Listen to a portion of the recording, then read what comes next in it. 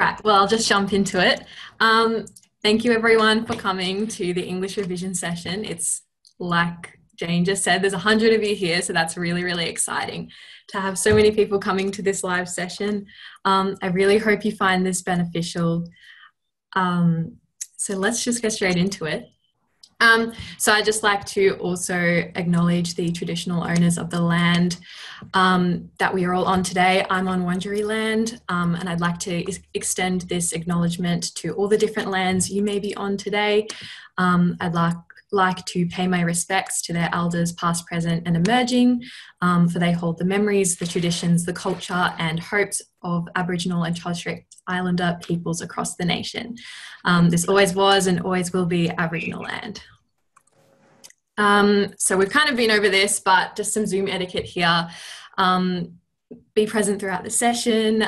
Please stay on mute when you're not talking so we don't have crazy sounds going around everywhere. I put in this slide, please leave your video off, because I was a little scared if 100 people had their video on, the internet might have a meltdown, but I think we'll be okay. Feel free to have your video on if you would like.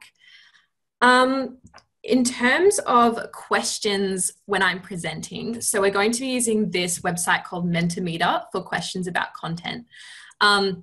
So if you could have a go at getting out your phones or another device, or just using your device that you're on now, and going to this website here, menti.com, popping in this code. And basically this will allow you to submit anonymous questions about content. They'll pop up on my screen, and this will just be a really easy way for me to see your questions and answer them. So I'll be looking at those questions periodically throughout the presentation, and answering them. And the great thing about Mentimeter too is that you can like each other's questions. It's sort of like upvoting it, I guess. So if you see someone's asked a question that you also have, instead of asking that question again, if you could just click like, and then all the highest liked questions should show up on my screen first, so that I can get to the most important questions quickly. I hope that makes sense. Let me know if you have any problems with that. And that brings me to the Zoom chat. So as Andrew has let everyone know, there's this chat function down the bottom. If you're having problems with Mentimeter, feel free to use that for content, but I would prefer to leave the Zoom chat for more immediate problems like you're frozen, I can't hear you, that kind of stuff. And we'll keep Mentimeter for content questions. We also have two amazing volunteers here from UBS, Karen and Jeff, and they're going to be helping me monitor the Mentimeter and the chat. They'll be interrupting me if there's anything that isn't clear. So they'll be watching out for your questions at all times. I don't know if Karen and Jeff, you'd like to introduce yourselves and say hi to everyone. Hi everyone, it's Jeff here. Oh, Jeff, you can go first. Sorry, thanks Karen. It's Jeff here from UBS in Sydney, and again, hope you enjoy the session. You have a fantastic host and set of resources ahead of you, so we're here to help with anything on the side. Just give us a ping. Yeah, absolutely. And I'm Karen here from UBS as well, and really happy to facilitate the session and support Susan. So yeah, let me know if you have any problems as well. Thank you so much, Karen and Jeff. It's really, really great to have you here. We appreciate it. I'd just like to say one other thing about questions. If you have any questions specifically about the exam, how to tackle the exam, exam technique, all that kind of stuff, keep in mind that at the end of this session, we will be having a kind of Q&A and presentation from a VCAA examiner. She's a teacher from Nossal who has examined English exams in the past. So she will be able to answer a lot of your questions about that from a very experienced viewpoint, and she might answer a lot of those questions that you already have. So keep that in mind. But this is sort of a rough agenda for the day. We're going to be covering the 3 sections of the English exam. So firstly, we're going to be looking at analysing argument, which is section C of the exam. Then we're going to be looking at single text analysis. Then we'll have a break for lunch. Then we're going to be looking at comparative analysis, exam tips, and talking to the examiner. So I hope that all makes sense. You'll see here too that the Mentimeter code is down the bottom of the slides at all times. So if you lose that code or you need to log in again and answer a question, that'll always be there. Don't stress. But apart from that, I think we're pretty much ready to go. I will just say, you probably will have heard in that introduction just before, the recording is going to be sent out to you. So don't worry if you miss anything, you'll be able to go back and watch the recording.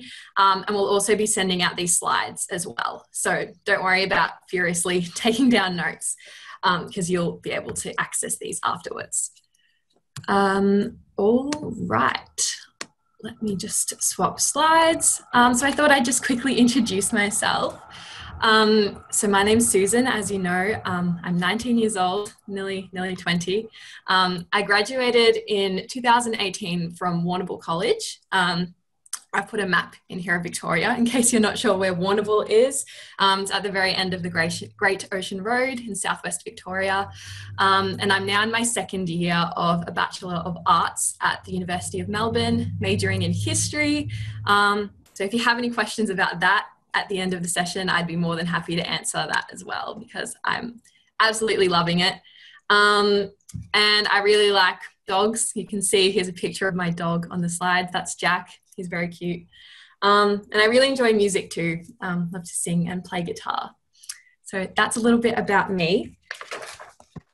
Otherwise, if no one has any questions before we begin, I think we'll just get straight into analysing argument. Everyone's able to hear me and see me okay? Doesn't seem like there are any problems. All good. All right, perfect. So I'm just going to jump straight into analysing argument. As you know, this is section C of the exam.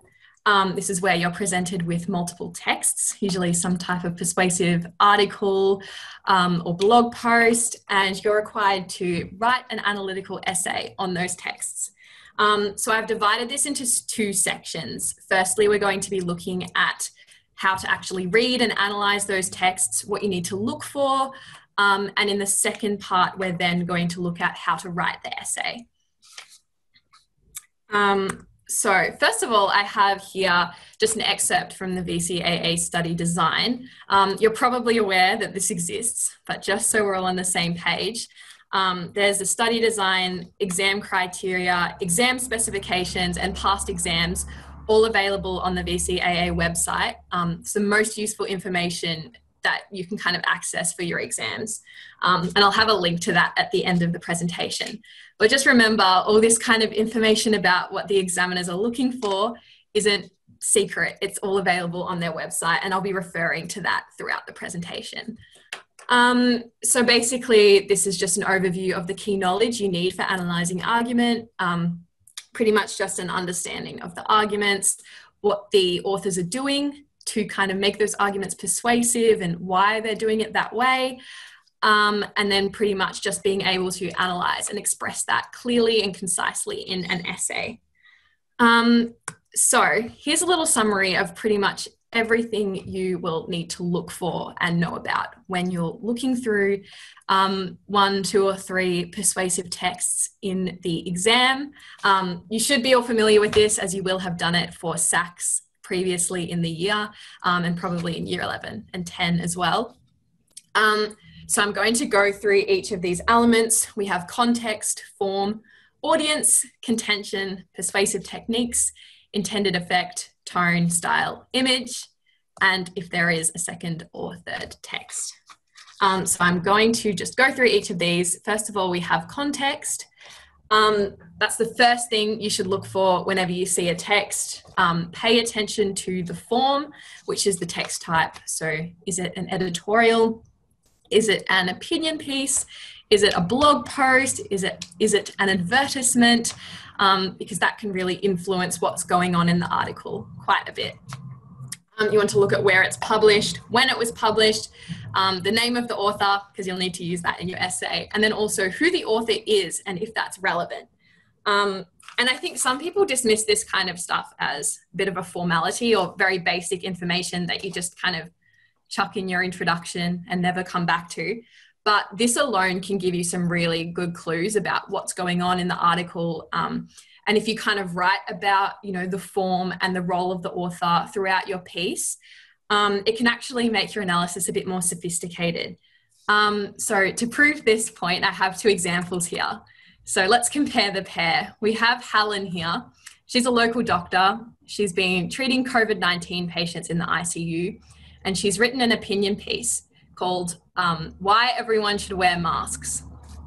So if we see this in the exam, the first thing we might think is, okay, she's coming from a place of kind of authority. She's studied medicine. She's had experience with this. You know, she might be appealing to facts and statistics. She might be using her role as a doctor to really kind of show that she's a credible source of information.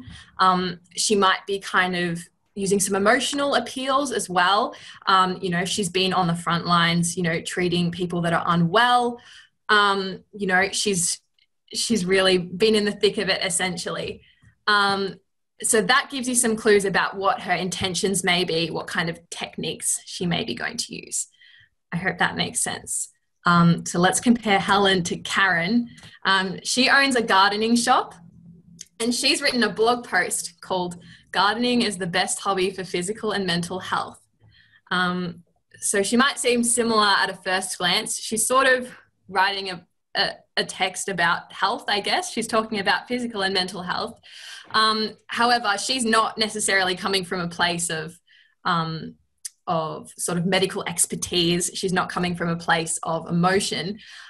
If she owns a gardening shop, she's probably interested in people coming to her gardening shop and making profit. You know, she's probably going to be convincing people that they should, you know, get into gardening, come to her shop, buy lots of supplies. Paying attention to her audience is interesting too. We'll talk about that in a second.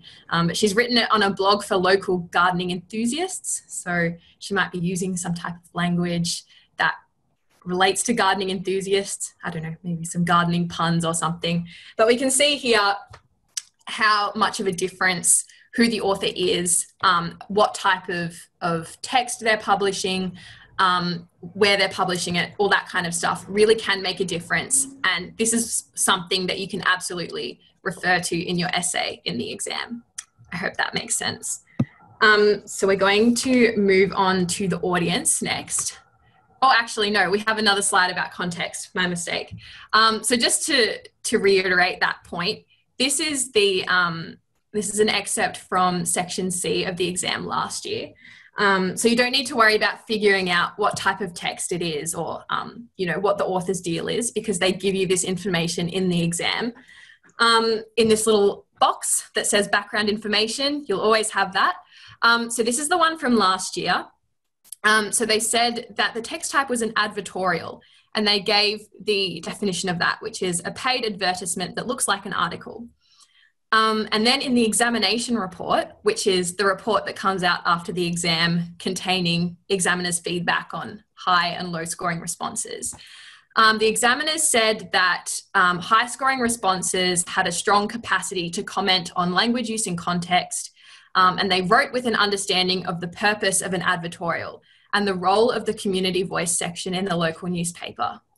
So this is essentially proof that the examiners like when you refer to the type of text, where it's been published, how that is really relevant and can influence essentially how your analysis plays out. I hope that makes sense. Now we're going to move on to audience, which is the second sort of thing you should go in and look for when you're reading an article.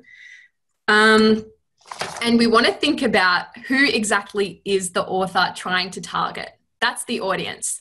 It can be quite easy to forget when you're writing your argument analysis. However, it's so important. No matter what article you're reading, I really, really implore you to figure out who the audience is and consistently reference them throughout your essay.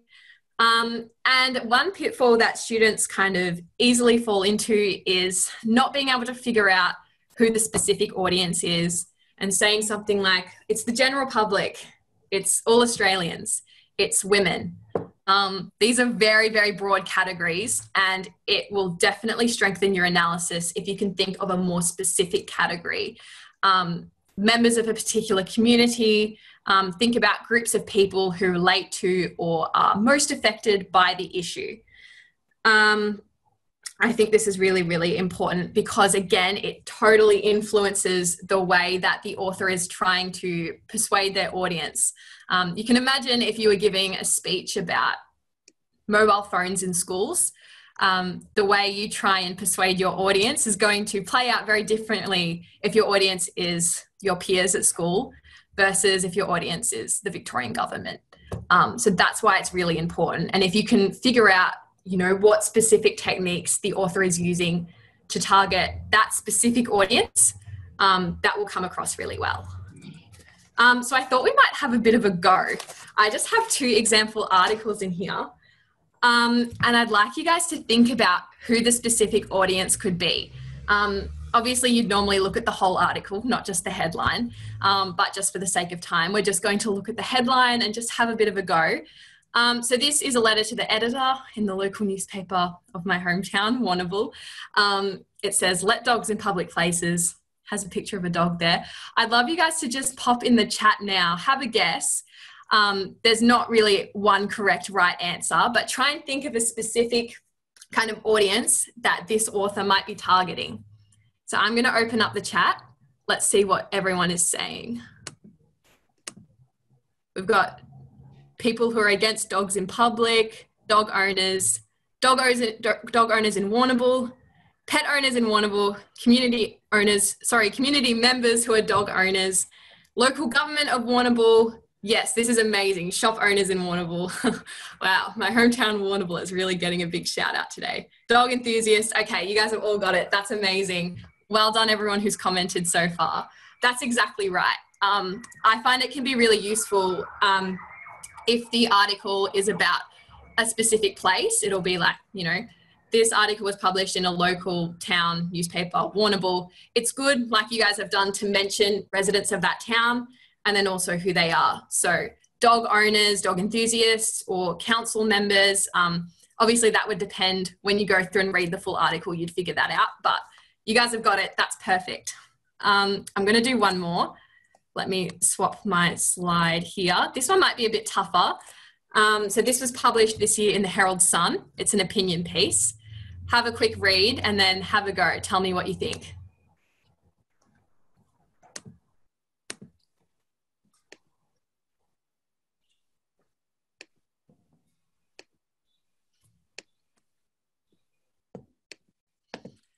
Someone said boomers.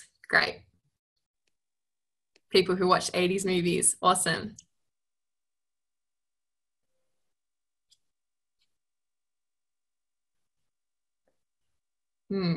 Yeah, this one's a bit tougher, I can tell. Grandparents trying to spend more time with their kids. Current generations who use smartphones. Interesting. Lots of comments in here. Older fans of cinema. iPhone users. Older people.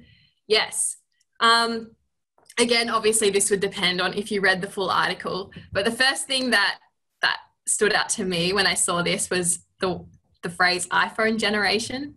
I feel like that's a bit of an older person thing to say. I mean, I definitely don't refer to myself as being part of the iPhone generation. So it definitely comes across as, you know, appealing to the older generation, you know, thinking about, oh, kids these days don't like 80s movies. They're too busy with their iPhones. So anything about like movie enthusiasts, you know, saying things like maybe their age group, older members of society, something like that. But it seems like most of you are really, really grasping the idea that it has to be a more specific group of people. I'm loving seeing all your comments. That is amazing. Well done, everyone. All right, I think I'm going to move on from audience. If you have any questions, just pop them in Mentimeter and I'll get to them at the end of this section. So we've identified context or form, and we've identified the audience. So the next thing we're looking for is the author's arguments and the author's contention. So obviously the arguments of the author are the individual kind of reasons or arguments that the author is using to then back up their contention, which is the overarching viewpoint or kind of purpose essentially of their text. And some people do get a bit confused. They mix up kind of one of the author's individual arguments with their overall contention. So I think the best way to go about this is look for arguments first. Sometimes the article will be really easy and there'll be one argument per paragraph. That's great. But otherwise, just read through their text, look at, where it changes, what different things they're arguing. And then, when you're in the exam, you find all the arguments, you write them down, and then have a think, what's a statement that sums up each of these arguments and pretty much sums up what the author is saying. And I've written an example in here, which I hope exemplifies that. So if you're reading a persuasive speech about government data retention, you might go through and see the first argument, this person saying it's an invasion of privacy. Then they kind of move on and say, the government is using our data for other reasons.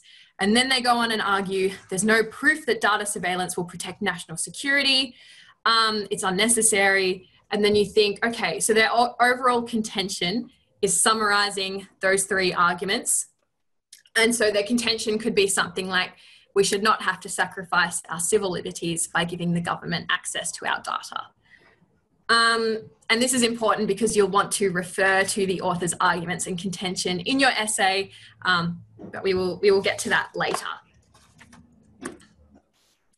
Then, after arguments, you have to think about how is the author getting across these arguments. I'm sure you're all familiar with these persuasive techniques from your SACs in previous years.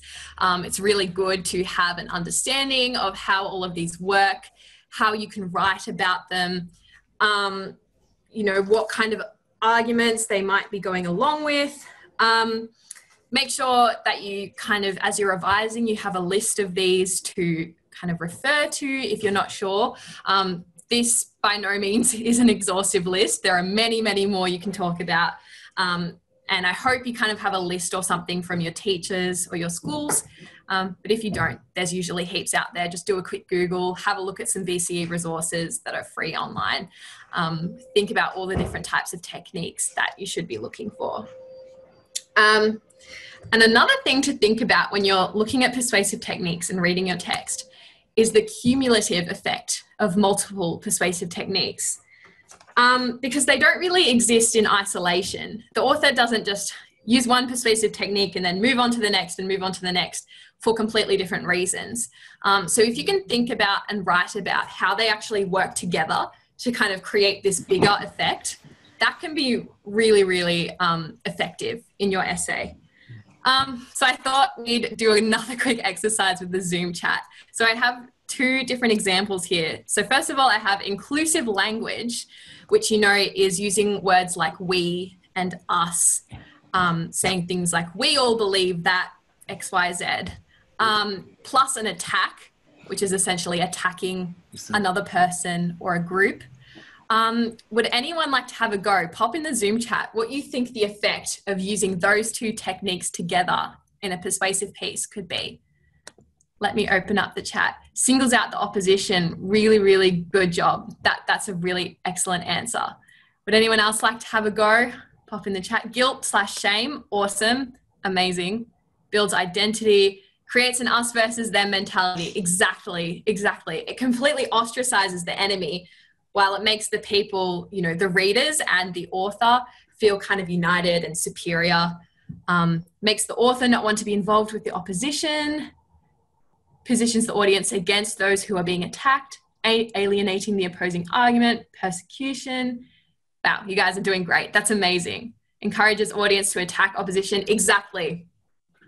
And you can see saying something like that in your essay about both of those persuasive techniques would be so much stronger than just talking about the inclusive language or just talking about the attack by itself. So I have one more. So we have repetition, which is obviously repeating certain words or phrases or ideas. And then an appeal to fear or sadness, which is essentially, mentioning something that might make your audiences feel scared or a bit upset. What do we think audiences are going to think when they see repetition and sadness or fear? Makes the audience feel compassion or guilt. evokes a stronger feeling of empathy, emotional attack, fear tactics, creates emphasis on the severity or intensity of the situation. Awesome. You guys are doing great. Reminds the reader of what the main idea is. Validates the audience's fears. Yeah. Awesome.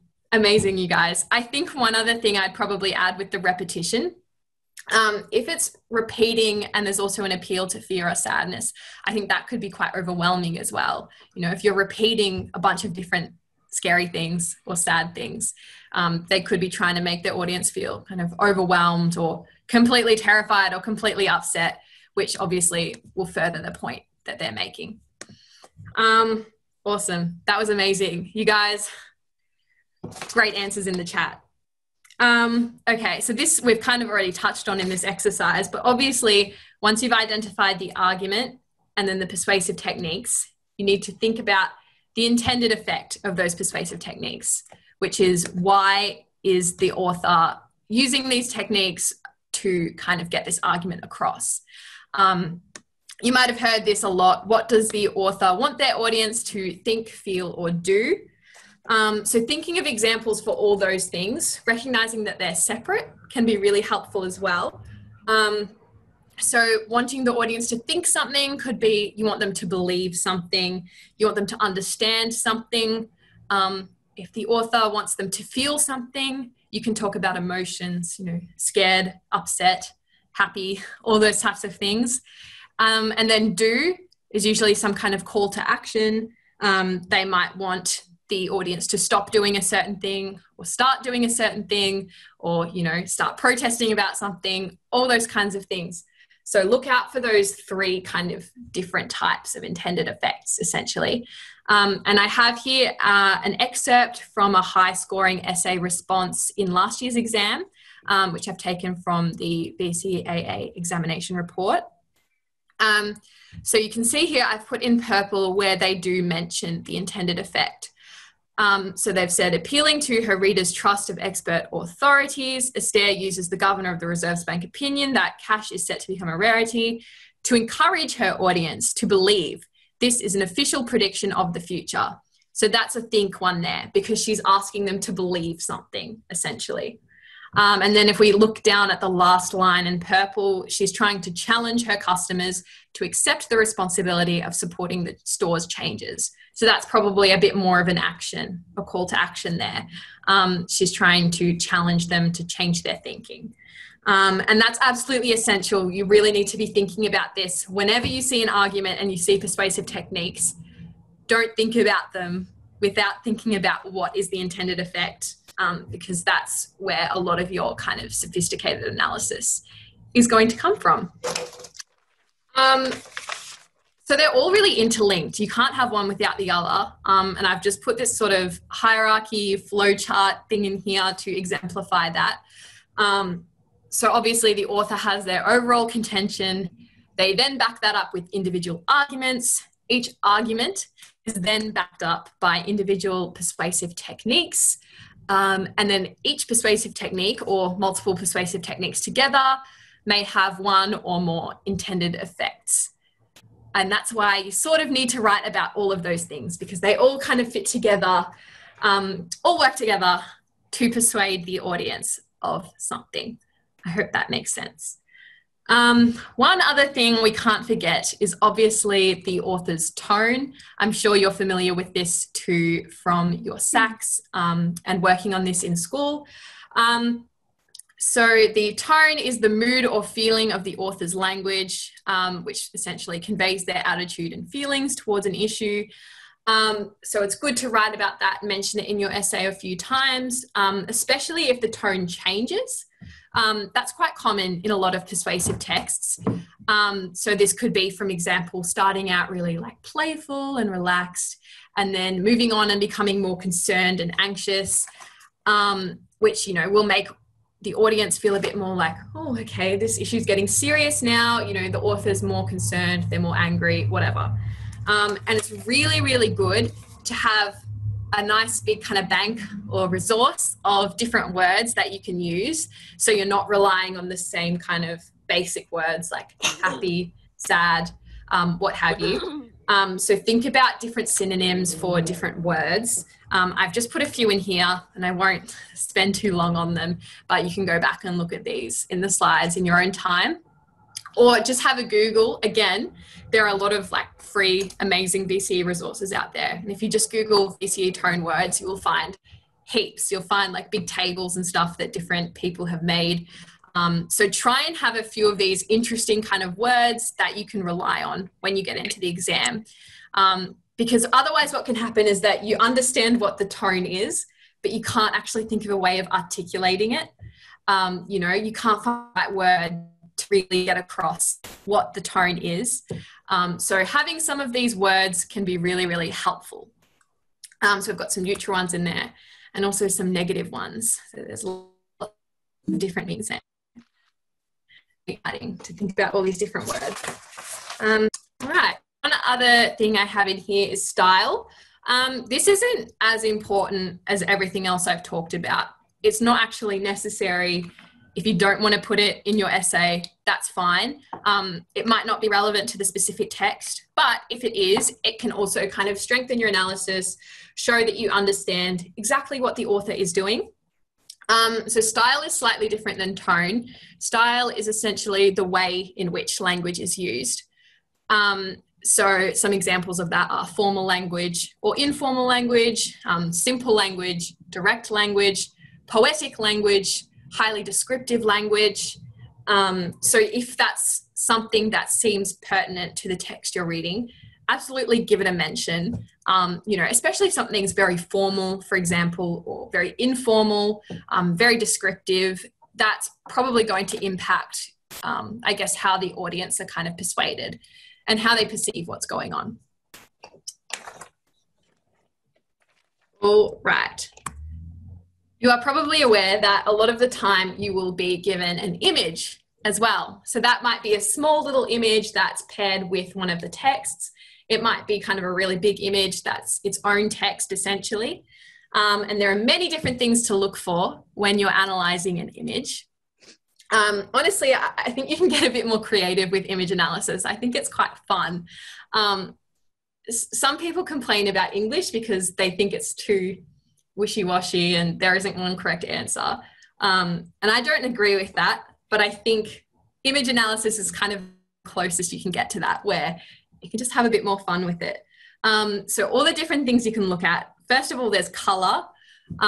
Here are just some examples, but you could think of many more. You know, white might symbolize some kind of purity or morality or something along those lines. Green might symbolize nature, health, the environment. We can definitely see that in this sample image that I have in here. Red might be danger, anger, passion, something along those lines. Black could be anything from sadness, fear, seriousness, anything along those lines. So it might be worth having to think about what other colours might mean in the text. There's many other things you can think about too. So focus, what is in the foreground and the background. Obviously, if something's in the foreground, it's probably more important. You can see in this photo here, there's this camera, catches your eye straight away, probably signifies that that's really important. It's going to be backing up some kind of argument in the text. But then seeing what's in the background, you know, what does it symbolize that it's blurry and in the background? What does that mean? Also thinking about size. So that could mean the size of the actual photo itself, or image rather, or that can mean the size of individual things inside the photo as well. So, you know, the camera, for example, in this photo is taking up a lot of the room, a lot of room in the image. So that could signify again that it's quite important. And then angle, this is kind of similar to if you're analysing a film in text analysis, which we'll get to later. You can use those same kind of skills. So is there like a wide angle, a low angle shot, a high angle shot? You know, what are the kind of effects of that essentially? And then labeling, that's just looking at your headings, captions, fonts, all those types of things.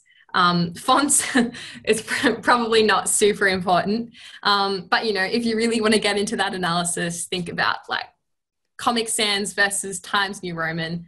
What's that saying about what's going on the image? Could be relevant. And then obviously we have symbols, facial expressions, speech bubbles, paying attention to those, and just the context of the image as well. Then, as well as an image, you'll probably, actually no, you definitely will have more than one text in the exam. You're probably familiar with this from your SACs as well. So for example, you could have an opinion piece, then you might have an online comment on that opinion piece. And then you could have perhaps a photograph as well. So everything I've kind of talked about, you will need to identify for each of those texts. So contention, arguments, tone, intended effects, all that kind of stuff. However, it is worth noting that you don't need to compare these. It can be helpful for your analysis if you would like to, and you would have compared in your SACs. It's one of the kind of weird things about English is that comparison is required in your SACs throughout the year, but in argument analysis in the exam, it's not required. And this is an excerpt from the examination report from last year, just to back up my point. They said, while two divergent views were presented with respect to the social impact of cashless transactions, no comparison of these two texts was required. Rather, students were expected to approach each piece in a holistic manner. And they said comparison actually kind of hindered some people's responses. They said some responses were hampered by efforts to integrate the analysis of the two pieces. Students became so focused on trying to address the two articles side by side that they lost control of the analysis, and the response fell into he said, she said description. Some students adopted an awkward compare and contrast paragraph structure for their response, which mostly resulted in repetition, paraphrase, and general confusion. So essentially, if it's not something you're super comfortable with, honestly, even if it is something you're comfortable with, I wouldn't recommend comparing the different persuasive techniques in the exam because it's just not required. If it really works for you and you think you can do stronger analysis by comparing, I mean, go ahead. I'm not going to tell you that there's one correct way to approach the exam. But just so you know, it isn't required at all. And there's definitely no need to like bounce between texts, kind of do half a paragraph on one and then another. The only thing you'll need to integrate into your paragraphs is the image, but we'll talk about that when we get to the next section. Okay, so that's pretty much everything I have for reading and analysing a persuasive text. Just a reminder, we've talked about context, form, audience, contention, persuasive techniques, intended effect, tone, style, image, and a second or third text.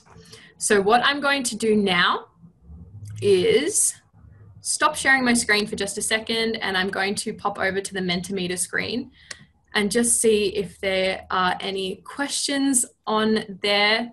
So I'm just going to share my screen so you guys can see the questions too. I don't know if Karen or Jeff or Gypsy, if anyone has any comments or questions about what I've said. But if not, I will just open this up in just a second.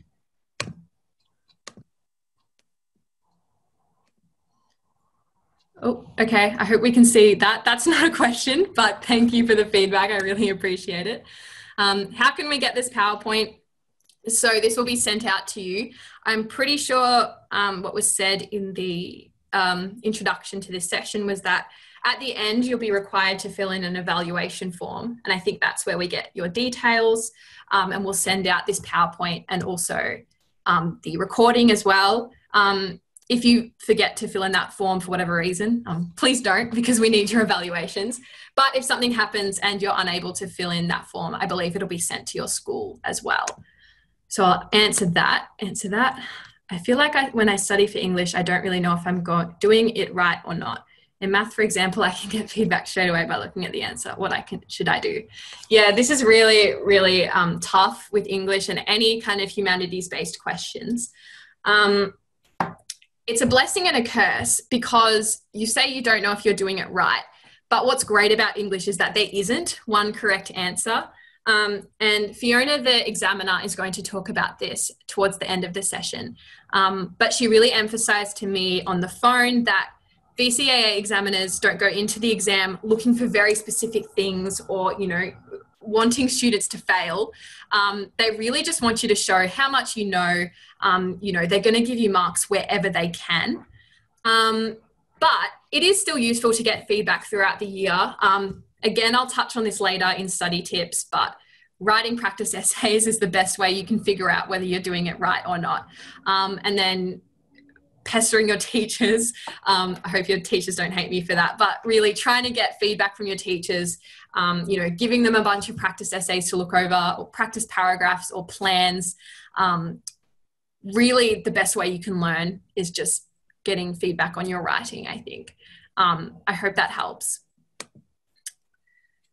How should we be structuring our analysis? Should we be doing argument by argument or text by text? I'm going to get into that in the next section. So once I finish these questions, we're going to have a quick 5-minute break, and then I'm going to move on to the argument analysis essay, which is structuring and all that kind of stuff. So stay tuned. Oop. How many hours a night should we study for English? That's completely up to you. It's actually a pet hate of mine when people tell you that there's one correct way to study, or, you know, you're studying completely wrong, or you have to spend 3 hours a night, 4 hours a night, 6 hours a night, because it totally depends on what works for you. Are you studying effectively? You know, are you just kind of studying but not really concentrating? So I really can't give you a straight answer for that. I think the most important thing is practicing your writing. So, you know, if like at least once a week or something, you're kind of doing some kind of practice essay, and then starting to do more and more as you get closer to the exam, I think that's the best way to start studying for the exam. And if at the moment that's taking you many hours a night to just, you know, figure it out, then fine. But if you're finding that you're not needing to spend that long on it, then I wouldn't stress. Really, my takeaway from that is don't let people tell you that there's one correct way to study, because there isn't. It's really what works for you. So I hope that was helpful. Feel free to post a follow-up question if I haven't quite answered your question. How can we analyze an image if that is our second text for arguments? I might get into this a bit later. Usually, I mean, I would hope that the image is going to be supplementary to a primary text, not a text in itself, because you're usually, the best way to do it is to kind of integrate the image analysis in with text analysis and talk about how it backs up the arguments in the text. But otherwise, you pretty much just want to go through the same process of thinking about what is the image saying, and then how are they saying that? You know, your persuasive techniques gets replaced with that stuff in the slides. So like color, angles, speech bubbles, all that kind of stuff. That's your equivalent of persuasive techniques. And then just the same as text, you want to be thinking about what is the intended effect of all those different techniques. So I hope that helps. We might have to finish up these questions. I'm really sorry, just because we're running out of time. I'd like you guys to have a 5-minute break so you aren't brain dead by the end of this. I'm going to get into doing section C first on the exam at the end, but yes, I do recommend. I'll explain that towards the end of the session. Block or integrated approach. I might talk about this in the second section as well of this. How appropriate is it to infer something about the author/audience based off the background information provided to us? Can we deduce certain characteristics? I would say to that question, don't infer something if there's no evidence. Use the background information to guide your analysis of the text. So I wouldn't say something like, you know, oh, because she's a doctor, we assume that she's going to, you know, use her medical expertise, or she's going to have this opinion. But you can look at her in the background information being a doctor, and then if you see any kind of evidence of what you might infer about a doctor in the text, then you can write about it. I hope that makes sense. So use it to guide your analysis, but don't assume anything if there's absolutely no evidence for it in the text. What's the benefit of identifying arguments first over contention? If it doesn't work for you, don't worry, but I think it's beneficial just basically in order to be able to identify the contention, because some students struggle to figure out what the contention is. So if you identify the arguments first, then you can think of a contention by summarizing all those arguments, if that makes sense. But some people do prefer to find the contention first and then think of the arguments, and that's absolutely fine. Okay, it's 10:45. I'm really sorry. Let me have a think. I might keep answering your questions, but please go have a break. I'll see you back at 10:50. If you really want your question answered, stay here. Don't leave the call. Just feel free to get up, get a snack, go to the bathroom, whatever. I'll start content again at 10:50, but I'll just keep working through these questions just so we can finish them. But otherwise, please get up, have a stretch, go get a snack, do your thing. I've answered that question. How would you analyze logos in the exam? It's funny, actually, in the 2017 exam, which we're going to have a look at later, there was this big debate after the exam with like the teachers and the VCAA. It was like big drama because there was this logo in the corner and some schools thought that you had to analyze it and some didn't, and everyone was really stressed about it. And in the end, it didn't end up mattering at all because, like I said, there's no right or wrong way to do things. But basically just go through the same stuff, you know, color. Is it green and it's appealing to like nature? Is it red and it's getting people like angry? You know, what do the colors say? What does the design say? You know, you can imagine if you had an image and then the logo is really big in that image, oh, maybe that's trying to, you know, act as an advertisement, or, you know, basically just go about it in the same way as an image. I hope that's helpful. Can we just analyze and write about one article? No, you cannot. If there is more than one article, which there will be, you have to talk about all of it. Obviously, you want to do your analysis proportional to the length of each article. So if you have a big opinion piece and then you just have a tiny comment, you're not going to write much about that comment. You know, you want to spend most of your analysis on the big one because that's the primary text. But yes, you pretty much need to comment on everything that's there. Oops. Oh, okay. Sorry, I just got a bit confused because it went the other way. How do we analyze the structure and purpose of the argument structure? I'm not 100% sure what you mean by structure. The fact that if you talk about like the cumulative effect of persuasive techniques and those types of things, and thinking about how the argument is logically structured, that kind of is commenting on structure. And we'll see an example of that soon. But essentially, if you're thinking about the author starts with this persuasive technique, and then they build on it with this argument, and then they build on it with this argument, you're really thinking about how their argument is logically structured to kind of build and build and build and build to convince the audience. I hope that makes sense. If you're talking about like the order of arguments, you know, you can definitely mention the mood that might put people in. You know, if they start with a more inspiring argument, like, I don't know, we can change the future of the world, I believe it. And then they go on to the future of the world is dark, and if we don't do something right now, the Earth's going to die in 50 years. You can talk about the effect of starting with something uplifting, then getting serious and having a more kind of dark argument, I guess. I really hope that helps and answers your question about argument structure. I feel as though I struggle to write an essay quickly and efficiently in an hour.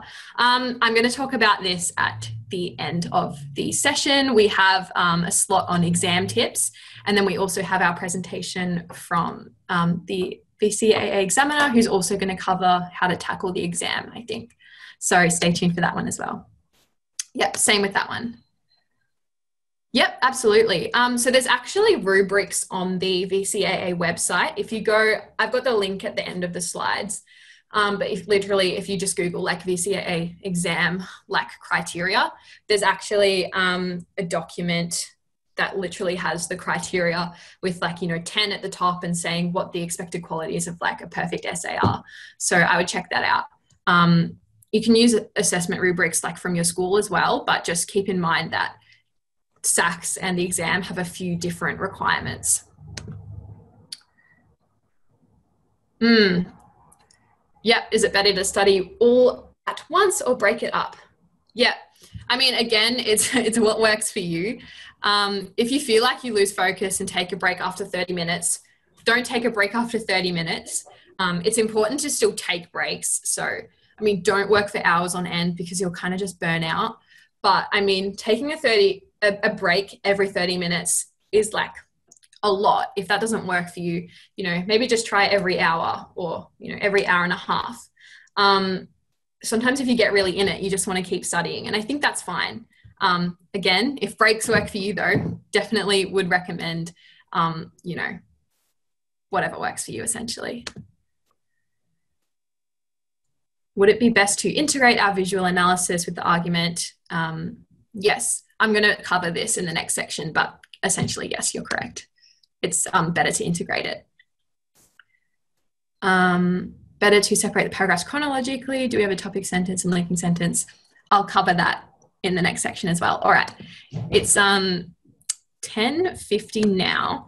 But what I'm going to do first is just quickly play a little video from UBS, which will just give me a chance to have a break and a drink of water.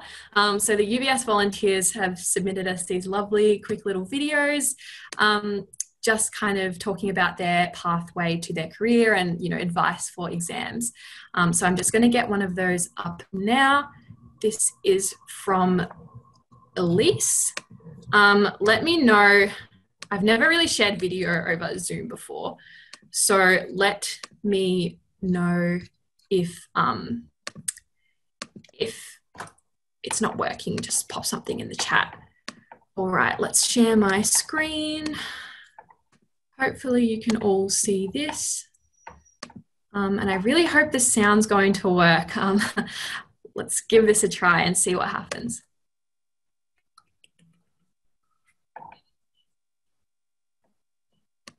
Can we hear the sound? Could someone just pop in the chat? No sound. Not working. No. All right. Does anyone know? Yes, Susan, I mean, when you go to share... my headphones and...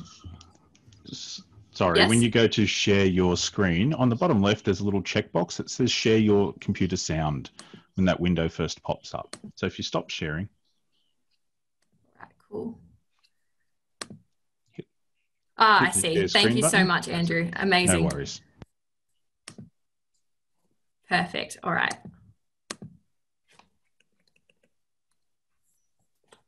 My name's Elise and I'm a graduate analyst at UBS, working in the metals and mining team.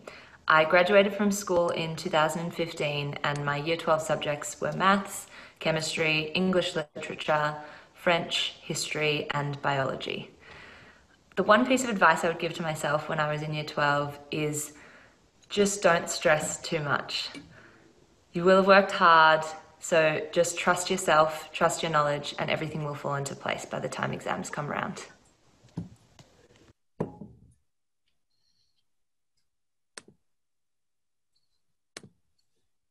All right.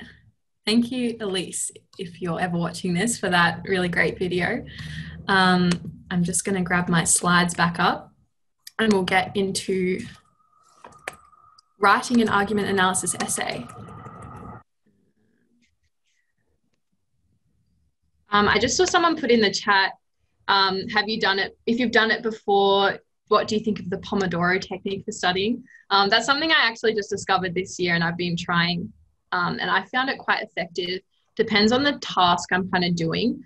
If you're not aware, the Pomodoro technique is essentially you put on a timer and you work for like 25 minutes and then you have a 5-minute break and then work for 25 minutes and then have a 5-minute break and so on. And I find it really helps because I get pretty like kind of nervous about big tasks, like big uni assignments. So Pomodoro really helps to kind of break it up. You know, it's a lot less intimidating to say, I have to write a whole essay sorry, it's a lot more intimidating to say I have to write a whole essay rather than I just have to work for 25 minutes. So I would recommend the Pomodoro technique if you haven't heard of it and you kind of struggle with procrastination or feeling overwhelmed, give it a go. But I mean, if it doesn't work for you, no stress. Alrighty, so now we're going to talk about writing the essay, how to get all that argument analysis out onto the paper. So here are the assessment criteria from VCAA. You can see there are 3 main criteria here. The first one is your understanding of the arguments that are presented and the points of view expressed. So that's essentially like your reading comprehension. Have you identified the contention and the arguments correctly? And then the most important kind of criterion is that second dot point there, which is analysis of ways in which language and visual features are used to present an argument and to persuade. So that's essentially the quality of your analysis. How strong is your analysis of persuasive techniques, their effect, tone, whatever's going on in the image? That's really, really important. That's sort of what assessors are going to be looking for. And then this third dot point is in every English essay, just how well are you writing? Is your spelling okay, grammar, punctuation, language, writing formally, all that kind of stuff. So I had some questions about this before. I recommend to organize your paragraphs around arguments. So basically try and identify like around 3 to 6 arguments depending on what the text is. And then basically have a paragraph for each argument. And then you can kind of do what works best for you for the image and for other texts. I think it's best to integrate the image into kind of your paragraphs about the texts, where it kind of backs up arguments from the texts. However, if it's like a really big image and you think it deserves its own paragraph, then go ahead. And then second or third texts too, it's really what works for you. You can integrate it if you like, but it's not necessary since you don't need to compare. I often found I'd usually just do a separate paragraph on each. So if there were 2 extra texts, I just do a paragraph on each of those. Or if they were kind of really small, like say you had a big opinion piece and then you just had 2 tiny online comments, I just do like a tiny paragraph on those. Like I said before, sort of make sure that the amount you're writing on each text is kind of proportionate to how long that text is. If they're kind of equal, then you're gonna write an equal amount on each. If one's way bigger, you're going to analyze that a lot more than the other texts. And as with any essay, you pretty much just have an introduction, you've got your paragraphs, conclusion. The suggested essay length is around 800 to 1,000 words. So you can kind of figure out how many words per paragraph that would be depending on, how many paragraphs you have. So yeah, for this, for argument analysis, I usually would completely depend the amount of paragraphs I was going to write on how many arguments I could find in the text. So I didn't have like a set number of paragraphs that I knew I was going to write every time, essentially. For your introduction, this is a fun little acronym. You might have seen this or a variant of it. You're going to be seeing quite a few acronyms today. I'm very sorry, but it's just helpful to remember what to do. So this is essentially everything I think you can, you should mention in the introduction. Just remember not to stress out too much about this stuff. You don't want to come out of the exam and think, I left the issue out of the introduction, like I'm going to fail, because that's not the case. There's a reason that VCAA don't publish a document saying this is the required structure for an introduction and this is what we want a body paragraph to look like. We can kind of get clues and we can use these acronyms to kind of just help ourselves write the strongest essay we can, but it's definitely not a super strict structure that you have to follow or else. I just think this is a really helpful tool. So starting out mentioning the issue, just kind of overviewing the debate, highlight both sides of what's going on. Then just introduce the text, mention what type of text it is, who wrote it, when it was published, mention the contention, mention the audience, the tone, and if you want, mention the style. But like I said, that's kind of up to you. Not the end of the world if you don't. Make sure in your introduction that you talk about each text. So, if there's a second text and an image, you might just want to mention that in like one sentence. Don't worry about going on and on and on. You don't want a gigantic introduction, but it's good to make sure you've got all texts in there. I was going to say something else, but I lost my train of thought, so that's okay. We'll just move on. Here's an example introduction. This is from last year's examination report as well. So you can see they start with a really great outline of the issue. They talk about the debate of whether accepting credit cards or online forms of payment is practical or a hindrance for customers. So really great because they talk about both sides of the argument. Then we have an introduction of the form. They kind of mention the contention in there. They mention the audience of valued customers, super, super important. Don't forget to mention the audience in your introduction. I just think it sets up your essay really, really well. They've got some tone in there, which is great. And then you can see in sort of the last quarter of the introduction, they also introduce the second text and they kind of mention like the form and the contention as well. So I hope that's clear. Don't forget, you can go access the VCAA examination reports anytime and see all these excerpts of high scoring essays. So that next, moving on to body paragraphs, there's another acronym, which is ATEE. You might have also looked at it as what, how, why. It's essentially the same thing. So you want to mention the argument. What is the author saying? You want to mention the technique, which is how are they saying it? You want to chuck in some quotes and some evidence in there. Really, really important. And then obviously the effect. Why is the author saying it this way? What do they want to happen? So someone mentioned in the questions before about topic sentences and linking sentences. I think it's quite useful to use kind of like the argument and maybe also the tone as a topic sentence. As you can see in this example, it starts out, in a furious tone, the author condemns those who deny the harsh realities of climate change. However, that's not essential, but I just think it really sets up your analysis well. You mention the argument and then you go and kind of explain what's happening. But that doesn't mean you can't come back and sort of mention different arguments or ideas throughout your paragraph. It doesn't only have to be in your topic sentence if, don't let that limit you essentially. But compared to other essays, I don't think a linking sentence is super necessary. I mean, you can probably just do a little like summary if you want, or kind of talk about how it links back to their contention. But in argument analysis essays, I wouldn't stress too much about that. So we can see here, this is a really great example. They started with their argument. They've got that technique. You can see they've identified two different techniques in there. They've got attacking their climate change deniers and labeling them, which is awesome. Then they talk about the effect, eliciting anger in their audience.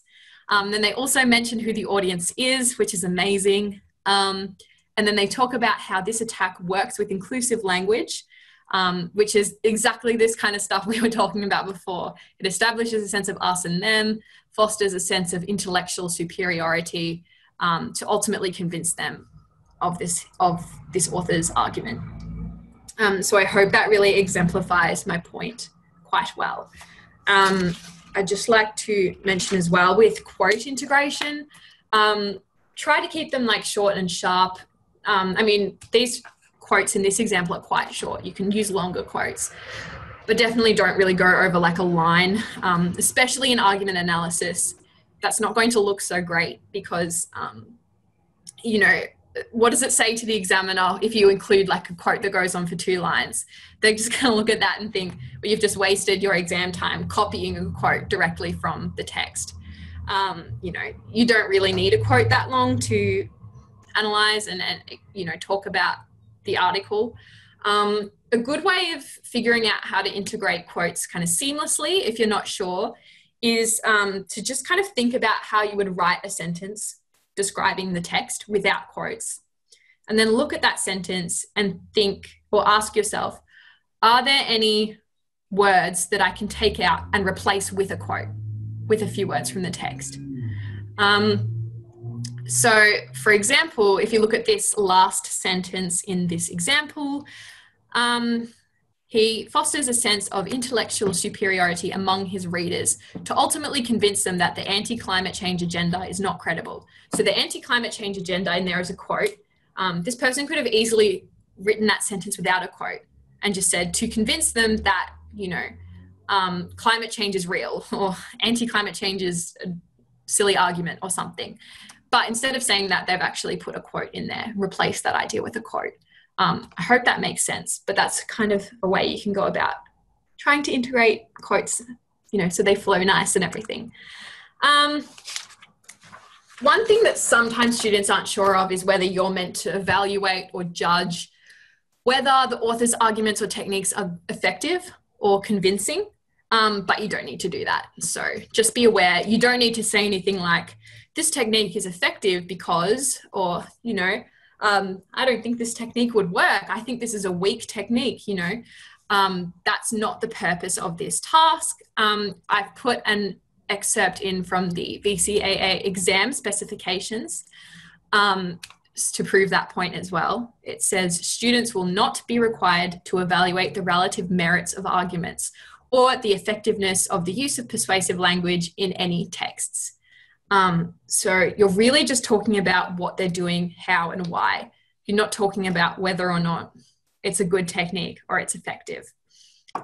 So I hope that kind of helps you a little bit, you know, to guide your analysis and all that kind of thing. Okay, so I thought we would have a go and look at this example. You might have seen this example. It's the 2017 exam. Sorry to any of my Skyline students that are here. We did work on this in our Skyline tutoring session. So sorry if you're seeing this again, but I think it's like such a great article. It's got lots to unpack. It's really great for talking about this kind of stuff.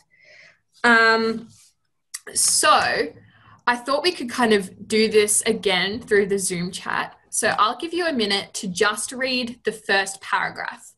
I'll give you some background. So this is a newsletter published online by the president of a primary school who's essentially wanting her audience to kind of take more action against plastic packaging and, you know, for environmental sustainability.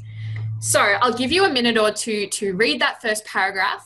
And then once you've read it, I'd like you to just put in the chat, don't worry about the last three things, just put in the chat what you think the argument is for the first paragraph. And then we'll move on to technique and effect and that kind of stuff. But for now, first paragraph, tell me what the argument is in the chat.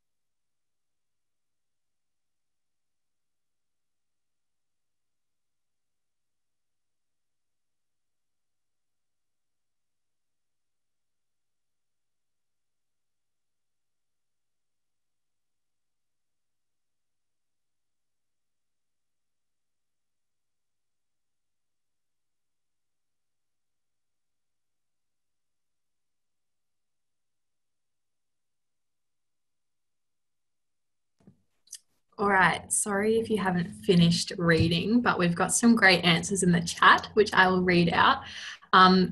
Really well done. I'm so excited about how everyone's engaging, and you guys are coming up with some really strong stuff. So we have the primary school to become more waste efficient, reduce their carbon footprint. That's a really good answer. I'd be careful with carbon footprint though, just because she's talking more about plastic than carbon emissions. But great work. Spire Primary School is a leader in sustainability. Transitioning to be more environmentally friendly is crucial in our school. We are responsible for our future world. We are doing great, but more can be done. That's really good. I'll tell you what my answer was in a sec, but I reckon that's kind of the crux of it. Spire Primary School is responsible for the future of our world. Amazing. Great to see a quote integrated in there. Well done. Spaghetti boy. Amazing work. Whilst we already engage in environmental tasks, the issue of superfluous packaging needs to be resolved. Awesome job. Amazing. I'm not sure if I'll get through all of these answers in the chat, but you guys have really got it. The use of plastic has become rampant, is incredibly damaging to the environment, and thus Spire Primary School should take action in reducing the use of plastic to more sustainable packaging. Amazing. Well done. I think you've all pretty much got it. I'm not going to keep reading because you've all kind of said the same thing. You've got it. Great job. What I had written is essentially the same. I just wrote Spire Primary School is making great efforts to help the environment, but they should be doing more to reduce plastic packaging. Because there's kind of two aspects to her first argument in this paragraph, which is building everyone up and talking about how great the school is, and then kind of hitting them with, however, we need to do more. But great work on identifying that argument, everyone. Let's move on to technique. So in that same, just the first paragraph, I'd love you guys to tell me in the chat some persuasive techniques that you can see and what you think the effect is of those techniques, because you should never kind of identify a technique without thinking about its effect. You can talk about one or more, whatever, just give me some answers in the chat. What do you think she's doing in this paragraph to persuade her audience of her argument that Spire Primary School is doing great, but they could be doing more for the environment? I've got one here. Inclusive language brings responsibility onto the audience. Awesome. Very true. There's a lot of inclusive language in here. We have 4 different bins. We are responsible for the future of our world. We are the only school, XYZ. Friendly and welcoming tone. Absolutely. Absolutely. I didn't say tone. I probably should have mentioned that as well.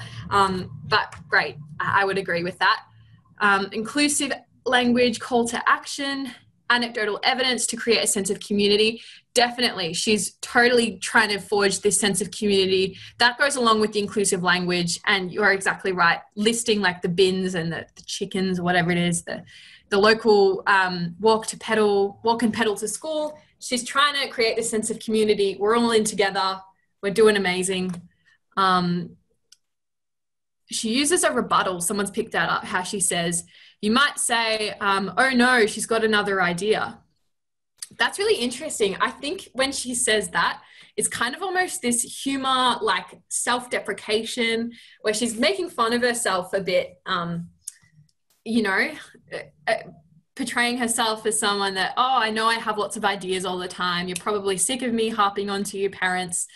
I think that kind of has the effect of making her a bit more relatable, trying to make parents open to her message a bit more.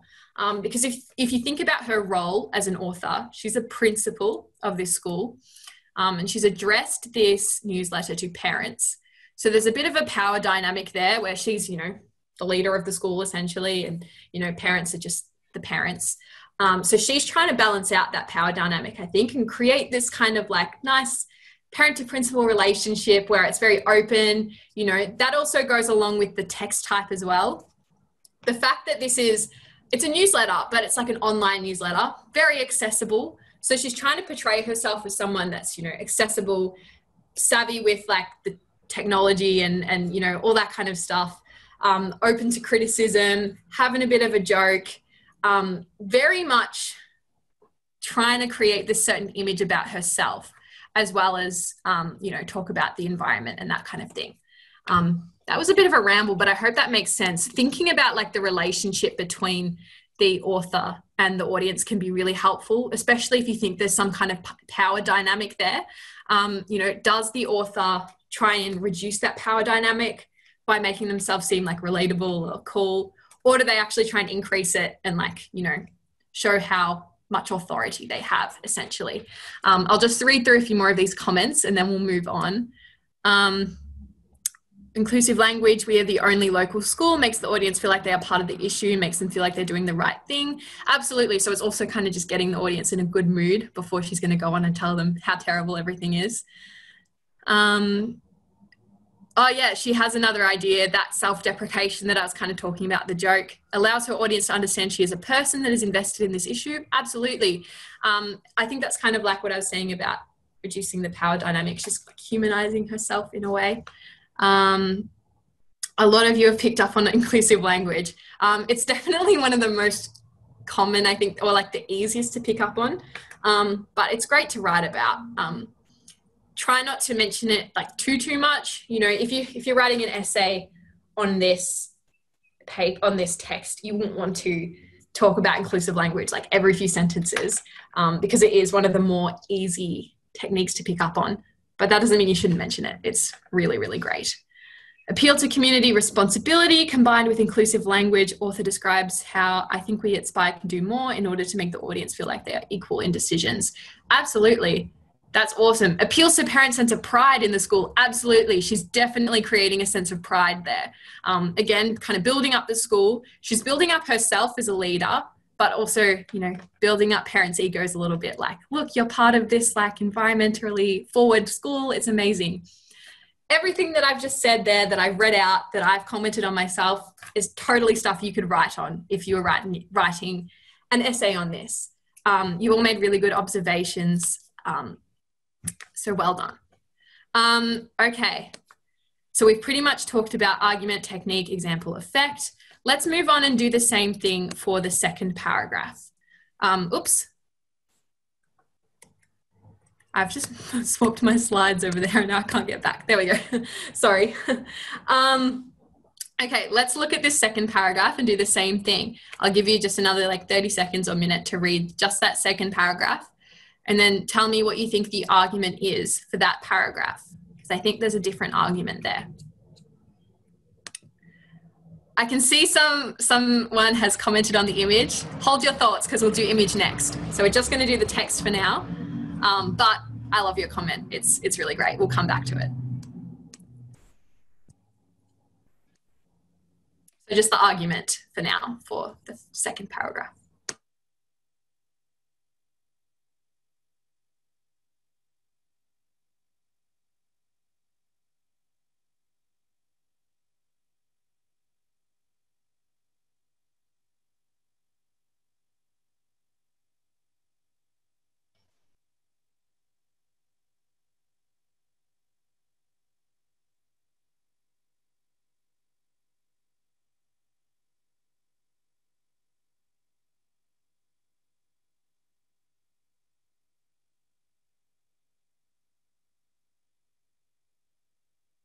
All right, the chats are starting to come in, so I'll just read some out. Thank you all so much for participating. This is really, really great. You're all doing amazing. Let's see, an increasing concern about the amount of superfluous packaging. Absolutely. We have some techniques in here too. I was going to move on to that next, but you've jumped the gun. That's absolutely fine. We've got inclusive language and an appeal to fear and urgency. Absolutely. It evokes a sense of obligation, makes readers feel alarmed. Very true. If we do not do something positive about limiting plastics now, the environmental damage will be irreversible. Very, very good point. We have plastic packaging as a prominent issue at the primary school is an environmental risk. We must act now. It's in our daily lives. We've got, tone shift from welcoming to more concerned. Well done. Absolutely. One thing to note, I think this was in my slides, but I can't remember now, is often a tone shift accompanies a change in argument as well, which makes sense, right? Because if you're shifting to a more kind of serious argument, you're probably going to change your tone as well. So that's something to look out for. guilt towards parents. She wants to limit the amount of superfluous packaging. We need a solution for the excess packaging. Awesome. Lots of different ideas here. I think most of you have done really well at summarizing kind of the general gist of the argument. I think what I wrote is unnecessary plastic packaging is doing irreversible damage to the environment. Because that kind of, I think, encapsulates the two main points, which is the superfluous or, unnecessarily excessive packaging. And then also the fact that it's irreversible. Okay, I think we'll move on from techniques because I don't want to spend too much time on this. Some of you have commented on techniques and effect already. Someone said appeal to fear. Someone said descriptive language, appeal to fear, create in sense of impending doom. That's a great way of putting it. I love impending doom. Awesome. That's very true. And I really like how someone mentioned the inclusive language and appeal to fear and urgency working together.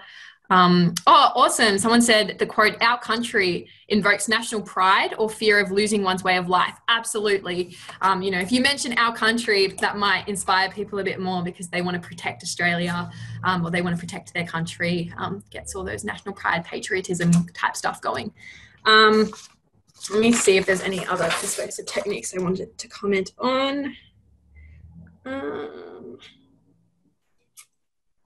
I think that's pretty much the crux of it. But what I'd like you to do now is think about what's going on in the image and how that supports the arguments or the techniques that are going on in the text.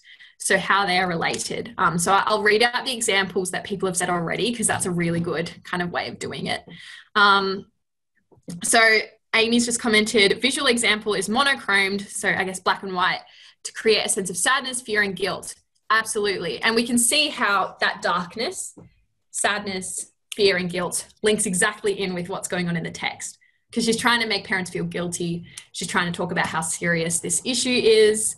I'm just going to scroll up through the chat because I think someone else commented on the image at the start. Yeah, the mountain-like rubbish in the image denotes that this plastic can damage our nature and possibly replace it. Essentially, it's the idea that it's like causing irreversible damage. Like I said, thinking about size and also what's in the foreground and background is really important. And this is a perfect example because we can see the pile of rubbish is massive. It's taking up most of the front of the image. So that gives a sense that it's like pretty overwhelming. And then we see more and more rubbish bags in the background, kind of like fading out, which gives the sense that it's like never ending. And that obviously ties into the language it's clogging our bins, environmental damage will be irreversible. Someone's just asked, would you include the analysis of the image with the second argument as they are similar? Yes, that's what I'm trying to get across in this, is that if I were to be writing on this article, and we're actually going to look at a sample response in just a second. But if I were to be writing on this, absolutely, I would write a paragraph on this second argument here and include the image analysis in there because to me, it just matches perfectly. We have the idea of irreversible damage, packaging everywhere, it's excessive, it's overwhelming us. And then we also have that image, which is showing the exact same thing. I'll just read some more chat comments in case anyone else has something insightful. The blurry background with stacks of trash bags gives the illusion that waste is endless. Absolutely, well done. The large pile of rubbish positioned in the foreground stands to demonstrate the extent of the irreversible damage and acts to support the sense of urgency. Absolutely, really great, well done. All right, I think we will move on from that. We're going to look at a sample response now, just a short excerpt of these two paragraphs as well. Oh, someone mentioned the clouds. Awesome. I think that's in the sample response we're about to look at. It's a very dark kind of, I don't know, gloomy sky. It's definitely not happy or inspiring in any way. All right, I'll close the chat. Let's move on to my next slide. Oh, I have a slide here about image analysis. All right, I think my sample essay is later. All good. So this is kind of getting at what I was talking about before. It's more effective to incorporate your image analysis into your body paragraphs. You can see in that example we just looked at how that works really well, because the message of the second paragraph and the image are essentially the same, or there are many similarities there. So it would be quite easy to kind of integrate that together. Oops, sorry, lost control of my slides for a second there. I've just got some examples of how you could kind of write about that in there. And what I thought was interesting is this comment from the examination report last year, which says there is no expectation that students should write lengthy paragraphs on the graphics. In fact, the shorter, sharper reference often works more effectively, and those who can integrate the analysis of the visual into the broader argument show greater mastery of the task. So to me, that kind of says they're really giving you images as kind of supporting the text that they give you or the arguments, and they're looking for your ability to link those ideas together. I hope that kind of backs up what I've been saying and exemplifies why integration can be really great. This is pretty much what I said before. The exam will very likely present you with extra texts. This is just going over that structural stuff I said before. I find it easier to kind of do them in a separate paragraph. But you do you, whatever works best for you, I think. Let me just go back, check my notes here. Conclusion in your essay summarizes everything that's gone on. Make it short and sweet. For this essay, the conclusion's not really that important at all. You might have heard some teachers say you can leave it out. I think it's still good to do if you have the time. Just quickly do a quick summary of what's going on. But, if you're running out of time and there's one thing you have to skip in the English exam, it would probably be the conclusion for argument analysis. But have a go if you can. This is an example conclusion here. It's nice to end on a sentence that kind of looks to the future, because it kind of refers back to when you set up the debate and issue in your introduction, sort of just like, we will see at a future date how this issue will be resolved, or, this issue seems like it will increase in the future. Just something like that. But it's really not too big of a deal. All right.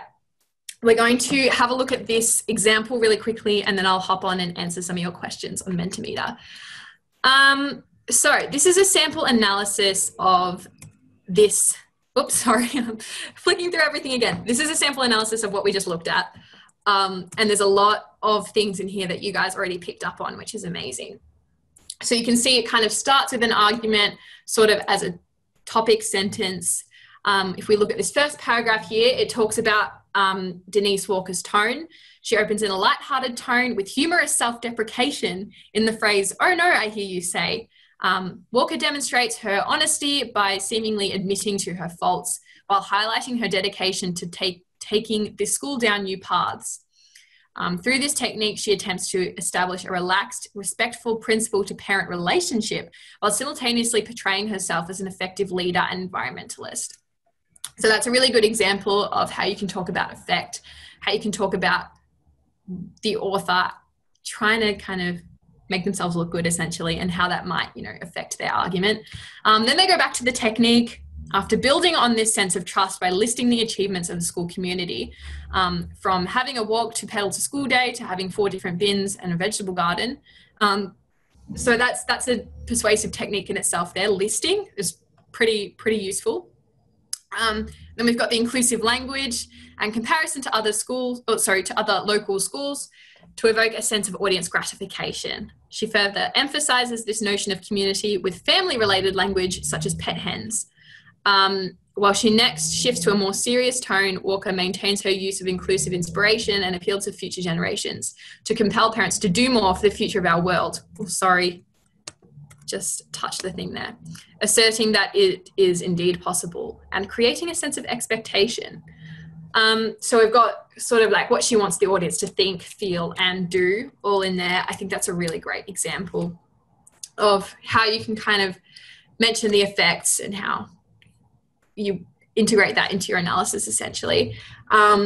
I won't spend too much longer on this. I mean, feel free to ask questions about it in Mentimeter if you would like. But you'll be able to go back and read through this. And what I'm actually going to do is when we send you out the slides, I'll give you the full version of this sample essay as well to send out to you so you can read the full thing, because I think looking at sample essays is really helpful for English. Just one thing to note, the integration of image analysis in this second paragraph, you can see how it really is talking about the image and then like the arguments and techniques, or sorry, effect, like all together. Accompanied by a dark dystopian photograph of the rubbish bags, Walker's use of the words increasingly concerned forges a sense of urgency surrounding the issue of pollution. It's great. Someone mentioned urgency. That's awesome. The seemingly endless pile of rubbish bags in the foreground and background of the photograph also highlight the overwhelming nature of the issue and position the audience to view the buildup of plastic as inescapable unless action is swiftly taken. And it goes on and on. But to me, that's a pretty good example of how you could integrate that analysis, talk about the image as well as what else is going on in the text. That is pretty much everything I have for argument analysis. I hope this has been helpful. Sorry, your phone keeps falling out. I really hope this has been helpful for you all. I'm going to swap over to Mentimeter now and have a look at your questions. So if you have any questions about what I've just presented, please go ahead and submit them. And once I've done that, we'll have another 5-minute, 10-minute break. Okay, let me just share my screen.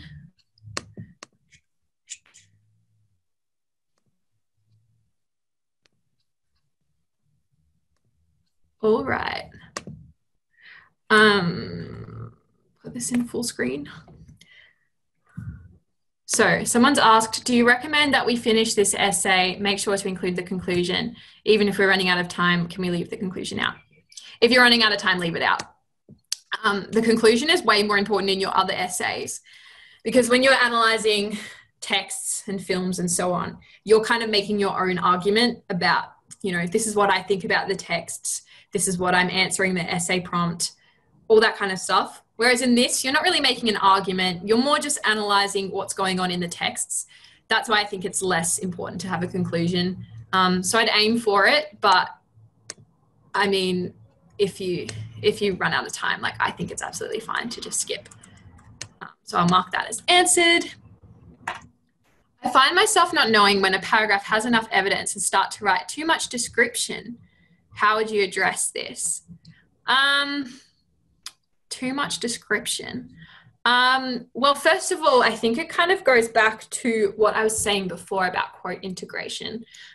If you're finding that your writing is quite descriptive, go back and look at that description and just see if there's anything, like any words you've written that you can just actually replace with a quote. Because basically by doing that, your description just becomes like evidence, if that makes sense. And then obviously once you've done that, you want to go on and talk about the intended effect. I think really making sure that whenever you do use evidence, you have an intended effect to go along with that. That can hopefully stop you describing too much and not talking about what's going on, why the author is doing this. You know, just making sure you have quotes and that kind of thing. I hope that's answered your question. If you have any follow-up questions or would like clarifications, please let me know.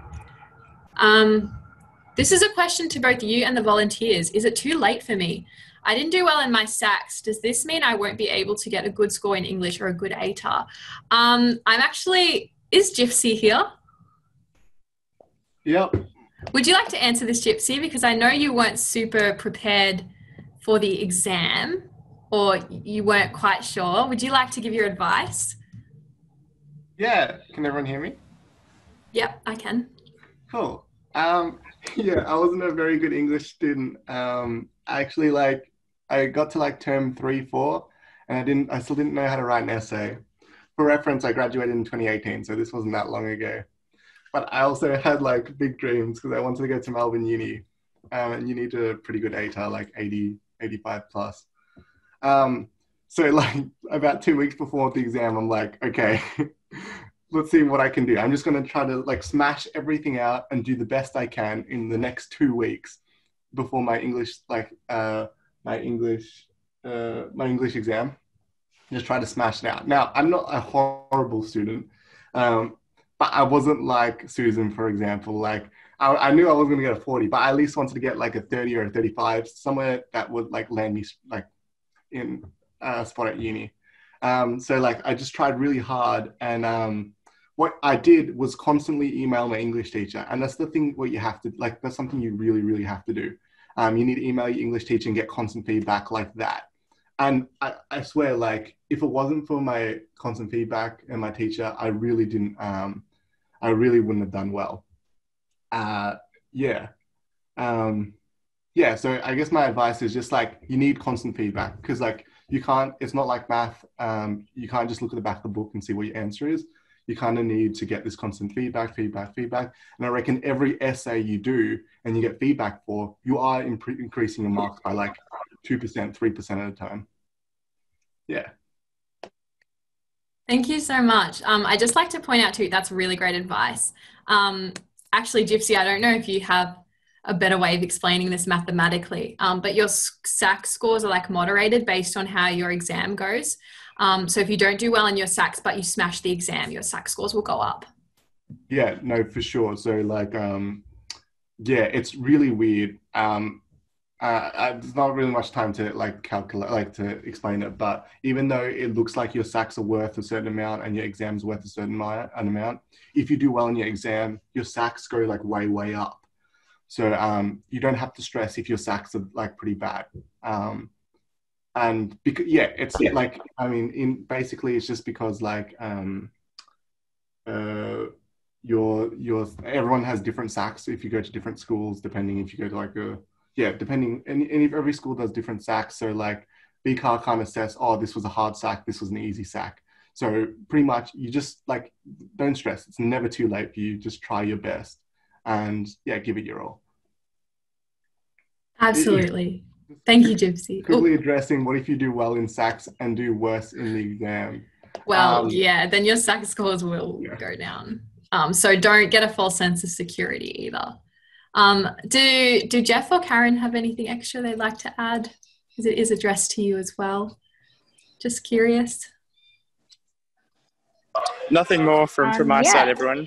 Good luck with everything. Nothing much from my side. I think I sat the equivalent of your VC in New South Wales, which is the HSC, a while back too. But I would say, like nothing is really predetermined. So definitely give your final exams your best shot. You still have a really, really good chance to pick things up if you're not very happy. So give everything your best shot and see how it goes. Absolutely. Awesome. Thank you so much. All right. We have quite a few questions here, so let's get going. If a text has multiple arguments, should they be extended over multiple paragraphs, maybe 2? Should it remain a single paragraph no matter its length? You might want to judge this on the situation. I'm assuming you mean if it has like multiple large arguments. Obviously you don't want your paragraph to go on and on and on. So if you think there's a logical place to divide it, into 2 paragraphs or 3, that's absolutely fine. I think if you're feeling like you have to write a really massive paragraph on one argument, have a look back and think, is this actually one argument or is it multiple arguments that look similar? But if you think it is just one argument that goes on and on, definitely you can divide your paragraphs up by like a tone shift too.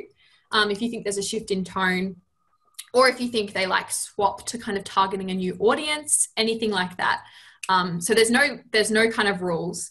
I think usually it kind of works out. So you can write a decent length paragraph on each argument, but that's not like a super strict rule. If you have a way that you can divide it up, that's fine. Should you outline all arguments when you can find more than 3, 4? Yeah, I just said 3 to 6 because I think writing more than 6 body paragraphs is probably going to get a bit hectic. But absolutely, you can talk about multiple arguments in a paragraph if you want, but just kind of talk about the main one in your topic sentence, if that makes sense. Or you can talk about multiple arguments working together. really, like, don't let any kind of structure stop you from not analysing the text as much as you can. I think, you know, if you want to have 6, like 7 paragraphs all on one argument, that's fine too. But probably more than that, it would be a bit difficult to sort of finish. I hope that helps. Why do you recommend that we do this part first? I'll get into that in the exam tips bit, and Fiona, the assessor, might talk about that too. But it's essentially because you get 15 minutes reading time at the start of your exam, and it's best to use that reading the whole article. Using quotes in our introductions, my teacher recommends that I don't. I think you can, if you would like. I think the reason your teacher would recommend that you don't is that really you use quotes as evidence and to go back and analyse them. So if you're using them in your introduction is just introducing your essay. It's not any analysis. So you don't really want to waste them in your introduction and then not really be able to use them again or look repetitive. If you want to include like 1 or 2 just for like context, then I think go ahead. But save the best ones for your analysis so you can use them in your paragraphs. Is it worth sacrificing all my social life to get a good mark? I really want to get into uni. This is definitely a more personal question that's going to depend on you. It really depends on your personal values. I mean, some people think that it is worth sacrificing your social life to get a good mark. And if that's what's going to make you happiest, then I mean, go ahead. Personally, I didn't want to sacrifice my social life. I really worked hard to have kind of a work-life balance, I guess, and I still went to parties in year 12 and all that kind of stuff. As I think what you have to be careful about is, you know, your brain kind of does need breaks and it does need outlets, and you need to be having fun. You know, if you spend every single minute of your life studying, you probably will burn out. In fact, this is something I'm kind of figuring out in uni at the moment. You know, I think that I don't have time to socialize and I just have to spend every minute studying. But the study that you do in that situation isn't actually as effective because you kind of just get burnt out and you're not taking breaks. You know, you're not talking to other people and getting that kind of support there. So, I mean, definitely work hard, but I wouldn't recommend sacrificing everything and throwing all your friends away. Someone said if you're in stage 4 lockdown, no one has a social life at the moment. I mean, true, sad but true. But it's great to hear you want to get into Melbourne Uni. Really, really good luck. What's your single biggest study tip, Susan and Gypsy? Single biggest study tip for me would probably, I know I've said this before and it sounds a bit like annoying, but literally just practice writing. For English, just write. Doesn't matter if you think you're horrible at it, you don't know what you're doing. The best way you can learn is write, get feedback, rewrite and improve. What do you think, Gypsy? Yeah, for sure. Exactly that. Just write a whole bunch of stuff and get feedback. In general, like that's for like specific to English, and like in my experience, I study best when I kind of plan out my study a little bit. Doesn't mean you have to meticulously say at 10:15 I'm going to do this, and then at 20:20 I'm going to do this. But just kind of say like, oh, tonight I want to do like this English like paragraph, and I want to do like these math problems. And then like after you're done, you can have this sense of achievement, and you're like, yes, I did it, and that will make you feel good and also motivate you to study more. Awesome, I agree. I know the question was only addressed to me and Gypsy, but I don't know if Karen or Jeff, you have any ideas from when you were studying?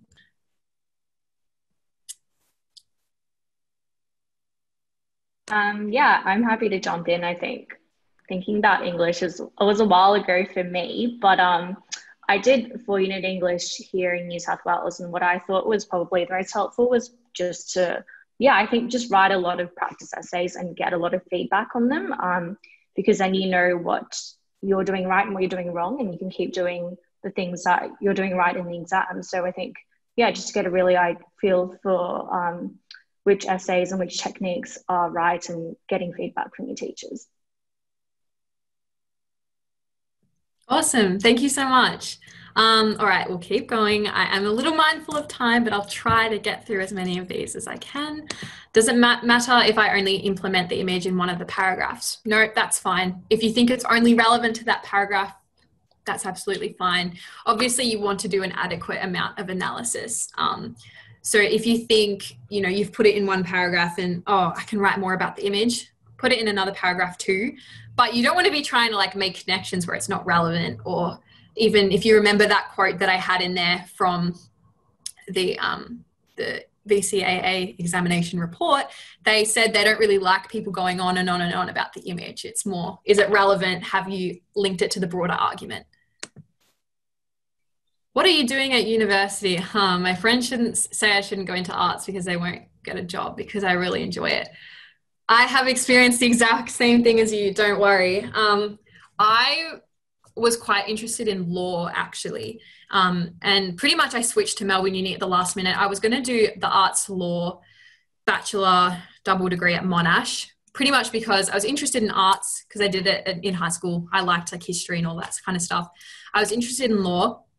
And everyone said to me, go to Monash, do the double degree. It's the best choice because you've got a good 2 degrees at the end of it and you'll be able to get a job, go straight into law. But I'm a big believer in not listening to other people's advice about, you know, what's best for job prospects. But really, I mean, if you know you're not going to enjoy something, you're probably not going to do well at it anyway. I really think you should do what you enjoy. Don't listen to people who say you won't get a job. That's a problem for future you, honestly. So I decided to do arts in Melbourne just because, I mean, I'm still really interested in law, but I was really interested in arts. Like I wanted to try history and politics and French.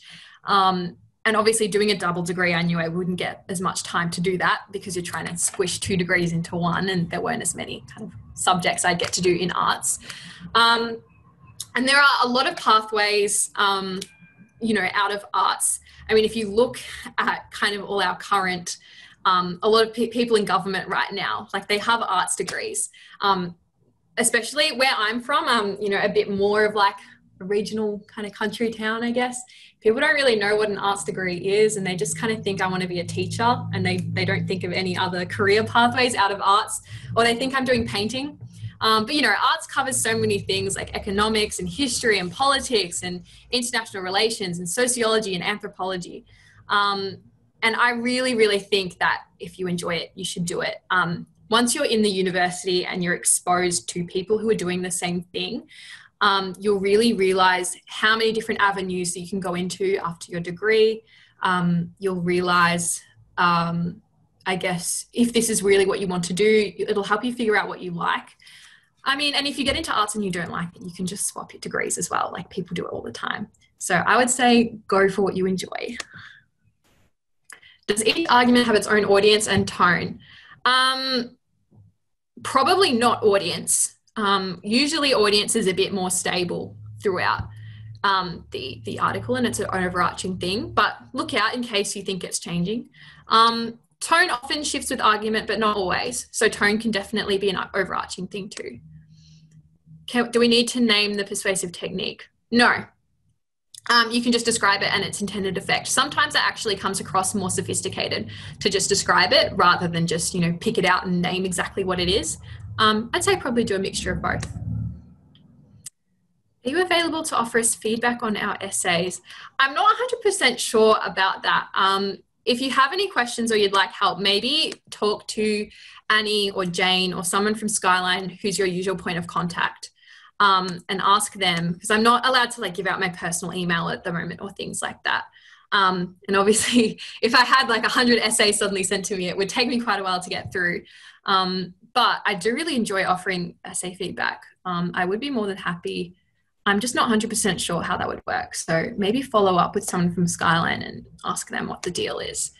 Hey, Susan, it's Jane here. If I can oh, hello. chip in on that. How are you going? I think if people want to email us, maybe to Annie or to myself, so that's Anne, A-N-N, @skylinefoundation.org.au. I think she may have put the contact in the chat. Or to myself, Jane @skylinefoundation.org.au. and we can explore how we can offer some support. Thank you so much, Jane. Really, really helpful. Amazing. All right, let me try and race through the rest of these questions. If there is a long text and a short one, do we analyze them in one paragraph? And where do we put our analysis for the shorter text? It's really up to you. You can put them in one paragraph, you can put them in different paragraphs, but make sure you have more paragraphs on the long text because it's longer, there's more to analyze. You want to write more analysis on the longer one. When you've said where should we put our analysis for the shorter text, really just put it in where it logically flows. If you want to do a paragraph on the shorter text and pop it in like the middle of your essay, like go ahead if you think it logically fits in there. Otherwise, like maybe put it at the end. I struggle to explain the intended effect in enough depth and feel like I give more general explanations. I think probably the best way to tackle this is really think about that think, feel, do, and think about like really specific examples. You know, like I said, thinking, are they trying to make the audience believe something? Are they trying to make them understand something? Emotions is a really great way you can write about specific intended effects too, because usually there's some kind of emotion in there. And that's a really specific example. You know, it's trying to make the audience feel scared, happy, terrified, you know, love the government, hate the government, I don't know, anything like that. I think just thinking of specific, what exactly do they want the audience to do? Trying to think of specific examples of think, feel, do, trying to think of examples of all those things is probably my best advice for improving. Do we tick the criteria of analysing tone if we mention it in the introduction and embedding tones into our topic sentences? That probably ticks the criteria, but like if you want to include it more, I think that's really good. I wouldn't don't spend too long on it, analysing it like for ages, but you can absolutely analyse it as if it is a technique. And if you go back and look at that sample paragraph that we just looked at, it had some evidence for the tone change, which is pretty cool. You don't have to do that. But it said the tone change is kind of achieved through the author stopping their use of exclamation marks. So if you have some evidence like that, like absolutely go for it. You can talk about how the tone works in conjunction with techniques and all that kind of thing as well. So I'd say like mentioning it in the introduction and topic sentences is enough, but like you can definitely do more. Do you need to talk about every single argument in the text and just focus on the main arguments? I'd say just focus on the main ones, and you can definitely just kind of quickly talk about little ones in your paragraphs, but focus mainly on the main ones, because really you could spend forever looking at a text and you could identify like 100 arguments. The examiners just want to know you've kind of got the idea of what the text is really saying, the core ideas. How long should our body paragraphs be? There's not really a word count, but just make sure that they're not too long, not too short. I'd say anything over like 300, 400 words is probably getting way too long, because, you know, your essay is expected to be 800 to 1,000 words. But you want it to be long enough that you have room for argument, technique, lots of effects, lots of quotes as well. What happens if you do good in the Saxon Valley exam? We answered that one. How do you determine how much you should be analysing and what you should be analysing? I think I've kind of covered this. It's really just the main points, what you think is the most important. If I don't meet the prerequisites for a course, so could I still receive an offer? I'm not 100% sure on this. I don't know if anyone else has any comments. I think it largely depends on the university itself. I do know that Melbourne Uni has like subjects for students that haven't done methods or spec. They have like introductory method subjects, math subjects, but I don't really know how that works for getting into a course. I don't know if anyone else has any comments.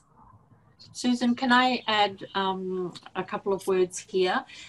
Right now is the time for completing your special entry access considered, so your CEAS applications in VTAC. that needs to be done by the end of the month. And if you do have any basis for which to seek special consideration, it may be that you live in a regional area. It may be that you've been unduly impacted by the pandemic. It might be that you have, circumstances that have negatively impacted on your study. At the very least, you should tick the box, the first box, which says that you are open for consideration. So VTAC will look at, your demographic information, and you could find that you have special consideration. So it's really important that you complete this box because it could actually provide you with some additional weighted scores that could lift you, even if you don't quite hit the mark in terms of your ATAR, you could actually be weighted to be advantaged, and that could get you into your course. Yeah, absolutely. Thank you so much, Jane. I achieved a 97.7 ATAR, so I didn't have a problem getting into arts at UniMelb. But because I went to a regional school that's also underrepresented, I was able to get into arts in Melbourne. I could have had an 80 instead of like the 85 that it normally is. Melbourne has like this Access Melbourne program where with like Cs, literally if you just go to an underrepresented school or you live in a regional area, you can get in with a lower ATAR, and most unis have a similar program to that. Sorry, Jane. I was just going to say also, with respect to scholarship opportunities, really important you tick those boxes too, because you never know. There may be an organisation out there who's very interested in supporting, something that resonates in your profile, and you might find that you may have an opportunity for scholarship. Yeah, very true. You just tick the box, and then if you're eligible, it just happens automatically. So would recommend. Last question, should we play it safe by analysing the obvious or most noticeable arguments, or should we take a chance and look for the underlying messages? I'm going to kind of sit on the fence and say do both. Definitely comment on the main arguments, because if you don't, assessors are going to think you've missed the gist of the article. It's not too basic to comment on the major arguments. But once you've done that, if you can kind of highlight some subtleties, maybe in what they're saying or their intended effect, highlight maybe some kind of different, unusual persuasive techniques, I think that's kind of how you can look for the underlying messages. But don't let that stop you from getting across the overall message, because that's the most important. How do you know that the school is underrepresented? I don't know if anyone has any comments on this. I think I remember looking it up on their website. They had a thing where you could type in the name of your school. Is that right? Gypsy, you're nodding. Yeah. Just Google it. It'll come up. Probably ask your teachers too. They might know.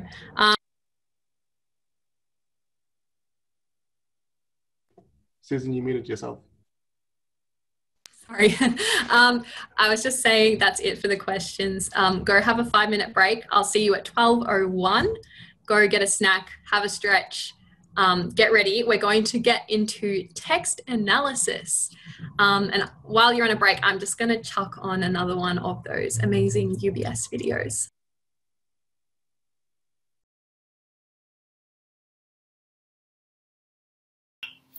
Hi everyone, my name is Jeff Brown. I'm a credit analyst in asset management covering Asia Pacific. The highlight of my career would potentially have been giving a presentation on UBS TV to Switzerland with a Star Wars figurine while discussing the role of technology in Australia.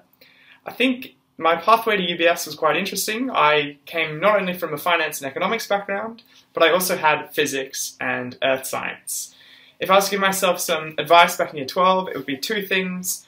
Firstly, if you do have free time and you're getting a bit bored, try and think to yourself, perhaps even the next exercise could be one of the marks in my final exam. So every little cent counts. The second one would be love yourself. Back yourself. It's probably in the back of your brain somewhere. You don't have to overstress it. You'll be okay.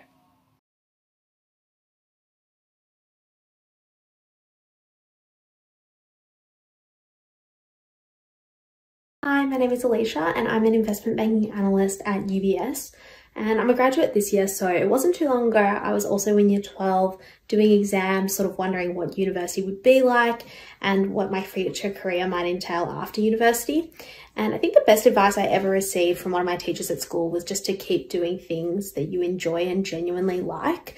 You'll always be the most motivated to study for those things and try really hard at them. So in year 10, 11, 12, I did economics and accounting, really liked them, which led to me doing a Bachelor of Commerce at university, through which I found I liked finance, which led to me applying for an internship at UBS and now being a graduate. So yeah, I just give everyone that advice. Make sure you really enjoy what you're doing, and best of luck for your exams. I'm sure you'll nail them and have already been studying really hard for them. So good luck.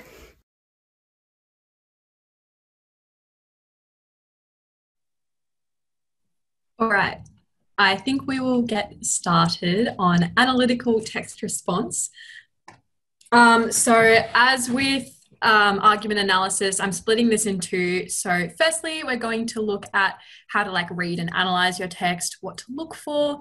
And then in the second section, we're going to look at essay structure, how to write. So if you have any questions about that, maybe wait until the second part, because I'll probably cover a lot of it there. And then we can talk about writing the essay after that. So once again, I'm starting with the VCAA criteria. This is essentially what they're looking for in the exam. So knowledge and understanding of the text, basically that is what it is. How well do you understand kind of the themes and issues in the text, and display that you understand the plot, and you're accurate, everything you're saying about the text is accurate.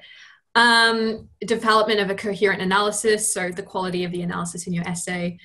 Use of textual evidence to support the interpretation, and then the same as before, control and effectiveness of language use.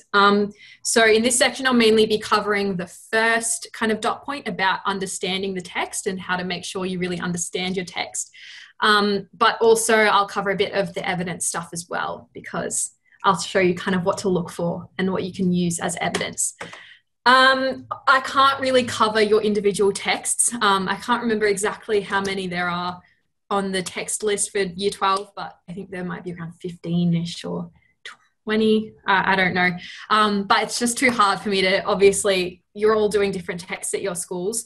I'll have a few different ones in here as examples, but this is going to be more of a broad overview. So this is kind of how I like to conceptualize what is going on in a text for you to analyze. So I've kind of got this hierarchy, upside down triangle, based on how broad the ideas are. So we start at the top with themes. You will, I'm sure, have gone over themes for your texts in class. And, pretty much everyone who's studying your text will be studying the same kind of themes. They're the really, really big ideas that are explored in your text. And then from those broad ideas, you have the less kind of broad authors' views and values. So that's kind of their specific ideas about those themes, what they're maybe trying to tell their audience. Then those are kind of exemplified through the text, aspects of the narrative to kind of convey the author's views and values. So that's plot, character, setting, all that kind of stuff that I hope you're familiar with. And then text construction, which is something people often forget, but it's just as important to think about. So that's how they're actually constructing the text. So that can be things like language use, camera angles, like symbols, all that kind of interesting stuff. And we're going to go over each of these different kind of aspects here. I've just put in an example of this. So this is an example from Pride and Prejudice. So Pride and Prejudice, you can think about some of the themes. Obviously there's more themes than this, but some of the themes being class and family. Maybe one of Jane Austen's views about class and family is that she's kind of critiquing 18th century upper class society's obsession with socioeconomic class. Hopefully that makes sense to you if you're studying Pride and Prejudice. There's some aspects of the narrative that back up this idea, like Mrs. Bennet being horrified when Elizabeth rejects Mr. Collins, even though, he's super wealthy and marrying him has many benefits.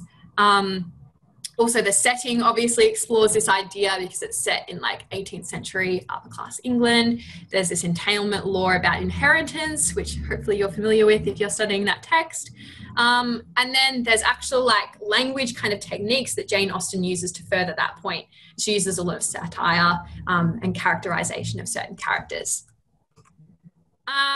So themes, that first bit on the triangle, the really broad idea. Like I said, hopefully you're familiar with themes, so I won't spend too long on this, but just so we're all on the same page, themes are key ideas developed throughout the whole text. They're usually broad concepts like love and change and fate.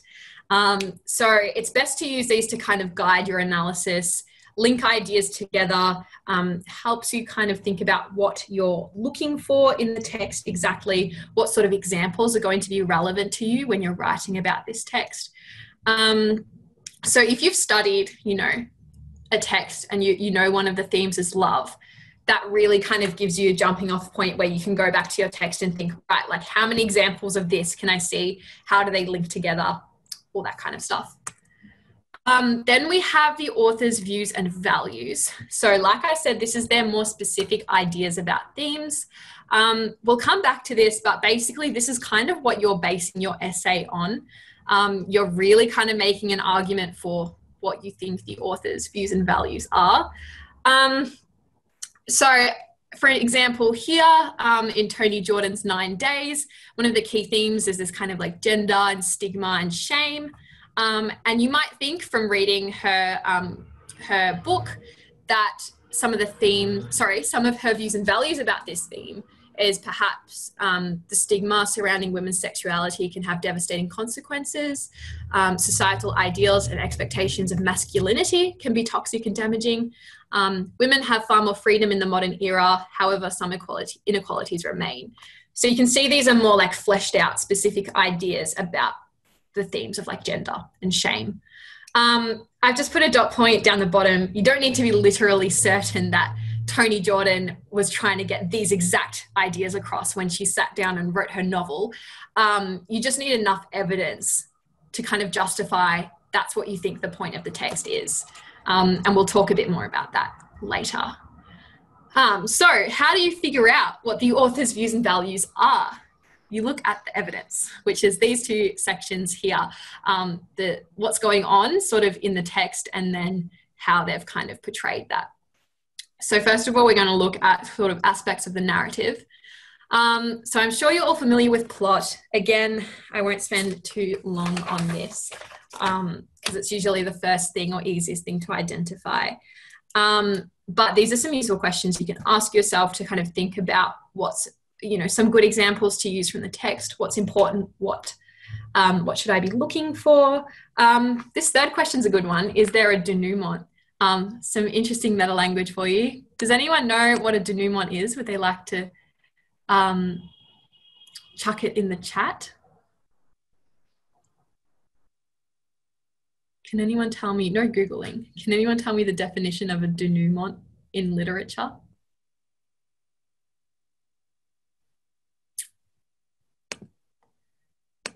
I'll give you a minute, but otherwise I'll tell you the answer. Yeah, final part of a play, film or narrative in which the strands of the plot are drawn together and everything is explained or resolved. Exactly. So that's a good word you can use in your essays if you're talking about a narrative text. Let's move on to characters. So obviously, like, plot is pretty simple. I think most people remember to write about the story or what's happening in the text. But it's really important to think about more specific aspects of the text you can talk about too. So talking specifically about characters, it's really important to think about what they're doing. These are some interesting questions for you to think about, especially the questions about like change and development, because characters pretty much all of the time go through some kind of character development or change. So have a think about that and how that's kind of fleshed out in the text. And I've put in here, don't forget about minor characters. If you know your minor characters really well and you can sprinkle them into your essay, it'll come across really, really well. It shows that you have a deep understanding of the text. It shows you know it really well, essentially. And then we move on to setting. Really important to think about this too. Setting is obviously the time and place that the text takes place in, or the world of the text. Think about this as something that is deliberately chosen by the author. I mean, if it's non-fiction or that kind of thing, not necessarily, but especially if it's a narrative or something along those lines. You know, why has the author chosen to tell this story in this particular setting? Does it set some kind of ideas up? You know, does it influence what's going on in the text? I think that's really, really important. And don't just dismiss this as like some nice to know information, because it can really, really, you know, change a lot about what's going on in the text. And it can be a really good thing to comment on when you're writing your essays. I have context as well. The relevance of this depends on the text you're writing. Like for some, like Frankenstein and like The Crucible, it's usually like a lot more important and relevant than others. But it's important to think about what the author's views and values are. In order to think about that, you can think about what is the author's deal? What was the author's deal when they wrote this text or when they filmed this movie or so on? So, you know, thinking about their background, what time period were they in, what political issues were going on at the time, what social issues were going on at the time, you know, maybe how were they educated? Do they have a specific religion? What's going on in their family life? What culture do they come from? Even like what's their economic situation? All those kinds of things can definitely influence like the author's point of view, what they're trying to say. You know, are they trying to respond to issues of the time or say something about their own life? That can be really, that can be really useful to pop into an essay as well.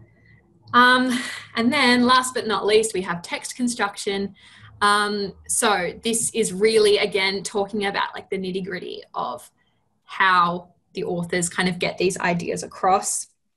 And it's really great to use like some kind of meta language to talk about this. So here are just a few examples depending on what you are reading. If you're reading not just a novel, but any written text, sorry, that should say, so it could be a non-fiction kind of autobiography as well. You can think about the tone, who's narrating it, you know, whose perspective is it from? Is it first person, third person, sentence structure, imagery, symbols, how do they kind of portray their characters, all this kind of stuff.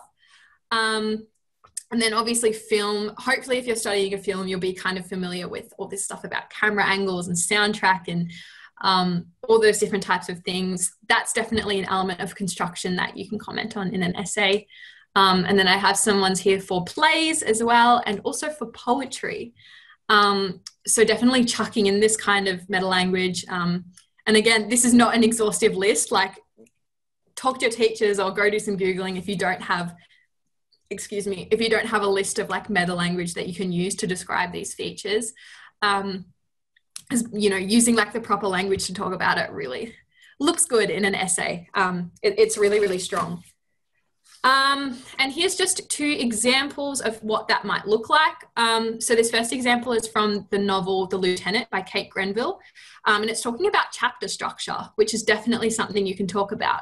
So it says, dividing her novel into 5 sections, Grenville distinguishes each stage of Rook's growth, Rook is the protagonist of The Lieutenant, by his experiences with and responses to his violent surroundings, ultimately condemning violence as Rook transforms from the young lieutenant into the astronomer. The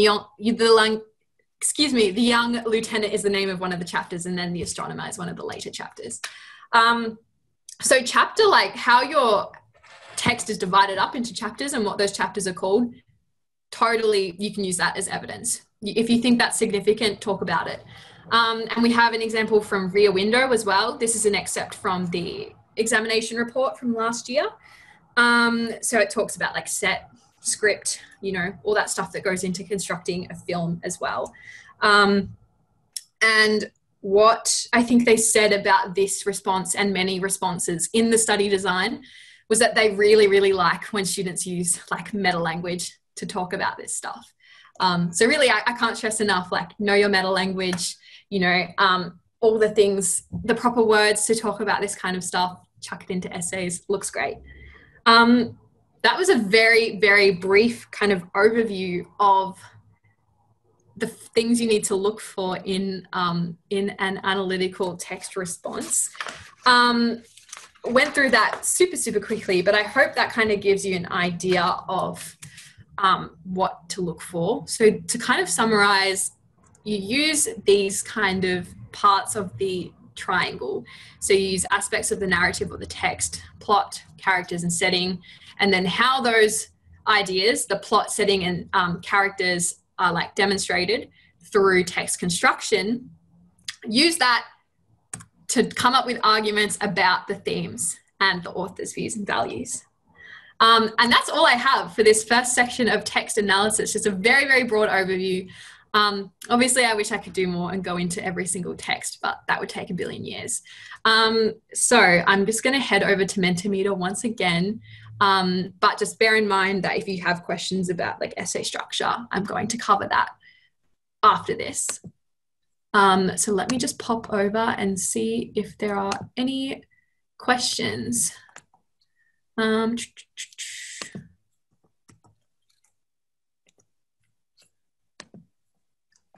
Sorry, be patient with me in my struggles with technology.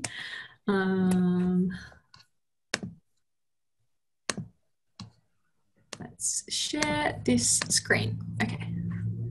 Oh, someone's asked me, what is your ATAR and SAC average? So my ATAR was 97.7. I received a 44 in English, and I had an A+ SAC average. I got 1A, which was on my creative. I wasn't the biggest fan of creative. And then I had an A+ SAC average, and A+ on the exam. How would you integrate the context into your essay? Would you mention it only in the introduction or throughout your essay? This depends on how relevant it is, I think. So if you don't really think there's much to talk about, just chuck it into your introduction. It can be great to just kind of set up the context and just leave it at that. But if you think it's really relevant, if you think it's kind of reflecting a lot of context, it will depend on the text. You can definitely put it into your body paragraphs, talk about how what's going on in the text really reflects the context, thinking about like the Crucible, for example, and the idea of like mass hysteria that's explored throughout the Salem witch trials is, you know, really used by the author of the Crucible has just slipped from my mind, by the author of the Crucible to kind of make a comment on fear about communism and that kind of thing. So really just thinking about whether it's relevant, essentially. Definitely mention it in your body paragraphs if it's relevant, and you can do that. What's some good examples of meta language? So I had some examples in there on the slides. So things like, you know, even like denouement, like I said, you know, climax of the narrative, that's kind of good. There's some really specific examples you can talk about when you're talking about literature for like types of narrators. Like if you have an omnipresent narrator, for example, that's a narrator that doesn't just follow one character's perspective, but like kind of follows everything and can see what different people are doing. Have a Google and kind of just look at what you can find. Obviously film is all the different ways you can describe, like, you know, soundtrack, there's different types of sounds and camera angles and all that kind of stuff. But I had kind of some examples in that slide that I showed. Can you use themes that teachers haven't thought? I mean, yeah, absolutely. But like I said, themes are more kind of like the very broad ideas that you're using to guide your analysis, and that we will get to soon, that essay prompts are going to be asking you about. So if you're practicing writing on some obscure theme and then it's not going to come up on the exam, it's not going to help you that much. But definitely talk about ideas and like examples and analysis that your teacher hasn't taught. If you can kind of come up with like unique ideas, that's really strong. Yeah, we'll get into it later, but just bear in mind that themes are pretty kind of set in stone, because a lot of the time that's kind of what the essay is going to be asking you about. Rather, the exam is going to be asking you about. But as long as there's enough evidence in the text, like, write about it. Absolutely. how did you prepare to tackle the end of year exam? Did you have a pre-written essay? So I'm going to go over this. We have a section on exam prep and tips at the end, but please do not use a pre-written essay. There's comments in the examination report every year about people going in with memorized essays and then they're unable to like fit it to the prompt. And so they just write an essay that isn't relevant to the prompt. Through practice essays, you will kind of memorize, I guess, phrases or ways of articulating things that you can draw on when you get into the essay. But I wouldn't go in with a fully memorized essay. But I'll talk about preparing for this more at the end. Tips on what to do if you're completely lost and where to start during the exam. I think I'll cover that. If you're able to stay till the end, when I talk about exam prep, I'll talk about that too. I struggle with picking and choosing what to write about because there is simply too much to write about and I want to include it all. I think, again, I'm sorry that this is my answer to everything, but I think this will probably come with like writing practice essays, because once you write something out, you might realize what's relevant, what isn't. I think really just thinking about, is it relevant? How does it support your argument? Is this the best evidence you can use? Also, I mean, you have to acknowledge the fact that you can't write about everything. I mean, you only get 3 hours in the exam to write 3 essays. So really just think about what's the most important. Also, writing concisely really helps with that too, like trying to pack in as many ideas as you can without using unnecessary words or being repetitive and that kind of stuff. But again, I think the best way you can tackle that is writing a practice essay. Even like sit down and write one, you know, don't time yourself or anything. Write everything you want to write. And if it ends up to be like a 10-page essay, then go back and edit it and think, you know, what could be cut out of this, you know, without my essay becoming worse, essentially. Oh, sorry, someone's just put in the chat, when are we doing exam prep? So, oh, someone's answered. Amazing. Thanks, Gemma. Yeah, it's towards the end, around just before 3 o'clock, I think I'll be covering that. What do we do when we can only think of one example for a theme for the text, but we need more evidence for it in the essay? I really hope that when you get to the exam, this won't really happen. This is again why I stress writing practice essays, or at least, you know, doing practice plans and that kind of thing, because you should have like written on this kind of thing before. You know, nothing will really be a surprise in the exam if you've kind of tried to write about all the different themes and ideas. Obviously, you don't want to write about something that's inaccurate. So I wouldn't try and, you know, make up anything, or, you know, some people try and make up quotes and stuff. I don't think that's the best way to go about it. Just do what you can. Look, if you've only got one example and you get to the exam, don't panic, just like calm down, maybe take 5 minutes, have a drink, just see if anything else comes to mind. If not, just work really hard on, you know, using that example well, linking it back to your arguments. But ideally, you will want to have way more examples for certain ideas and then link them all together. And I think that's really, really easy. Honestly, totally achievable just through practice. Out of curiosity, what other subjects did you do in year 12 besides English? This is a bit of an interesting one, but I actually did 8 subjects, I think, because my school just has this program. It's called like CELP. It's like an accelerated program where there's like you get like you can apply and get into this like accelerated class, and then you skip year 9 and do 2 years of year 12 instead. So that's what I did. So it's a bit unconventional. So I did English, I did history revolutions, I did chemistry, French, BCE music, vet music, further maths, and I think I'm missing one more. Now I've forgotten what my other subject was. Oh, global politics. Yeah, bit of a different one there. How do you get feedback when you write practice essays and the teacher is unavailable? I mean, if you're really, really struggling, like maybe take Jane's advice and see if Skyline can do anything for you. It might depend on your school. I at my school, there were quite a few English teachers. So I ended up taking essays to every single one of them.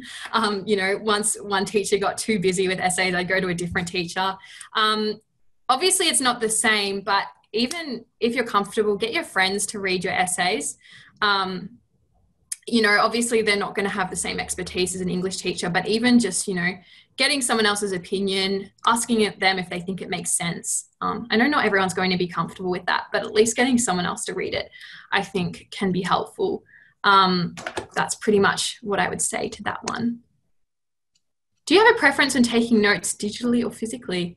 Yeah, I'm a handwriting person. That's just my preference. Especially with English, I love to like annotate my texts and write notes all through them and have sticky notes and highlights and stuff. I think you'll probably notice from my slides that I really like color coding. But that's just me. I feel like information sinks in better when I'm handwriting, but it's up to you. Any advice for remembering quotes from our texts? Once again, I think this really comes down to writing practice essays, because the more you write and you're using quotes, you're going to get used to using them. If you use a similar kind of quotes over and over, you know, you'll kind of just get them cemented in your brain. But also I think it's useful to have like a quote bank that you can kind of refer to. Maybe if you don't have one, create one. It's a good revision exercise, I think. And organize your quotes by like ideas or like themes. So you kind of know which quotes you would go to if you're asked about certain themes or certain characters. A bit overboard, but to prepare for my exam, I also put quotes like all over my house. I think my parents were really annoyed at me, but I fully printed out like one quote per like A4 sheet of paper. And then just, I had them like in the bathroom, like all throughout the kitchen, like all over my bedroom. That's not necessary, but I felt like it worked for me. Other people find like Quizlet and stuff like that, like flashcards works well too. But I think the best way to practice is to get used to using them a lot rather than just memorize them, you know, like you're just memorizing facts, if that makes sense. All right, let's stop with Mentimeter and we'll have another 5-minute break, I think. So we'll come back at about 12:35. I hope that these breaks are beneficial for you. I think, you know, having a Zoom this long can be very kind of fatiguing. Zoom fatigue is a real thing. So please take this break again to get up, stretch, get a snack, get a drink. I'm just going to, I might just put up a little notice on my screen just so people know that we're coming back at 12:35. But apart from that, I will see you then.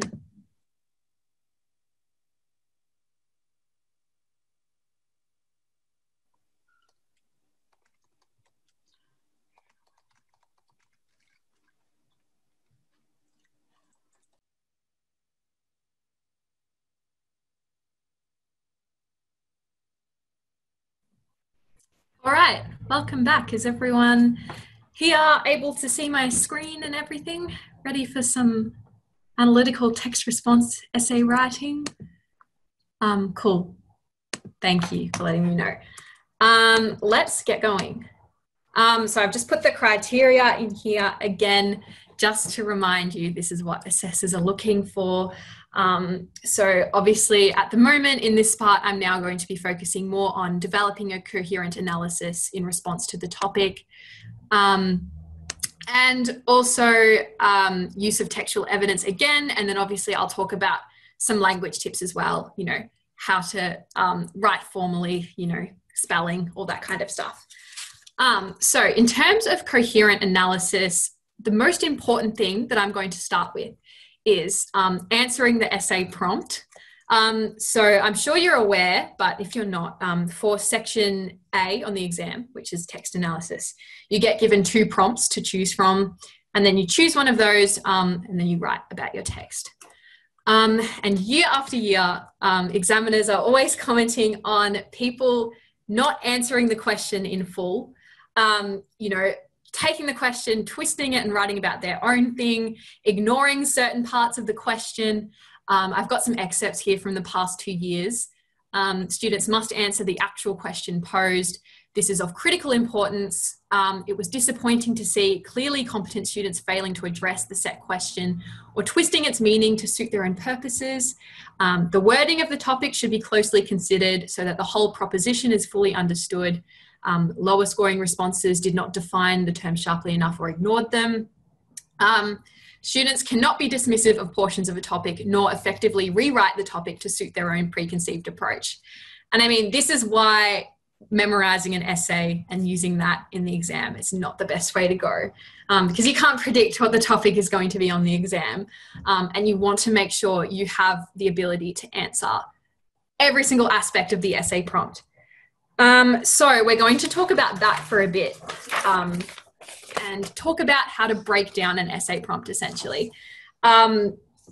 Because in order to answer a question in its entirety, you really need to break it down, understand all the individual parts. So I've kind of got 5 steps here that I think you can go through. I'm going to go through each of these except for step 2, because that's pretty self-explanatory. Although I will say, take a dictionary into the exam. You're allowed to have an English dictionary.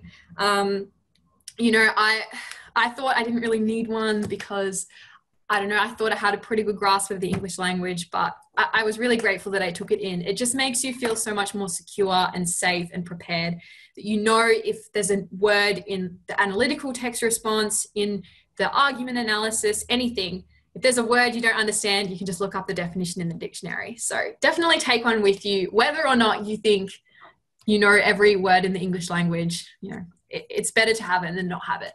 But anyway, other than that, we're going to go through each of these steps and talk about how to break down an essay prompt. So the first step I have here is sort of, what is the essay prompt kind of asking you to center your arguments around in essence? So is it theme-based, character-based, or construction-based? Obviously, themes might ask about a mixture of these things, you know, or sorry, rather topics might ask about a mixture of these things. So you might get a topic that's asking about, you know, themes and characters.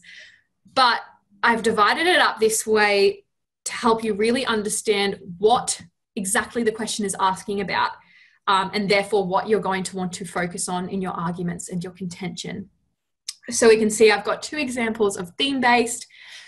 The importance of kindness and compassion is highlighted in Kennedy's stories discuss. So that's asking you to just talk about the themes of importance of kindness and compassion. Same with this one from All the Light We Cannot See. What is the role of memory? So those are pretty classic kind of theme-based questions. Then if we look at these character-based questions, obviously there's still kind of going to be themes in here, but they specifically mention characters, which means you're going to want to center around characters in your topic sentences and your contention, or at least kind of mention them. So for example, in Extinction, the characters find no resolutions to their problems. Do you agree? So to just comment on the broad concept of people finding resolutions to their problems, you know, and evaluating that, or talking about the themes of like problems, facing adversity, whatever it may be, that's not going to be enough. You need to talk about characters' actions, you know, characters' consequences of their actions, what happens to them, talking about finding resolutions to their problems, essentially. And then we have another example here, which uses a specific character as well. So that's totally a thing that can happen, especially if it's a protagonist. So you'd probably want to use that character's name in your contention. And then we have construction-based as well. This is really, really important because it's quite easy to miss. If there's the word how does 9 Days explore the relationship between the past and the present? How do Monroe's short stories explore the struggle to forge one's own identity? You need to answer that. You need to answer how. And in order to do that, you kind of need to talk about how the text is constructed, what the authors are doing, you know, not just the kind of plot and the themes and the broad ideas. And this is something that was brought up, I believe this is last year's examination report, was brought up by the examiners. They said students and teachers should consider the scope of any how question. For example, how does Polly's documentary show the far-reaching impact of family secrets? Or how does 9 Days explore the relationship between the past and the present? Questions such as these required a discussion of the construction elements of the text as well as a discussion of the ideas. The relationships in both texts are presented to the reader in carefully chosen ways. The textual choices made by the author are imperative to understanding how the reader is positioned to interpret the characters. And I'll get into some kind of construction things in a second, I believe. But it's really important to think about what the question is asking. So you're really going to want to refer to this idea of how, again, in your contention and your arguments. Talking about the text kind of as a construction, constructed by the authors, essentially. So, your contention might be something like, the author uses blah, blah, blah, or the author portrays blah, blah, blah. I hope that makes sense, but we'll get into that more in a second. So going through those steps that I had here, we're going to skip step number 2, and then step number 3, is there a quotation? I'm sure you've seen these before. Some essay prompts have a quote from the text in them. This is an example up in the top right-hand corner from the lieutenant. But a man could not travel along 2 different paths. How is Rook's conflict of conscience explored in the lieutenant? So if there's a quote in the essay, if there's a quote in the essay prompt, you want to think about where in the text did it come from. Hopefully you have a rough idea at least. Is it kind of like in the beginning, middle, of the end? What kind of scene is this in? Is it dialogue? And if so, which character said it? And so you really want to think about then, how is that relevant to what the essay prompt is asking? This example here from the lieutenant, really wanting to think about, how does this quote, a man could not travel along 2 different paths, how is that, how does that relate to the theme or idea of conflict of conscience? Just looking at that, even if you're not familiar with the lieutenant, you might start to think, a man could not travel along 2 different paths. Okay, it's talking about having to choose. He's got a conflict of conscience. He's going to have to choose one thing over another. So it really kind of brings in an extra part to the essay topic. There's this idea of conflict of conscience, but maybe there's this idea of like choice, or, being kind of torn between 2 different paths and you have to choose one. And then I put down the bottom here, use the quote in your essay. This is not like a blanket rule where if you don't use it in your essay, you're going to lose a billion marks. It's fine, but I think it works really, really well to put it in your introduction or in your first paragraph. It really helps center your arguments, I guess, so you're on track, you're talking about the right themes, and it just kind of looks good. I've just seen the chat here. I was given 3 books and 1 movie for English. I just want to clarify, actually, I should have done this. I might go over it in the essay revision as well. The exam revision stuff. But just so you're not confused, so this is the text that you would have written an analytical text response on before. So throughout the year in English at your school, you would have had 4 texts total. So you would have had one that you wrote the creative on, you would have had one that you wrote an essay on, and then you would have had 2 that you compared. And we're doing comparison later in the day. So technically those 2 individual texts, the one you wrote creative on and the one you wrote analysis on, technically you're allowed to write on either of those in the exam.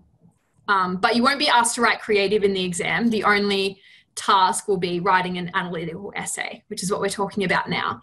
So I would recommend taking that text you wrote the creative on, throwing it away. Don't throw the book away, but forget about it. You're never going to need it again. It's not in the exam. Just focus on the one you wrote analysis on, and write that again for your analysis in the essay. In the exam, sorry. I hope that makes sense, because in the exam, you're just required to write text analysis, comparative text analysis, and argument analysis. So you'll only need to know 3 texts for the exam. I hope that makes sense. Probably should have clarified that at the start so we were all on the same page. But anyway, so once you have figured out where that quote is from in your essay prompt, you want to find all the key terms in the topic. There's 2 things you want to do with those key terms. First of all, you want to find synonyms. Obviously, you're not going to have a thesaurus with you in the exam. That's not allowed. So get into the habit, practice doing this, finding synonyms for words, so you can kind of figure out what they mean, other ways of talking about them, essentially. Finding synonyms is useful for 2 reasons. Firstly, so you can just kind of really understand what the prompt is asking you. And then also because then all those synonyms you can use in your essay, because you don't want to be repeating the same word, like from this example, consequences, in every single like sentence in your essay. You don't want to be saying consequences, consequences, consequences. You might want to say like outcomes or impact or something else. I hope that makes sense. The second thing you want to do with these key terms is to think about where they appear in the text, what different ways they appear in the text. Oops, sorry. So just looking at this example from 9 days, seemingly insignificant decisions. All right, like let's think of all the times that different characters have made decisions that seem insignificant and when they've had major consequences. And we'll get into this in a second, but that kind of leads you on. You need to question yourself on that too and interrogate the prompt a bit and think, okay, are there decisions that don't have major consequences? Is this prompt entirely true?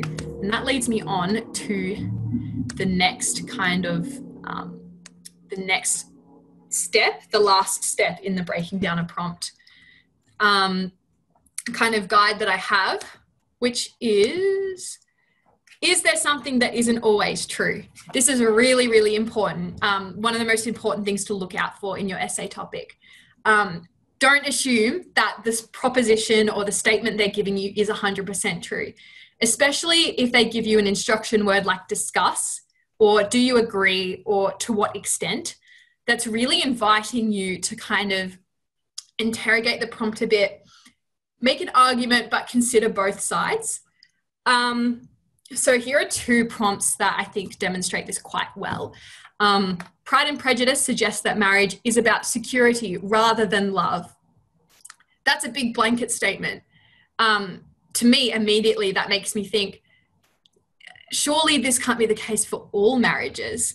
Is this is this the case all of the time? Or are there exceptions to the rule? Is it possible to have both security and love? Maybe they're not mutually exclusive. So whenever you see a statement like that in an essay topic that looks like a big kind of blanket statement, a big claim to make, there's probably room to interrogate that. And, you know, you might include like one paragraph in your essay that like disagrees with the prompt. And again, for this one, for the lieutenant, fear is the cause of all struggles in the lieutenant. That's a big blanket statement as well. Surely it can't be all struggles. There must be some other causes, you know, things aside from fear in that text that are causing the struggles that are going on. Especially since that prompt is asking you, do you agree? That gives you the perfect kind of way to, instead of just saying yes or no, your answer might look something more like yes, however, or yes, but actually, there are also these other causes of struggles in the lieutenant. I hope that makes sense. Okay, so we've broken down the essay prompt. Now we need to think about what we're going to write about in our essay. So that essentially means formulating a contention, having around 3 to 4 distinct arguments that support your contention. I mean, if you want to have more arguments than that, you do you, but I think that's probably like the optimal amount. And then evidence that supports each of those arguments. So the contention, hopefully you are all aware, it's your overarching kind of argument or statement, which does 2 things. It answers the essay prompt and also summarizes your individual arguments. And it's really, really important that you have this contention, which brings your whole essay together and kind of just sums up exactly what you're saying, provides a direct answer to the essay prompt. Because a lot of students do just write essays and they have brilliant arguments, but they're just missing that contention. And if you can just go that extra step and include a contention as well, I think it really, really strengthens your analysis and your arguments as well. So if you are struggling, I've put a little tip in here. I always found it easier to think of my individual arguments first. If this doesn't work for you, then go ahead, do it a different way. But for me personally, I think thinking about, you know, all the different arguments I have that respond to the prompt, and then I think of like a big blanket statement that I can use to summarize those. So I've got an example of that on the next slide. So here's a prompt, again from the lieutenant. Sorry, I'm using this text a lot. Power imbalance will inevitably cause conflict. To what extent is this true? So if I was planning for this prompt, like first of all, I've got my 4 arguments that I've thought of. The first one, or the first 3 agree with the prompt. You can see I've got them in blue there. So these are all kind of examples or ideas about power imbalance does indeed cause conflict, agreeing with the prompt. Then we have argument 4 actually disagrees because I've thought of an example where power imbalance doesn't cause conflict. And then I have a contention which sums up all these arguments. And you can see it's a direct answer to the question. It says, ultimately, power imbalance will inevitably cause conflict unless both sides can act with compassion and understanding. So it's reusing that kind of vocab and terminology from the essay prompt. It's kind of answering that to what extent is this true? Because it's saying this is true pretty much to a full extent unless both sides can act with compassion and understanding. And that's a really good way to frame your contention, essentially. Like, yes, this is true, however, this is when it's not, or something along those lines. And you can see how that directly answers the essay prompt and also sums up all these arguments because I've both agreed and disagreed with the prompt. I hope that makes sense. If you're agreeing and disagreeing with the prompt, you still need to weight your argument to one side. So don't do like a 50-50 split thing, because examiners still want to see that you can like formulate an argument about kind of the text and, you know, you're not just sitting on the fence. So I'd recommend something like this is great where you have 2 or 3 paragraphs agreeing and then 1 disagreeing, or vice versa. Definitely don't do a 50-50 split. I hope that makes sense. So I'm not going to do a poll for this. I thought we could just use the Zoom chat. So I'll give you a few minutes to read this. I've said, pretend you are a teacher marking students' essays for Like a House on Fire by Kate Kennedy. Which of these contentions seems to best answer the essay prompt? So we want to go through those steps of breaking down the prompt, think about all the different key words in there. What is that prompt asking? What needs to be addressed? And I've got 3 kind of different contentions here. So the prompt is, loss can be destructive to individual identity. Discuss in relation to Kate Kennedy's Like a House on Fire. So I'll give you a few minutes to read through, have a think about all those different contentions there, and then pop in the chat which one you think is the best.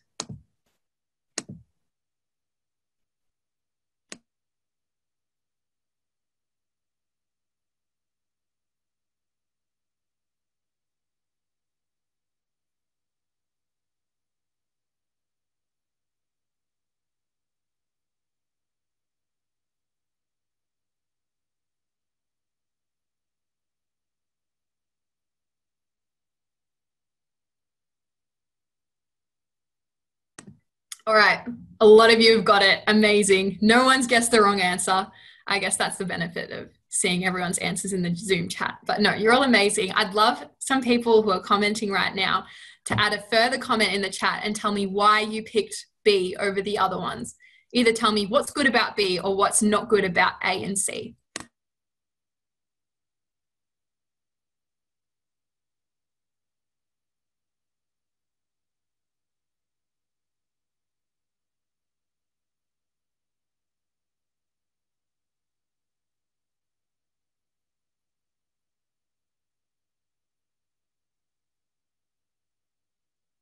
Someone said C describes techniques examples rather than a contention. So C, if this prompt had been asking, how does Kennedy explore loss and individual identity? That would actually be all right to talk about specific techniques. You might want to be a bit broader. Imagery and symbolism is a bit specific, but that's not what the prompt is asking. So absolutely right. C isn't the best contention here. Lots of your comments coming in. It's hard for me to see all of them. Yeah, it hadn't asked about symbolism because it addresses how loss can be destructive but also beneficial to a degree. Exactly, this question is asking us to discuss. So it's great to have a bit of kind of disagreement with the prompt in there or qualify it in some way. Kennedy was mentioned in B as well as identity. Awesome. A is too evenly weighted. It's not necessarily. I think A isn't evenly weighted. To me, A is actually weighted towards the loss can be overcome. But that's not really what the topic is asking about. I think the problem with A is that it just isn't relevant because it doesn't talk about identity. Awesome. C describes, A and C don't directly address the prompt. Perfect. B answers the prompt with key terminology and mentions the text as a whole rather than being too specific. Awesome. It addresses how loss can be destructive. B specifies the theme of loss in the stories of Like a House on Fire and links it to the personal outcome. It can allow individuals to have a better understanding about themselves. Awesome. C is talking about struggling to understand their own identities, but the prompt question is asking about loss. Exactly. So I hope this has really, really demonstrated the importance of having a clear contention that really, really answers every aspect of the prompt. What I'm going to do now is quickly head over to Mentimeter for a few minutes. But if I don't get through your questions, don't worry, because we're still working on text analysis. We've gone a little over time, but that's okay. It's actually lunchtime at 1 o'clock. So I'm going to go answer questions for 1 minute. Then we'll break for lunch. We're having a half-hour break. And we'll come back at 1:30, finish off text analysis, and get into comparative.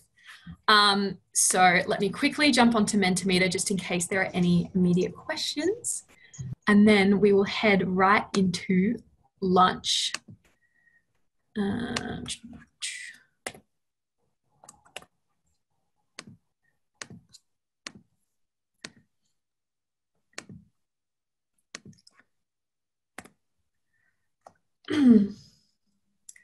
I've always struggled with answering prompts that include a quote because I can't seem to wrap my head around what it wants from it. Do I use that quote, refer to it?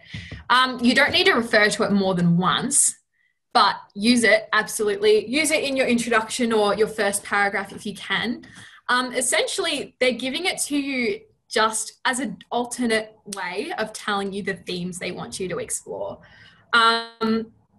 So instead of just saying, you know, explore the way that individuals can be impacted by loss, they might just give you a quote that demonstrates that as well.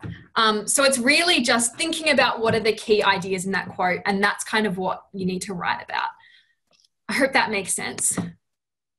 In a do you agree prompt, can you write from both sides, agree and disagree? Yes, but make sure you weight your argument to one side. I think for a do you agree prompt, you probably want to weight your argument towards yes, I do agree. Because if you start saying no too much, you'll probably get off topic and start talking about other ideas. So I'd say you agree with the prompt, spend 2-3 paragraphs agreeing, and then have one paragraph where you're like, however, this is not always the case. I don't agree in this kind of situation. I hope that makes sense. Do I have to flag all my arguments in the introduction? We actually haven't got to introduction structure yet. I recommend that you do. I'm going to talk about that after lunch. However, I mean, like I've been saying, VCAA doesn't put on their website, this is the one structure you should use for introductions. And if you don't, we're going to take away all your marks. So if you find you can write effective introductions without it, you don't have to. There's no like criteria requiring you to do that. I think it's good because I think it sets up your essay really well. I recommend that you do it, even if it's just like really short, kind of flagging each argument. But I think contention is the most important thing for your introduction. Does VCAA prefer that we choose the quote best question, or does it matter? No, they really don't mind which question you choose. Yeah, there's literally no preference. When writing a body paragraph, how much evidence do you suggest we use? If we only have one example that we can think of that supports the argument, would it be suitable to include this paragraph? I might get into that, I think, when we talk about paragraphs a bit more after the break, but I think it's important. Really, you want to have like multiple examples for each argument that you're making. You know, especially different things like plot, character, setting, minor characters, you know, text construction as well. all that kind of stuff. But we might get into more like what to do if you get into the exam and you can't think of examples and stuff later. So if we decided the quote means loss, we just write about the theme loss. Well, yes, if they just give you the quote and then say discuss, yes, make sure that you're correct, that the quote really is about loss. But, you know, it might be saying a bit more than loss. It might be a bit more complicated than that. Like, you know, loss is, you know, damages people's identities, or loss is an opportunity to learn about yourself or something. And that comes from thinking about where that quote comes from in the text. Because you should know, you know, who's saying it or what is happening, you know, when this quote pops up in the text. You know, it'll probably be a bit more of a complicated idea than just like loss. But yes, essentially you would do that. However, often, as we saw before, there'll be a quote then paired with like a question as well. So you want to take both of those into consideration. How do we write all the arguments in the intro without sounding like you're listing? Keeping it short and sharp. We'll get into that, I think, when we talk about essay structure after the break. How will there be a character or construction-based question specific to your books if everyone is studying different texts? So they give you a prompt for every text. I can talk about this perhaps when we talk about the exam, but I'd encourage you to go on the VCAA website, just search up VCAA English exam, go onto their website, they have all the past exams and they have a 2020 sample exam. Go have a scroll through and see what it looks like. You'll see there's a big like list, pages and pages of prompts. So for each individual text, there are 2 prompts for you to choose from. So they'll be like specific to your text, essentially. Contention is the topic sentences. No. Topic sentences essentially are like summarizing your arguments, and then contention summarizes the topic sentences. But we'll get more into that after the break, I think. Thank you all for your questions. Sorry to take up 4 minutes of your lunchtime, if that's okay. I'll give you an extra 4 or so minutes. So go get some lunch, have another stretch, make sure that you have some nutritious food and have a break, have some water. Let me get up my lunchtime slide.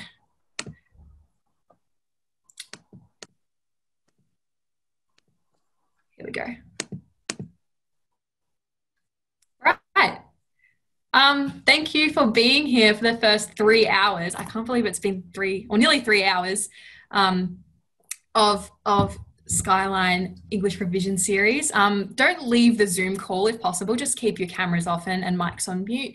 And we will start back again at 1:30. We'll finish text analysis, look at comparative text analysis, and then talk about the exam. Thank you, everyone. See you in half an hour.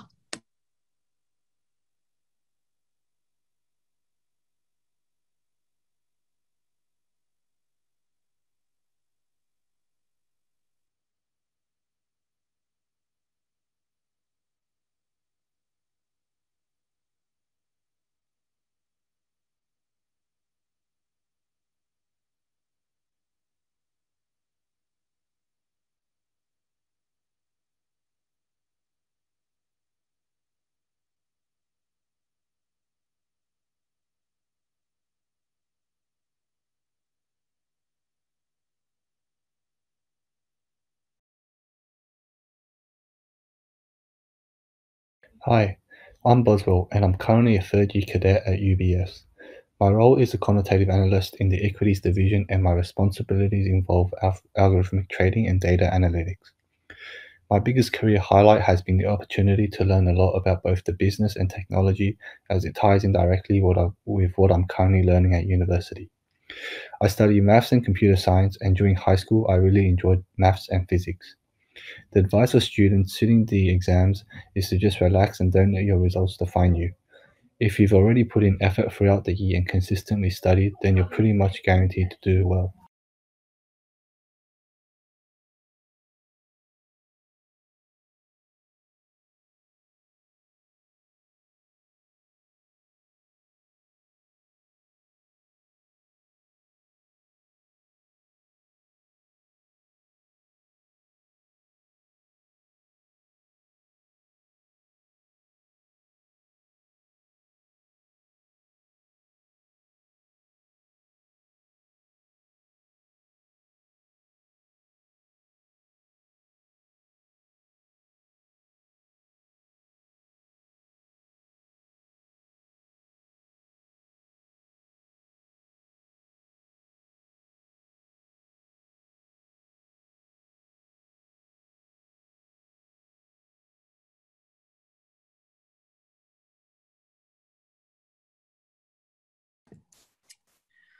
All right, welcome back everyone. Hopefully most of you are back at your devices now. You've had a relaxing lunch, you've had a stretch, delicious food, hydration, all of that. Now we're just going to jump straight back into writing an analytical text response. Yeah, let's just get into it. I think it looks like people are here, they're ready to go. Perfect. All right, so once again, this is pretty much the recommended structure for an essay. Just pretty basic, an introduction, 3 to 4 body paragraphs. Again, if you want to do more, like that's fine. This is like the amount I recommend. Essentially, I think 3 to 4 is a really good amount. It allows you to have enough time and to get some solid arguments out. But if something else works for you, go ahead. And then a conclusion. And once again, the suggested essay length for the exam is 800 to 1,000 words. So I'm just going to like break each of these sections down and talk about kind of my advised structure for you and kind of what to include in each of these parts of the essay. If it will let me go through. Okay, so for the introduction, it's pretty similar to before. I recommend a broad statement for your first sentence, kind of introducing the text, the author's name, and either like the themes or like some context, just kind of a broad overview. And then I think you should signpost each of your arguments in order. I know we had a question about this before. You know, this isn't the only introduction structure that you're allowed to use. This is just what I recommend. And then state your contention at the end. I know some people prefer to state their contention like first before their arguments as well. That's totally fine. For me, I think it makes the most sense to state your contention at the end because you use your arguments to kind of logically set up your contention and then you end and it just kind of sums them all up, brings them all together, end on a strong note. I hope that makes sense. And it can be really useful to introduce your contention with an adverb like therefore or ultimately. Try to like not use the more basic kind of stuff like in conclusion. You know, it's good in year 12 to kind of move on to different kind of vocabulary and ways of expressing things. I think I use the word ultimately in like every single English essay I wrote in year 12, but it's a great one, great way to introduce like your overall contention. So here is an example introduction from the 2018 examiner's report. This is an example they gave of a high scoring introduction, and you can see it pretty much exactly follows this structure. You don't have to have an introduction this long. I think this is great because it really goes into depth about what's going to be argued, but you can definitely kind of shorten this down a little bit. But you can see it starts with that kind of overview context. It talks a bit about the first argument, second argument, third argument, and then ends with that that contention there, which answers the essay prompt. And I think in the examination report, they commented on how well this person really answered the prompt, which was asking about the world of Shelley's novel. And they really answer that in the contention when you see talking about her portrayal of a society. You know, that they really got in and got to the crux of that question, which was talking about the world of Frankenstein. I hope that makes sense. Yeah, so this is a high scoring introduction. This is the structure I essentially recommend. Moving on to body paragraphs. I'm sure that you have all seen TEAL before, or you might use a different acronym structure at your school, but they're all essentially similar. So topic, sentence, elaboration and explanation, evidence, and link is essentially the best way to structure your body paragraphs. Don't let the structure limit you in any way if you want to kind of make things flow a bit better or explain them differently. I mean, you can present your evidence first and then explain it. You can kind of do an elaboration and then work your evidence through it. Whatever works for you. The main thing is that there has to be a topic sentence at the start, which kind of gives a broad overview of your argument. Then somewhere in the middle, you've got to have elaboration and explanation of your point and lots of evidence to back that up. And then at the end, you really want a strong linking sentence that links everything you've said back to your topic sentence and back to your overall contention as well. Hopefully you're familiar with this or some variant of this. So I'm just going to go through each of those kind of components as well. So as I just said, the topic sentence introduces the argument you will be covering. So don't start with like a specific example, like, you know, from the text, you know, a scene or something. Really try and make it broad about like views and values or themes, something, you know, a broader argument that you can then bring in lots of different examples to back up.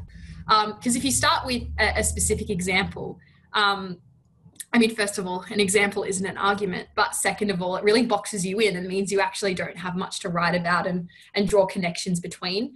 So you really want that broader statement that then you can kind of narrow in, get more specific within your paragraph. And then you get more broad again at the end with your linking sentence. So this is an example, once again, from the lieutenant. Those who comply with brutality while seeking to better themselves and improve their rankings are portrayed as antagonists by Grenville, while those who attempt to stay true to their principles through resistance are portrayed as heroes. So you can see even in this topic sentence, it doesn't really mention characters' names.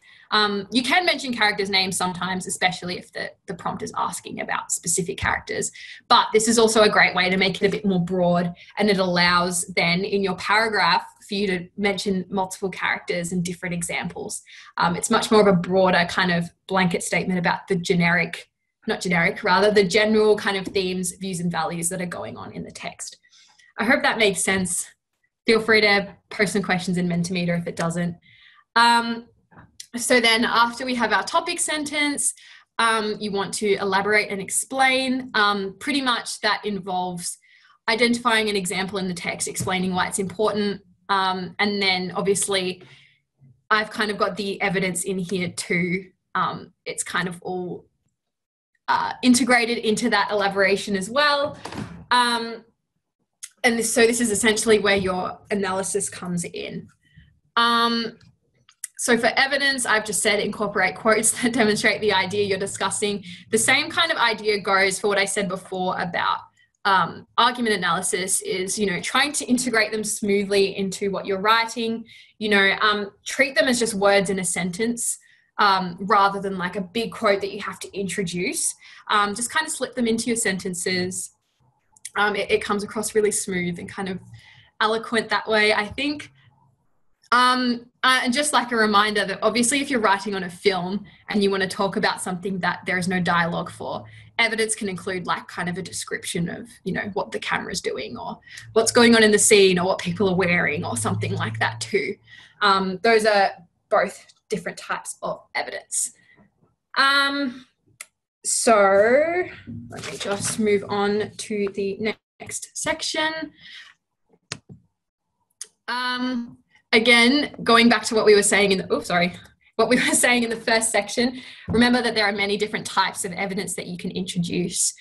So not just talking about the story, talking about different characters, talking about the setting, talking about language use, structure, metaphors, camera angles, all that different kind of structural construction kind of stuff too.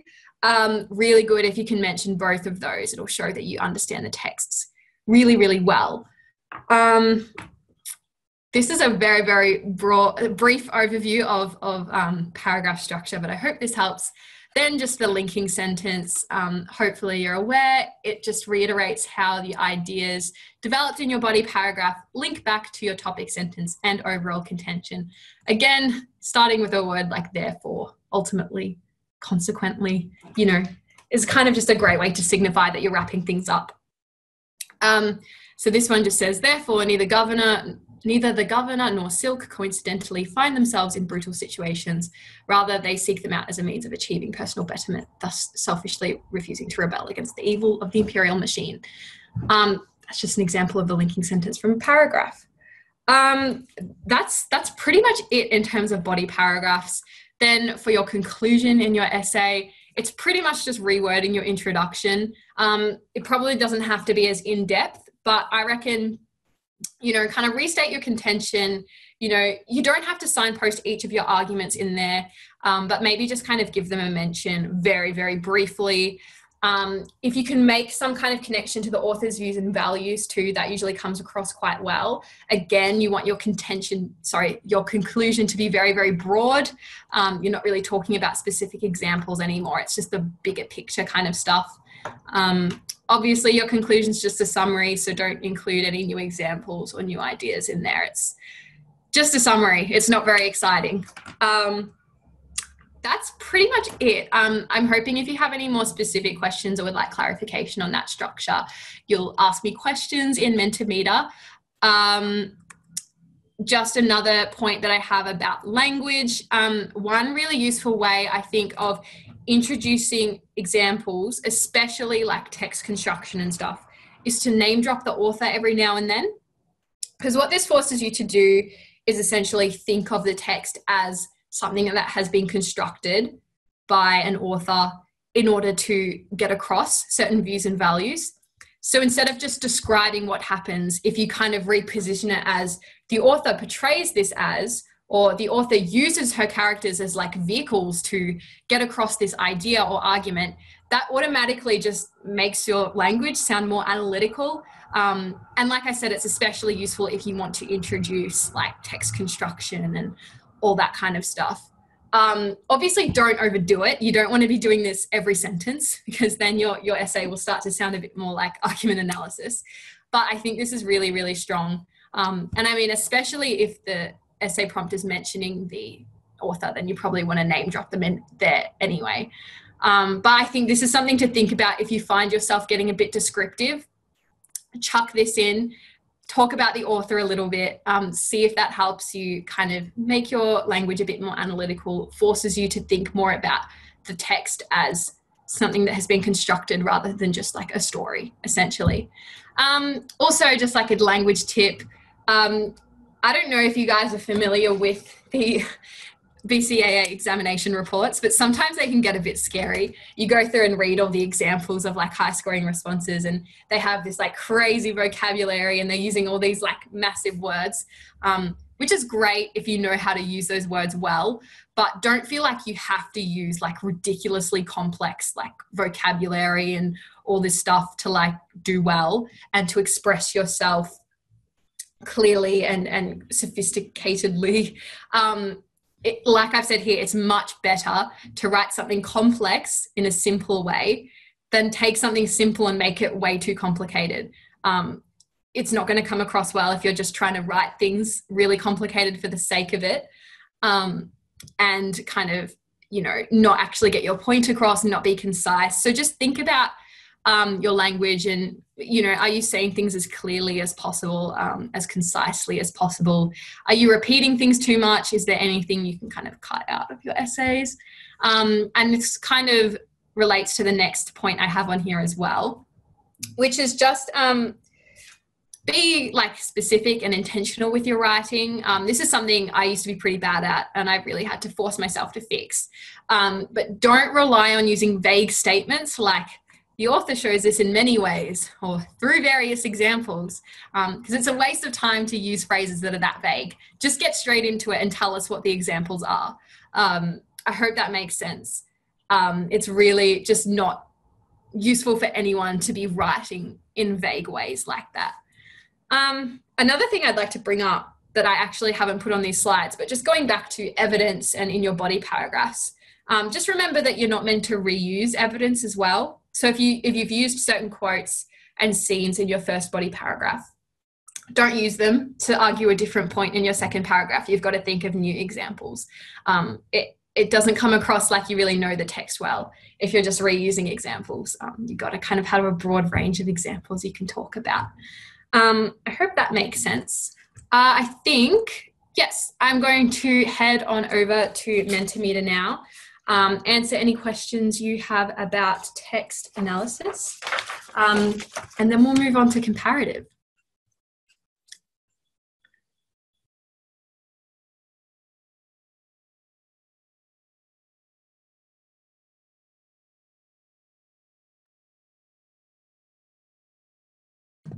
All right, I don't know why I'm at the bottom here, but I hope this is working. Let's scroll up. So I have a question here. If I run out of time and haven't yet included a conclusion, how many marks roughly would I lose? I assume maybe Fiona, the examiner, might talk about this, but there aren't like specific, the examiners mark against a criteria, but there aren't like specific parts of your essay that equate to certain marks. They mark your essays holistically. So it's not like if you leave your conclusion out, that's an automatic like 3 marks lost, or there's no like definite number. They really consider your whole essay and how strong it is. So if you've shown a really, really strong ability to do your analysis and you've just run out of time, obviously they're going to think, oh, it's a shame this person's run out of time. You know, they didn't, you know, have enough time to wrap up their arguments. But that doesn't take away from the fact that you've done really, really good analysis and written a good essay. Similarly, if you've written a not so great essay, but you have a conclusion there, doesn't necessarily mean you're going to do better than the person who has a conclusion. So like in a perfect world, you would have time to do your conclusion. But if you have to choose between either having stronger analysis or, you know, having a conclusion, I'd make sure that, you know, your analysis is strong and you've got a good essay, if that makes sense. When VCA ASSs mark our essay, how is each section weighted? Not just section A, B, C, but also is like a body paragraph more than the intro. I reckon hold that question for Fiona when she comes. So she is going to talk a bit about what assessors look for and that kind of thing. And then she'll be open up to questions from everyone. So maybe save that one for her so she can give the expert advice. But like from my opinion, I would think a body paragraph would just be more important because that's where the analysis is. And if you think back to the criteria, analysis is like really key in there. I hope that makes sense.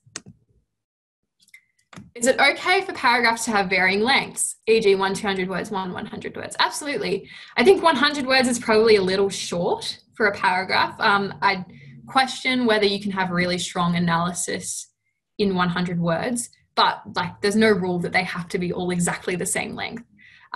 Just make sure that they're not so short that you aren't making any real point, you don't have enough room to analyze things, and they're not so long that your point gets lost and it's going on for pages. Some say you can also analyze the ending of the text in the conclusion. Is this true? Look, maybe this is a question to ask Fiona because I don't want to give you the wrong advice.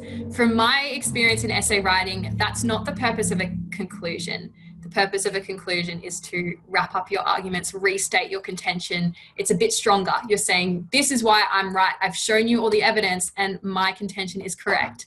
I really don't think that there's room for analysis in the conclusion. But I mean, maybe ask Fiona because I mean, I don't think you're going to be marked down if you do it. I think it's probably fine.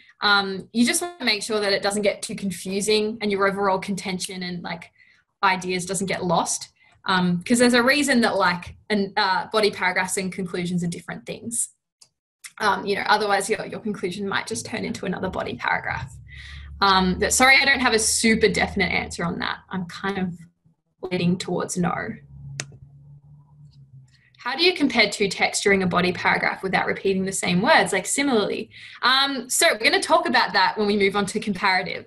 I'm going to talk about some comparative kind of language and techniques and stuff like that. So we will get to that. I'm doing poetry and my teacher hasn't outlined anything about a contention. We just create a topic sentence to support the prompt. I'm really sorry, I don't have a whole heap of experience with poetry. I would think just really, really try to summarize your topic sentences. If you have a topic sentences to support the prompt, then there is certainly a way that you can just add an extra sentence that just summarizes those topic sentences. It's nothing more complicated than that. I really hope that makes sense. At the very least, your contention is literally an extra sentence that summarizes those individual topic sentences that you have. When using evidence, should I be mindful of when the evidence occurred? Like have one quote from the beginning, middle, or end to show progression? Yeah, absolutely. This isn't like a requirement, but I mean, it would depend on kind of what you're doing in your essay. I mean, if you're talking about any sort of like development, like personal growth that characters go through, you probably will want to talk about, you know, how they are in the beginning and then how they've changed by the end and that kind of thing. And also, you know, obviously you kind of want to use evidence from all parts of the book, because if you're only using evidence from like the first few chapters, the VCA assessors might think, well, did they read the rest of the book? But you don't have to mention exactly like, actually, I probably would mention whether it's from the beginning, middle, or the end. But obviously, yeah, the extent to which you do that depends on how relevant it is to your prompt. Like I said, if you're talking about things like changing over time or developing, like definitely. Which words do you think we should never mention in our essay? That's a good idea for a slide. I should have put that in my presentation. I just have to think of them off the top of my head. Definitely words like shows or show. Don't like, I would advise you not to use that word. You know, like the author shows this, the character shows this. It's really like just so overused. Try and think of some synonyms for the word shows, especially for argument analysis, because you're really always talking about what the author is doing. You know, like demonstrates, exemplifies, typifies, all those types of words. Have a big list of different words you can get into practice, the practice of using, because yeah, not a big fan of that word. Same with like, if you're talking about characters' dialogue, the word says is a bit overdone, but I don't think that's as much of a problem in VC essays. We'll talk about like things like similarly and in contrast when we talk about comparative analysis in a second. I think those words are fine, but it's also good to have other words you can use as well. I'll have to get back to you if I think of any others.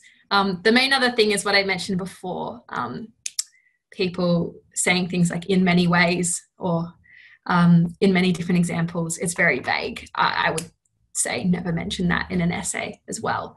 Hopefully that was helpful. My teachers recommend writing a linking sentence in the intro. They said it makes the intro better. I'm not quite sure what a linking sentence in the intro looks like. So I can't quite, if you'd like to add a follow-up question in the Mentimeter thing, go ahead, because I'm not quite sure what that even means. Because for me, a linking sentence is kind of linking back your ideas to your contention and your topic sentence. But if you don't have any ideas to really link it back in your introduction yet. But I mean, I'd say if your teachers are recommending it and you really feel like it strengthens your analysis, I'm not going to tell you not to do it. I think that sounds fine. Like, I think, you know, your teachers are qualified. I'm sure they're teaching you that for a really good reason. So I don't see why not. I mean, I'm sure they'd be happy to talk it through with you if you're not quite sure why they're telling you to do that. But it sounds okay to me. Is it okay if we talk about the two texts in two different paragraphs and then compare it in the last paragraph? Yep, I'm going to cover that next. How many practice essays should I do? I'll cover this in exam prep stuff as well. The short answer is a lot. I know that's probably not the answer you wanted. And it's just like the same thing when you ask how many hours should I study? Like, there's no set number. And some people are going to, you know, be just as prepared by doing less essays. And some people are going to find it useful to do more. But I really think it's the best way to study. So I just do as many as you can, honestly. How much evidence do I need to use? I'm not sure if I can give you an exact number, but I'd say like as much as possible. You definitely want multiple examples, pieces of evidence per paragraph. So I guess more than one or two is probably the most basic answer I can give to that. More than one or two per paragraph. It really depends, because like some examples you might talk about for like a while and analyze it from different perspectives and talk about techniques, and other ones you might just quickly mention a character and link it to another character and then link it to another idea in the text. So I guess you could say like 3 is a minimum, but it like totally depends on what that evidence looks like, and that kind of thing. I hope that makes sense. Oh, I didn't mark this question as answered. So I think we're all done. All right, cool. Let's move straight on to comparative text response.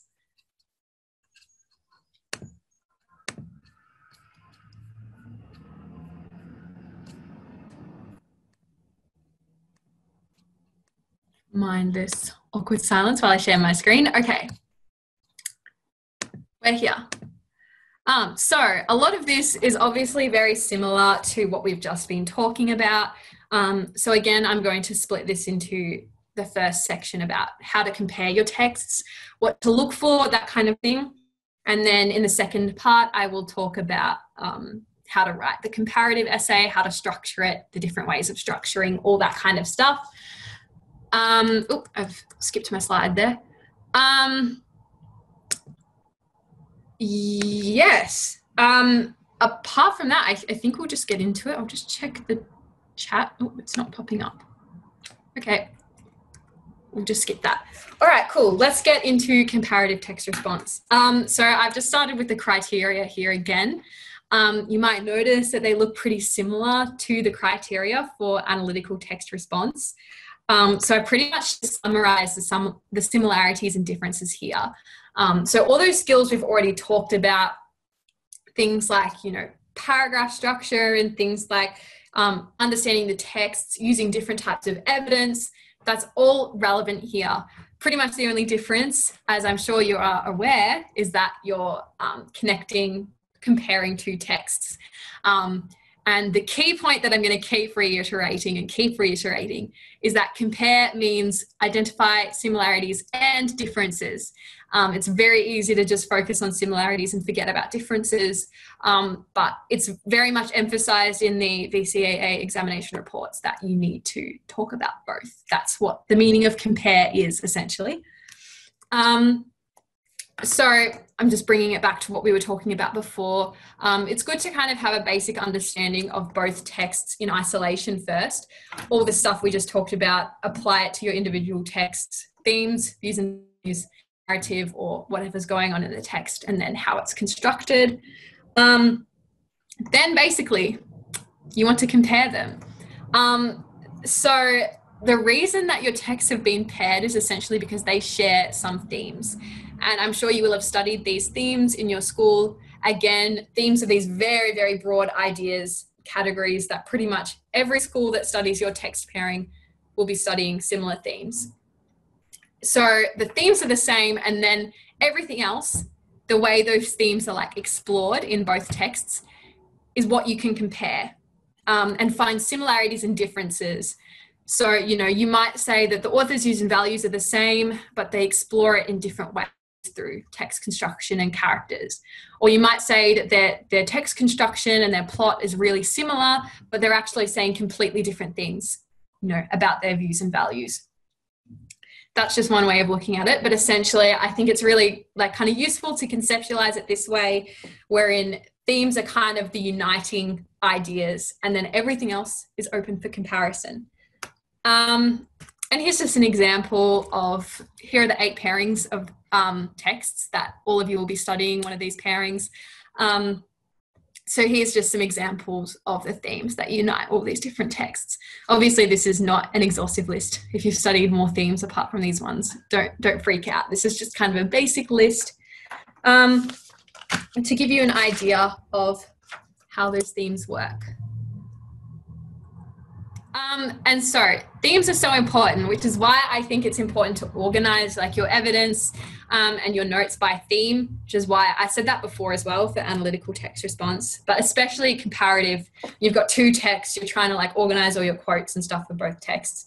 I think it's really great to take all the individual themes you've learnt and organize your quotes and all your kind of notes by theme, because it just makes it easier to kind of refer back to, and then it's kind of already the first step to analysis. When you're looking at a quote and you're thinking, okay, which box will I put it in?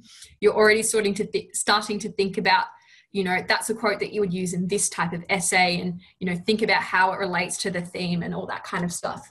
So these are just some examples of tables that I used in year 12, but you can do whatever works for you. important to note as well. I know I've said stuff about this a lot, but in this first example on the left-hand side, it's sort of like an evidence bank, and they don't only have quotes in there, but they have that textual construction evidence too. Things like personification, sentence structure, lyrics from the soundtrack, camera angle, lighting, visual symbol, all evidence that you should be remembering and taking notes on and everything too. All right, so views and values, we've been over this before. Just think about how the author's views and values are similar and different. Venn diagrams are great for this. Think about their views and values on like specific issues and then just compare them. Think about all the different kind of examples and things that come across in the text. I've said, while revising and studying, compile a list of statements about authors' views and values that you can refer to later. So if you're studying and you're noticing like a pattern in one of your texts or both your texts, write that down, because that's the exact kind of stuff that you'll probably want to refer to later when you're writing an essay. So you can see I have an example of this on the right-hand corner in the bottom. So the Ransom and the Queen both kind of have this shared theme of changing tradition. And so to think about their views and values on that, if you go through and you're thinking about the similarities and differences between the text, you might think both have the view and value that changing oneself is necessary for personal growth. Both kind of seem to say sometimes the only way one's goals can be achieved is by changing the way things have been traditionally done. And then I've kind of thought of one where they kind of differ. David Malouf asserts that some things are destined to happen and cannot be changed, but this isn't so much the case in The Queen. So it's really, really important, I think, to, when you're comparing, think about specific things. I mean, don't just sit down and get out a Venn diagram and compare like views and values. You want to think about their views and values towards like specific themes, like changing tradition, for example. It can be just a good jumping off point to think of, to like brainstorm some ideas, I guess. So think about all these questions for plot that I talked about before. They're just as relevant to comparative analysis, but you want to think about the answers to these questions for each text. Are they similar? Are they different? What does this tell us about the author's views and values? Okay, characters, a great way to make your analysis more sophisticated in your essay is to compare specific things. For example, characters, because I think you can just fall into the trap of explaining both texts very vaguely, comparing kind of like vague ideas and maybe the plot or what's going on in the text. But if you can nail like specific similarities and differences, like here's a character from this text and here's a character from this text, and I'm going to directly compare those characters. And it's the same with things like setting and text construction and all that.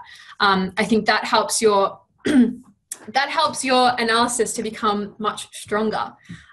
So I've just done an example here with Robin and Charlie from Tracks in Charlie's Country. So I would recommend, if you haven't already, have a go at some Venn diagrams, pit different characters against from each other, try some unusual combinations, because you never know what you might figure out. Even if you only figure out one similarity and many differences, it's an idea that you could bring up in your exam. And don't forget minor characters. I've put that in there too. Like I said before, minor characters are great and they show that you really know the text and understand it. And then setting is really important too. This is actually a really interesting kind of aspect to focus on for your comparison, because obviously you're studying two different texts. They're completely like isolated from themselves. They weren't written, you know, in response to each other, or they weren't written by the same person. So they have different settings. They might be similar, but they're going to have different settings in some way. So this is a really kind of interesting idea or aspect you can focus on to figure out what is the influence of those different settings, you know, on the themes, the views and values, the characters, the plot, everything.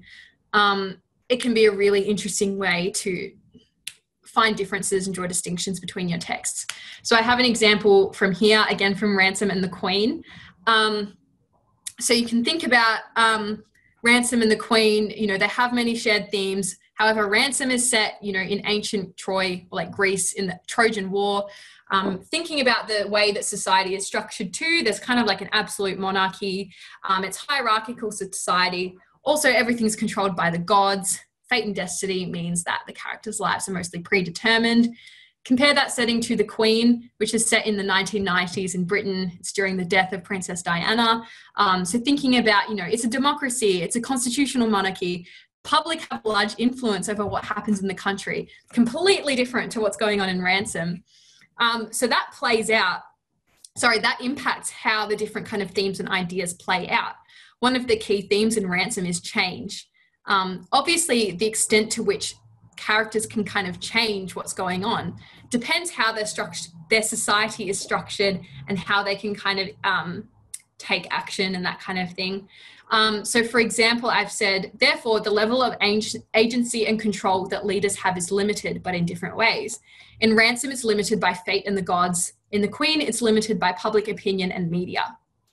Also, you can think about the extent to which leaders can change is limited in Ransom, as Priam is unable to prevent his own death or the destruction of Troy because it's already predetermined by the gods. But in The Queen, there are no gods, there are no like Greek mythical gods who predetermine everything. That's not so much of a running theme throughout this free society. So you might think about how that impacts what the characters can do and what they can change. Okay. Moving on to text construction, this is just the same kind of stuff as before. You want to be commenting on all these things, comparing them with each other, making sure you're using the appropriate meta language. One way you could think about comparing there are other ways you could do this too, but you can think about, for example, how similar ideas might be demonstrated between different structural elements in each text. For example, perhaps in both texts, protagonists feel scared and belittled. However, in the film, that's depicted through like a low angle shot, maybe some like scary soundtrack or something. However, in the novel, that might be depicted through like short sentences, which really kind of convey the character's fear. So I think it's worth just thinking about, how else could you explore these similarities and differences through text construction? I think your analysis, once again, will really kind of come across much stronger if you can do that. That's pretty much all I have in terms of just thinking about how to compare texts and analyze and that kind of thing. Here's just a summary of what I was saying. Themes are the same, compare everything else. I really hope that makes sense. What I will do now, I think, is I'll head over to Mentimeter. I will answer a few questions if there are any, and then we'll have a 5-minute break. And then when we come back, we will talk about writing a comparative essay, how to structure, how to compare, all that kind of stuff. So I hope that was helpful. I realized that was a very just kind of broad overview and not very specific, but I hope that helps you just kind of understand all the different ways you can compare, all the different things you can compare. Okay, I'm going to jump over to Mentimeter now and see if there are any questions. I'm not sure if there are any. I'll give it a minute just in case any more come through. Otherwise, we'll just have a 5-minute break.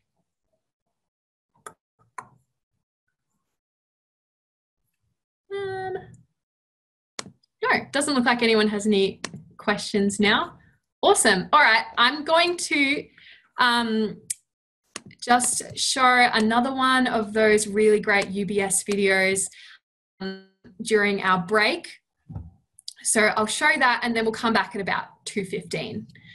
So have a stretch, have some water, go do your thing for 5 minutes.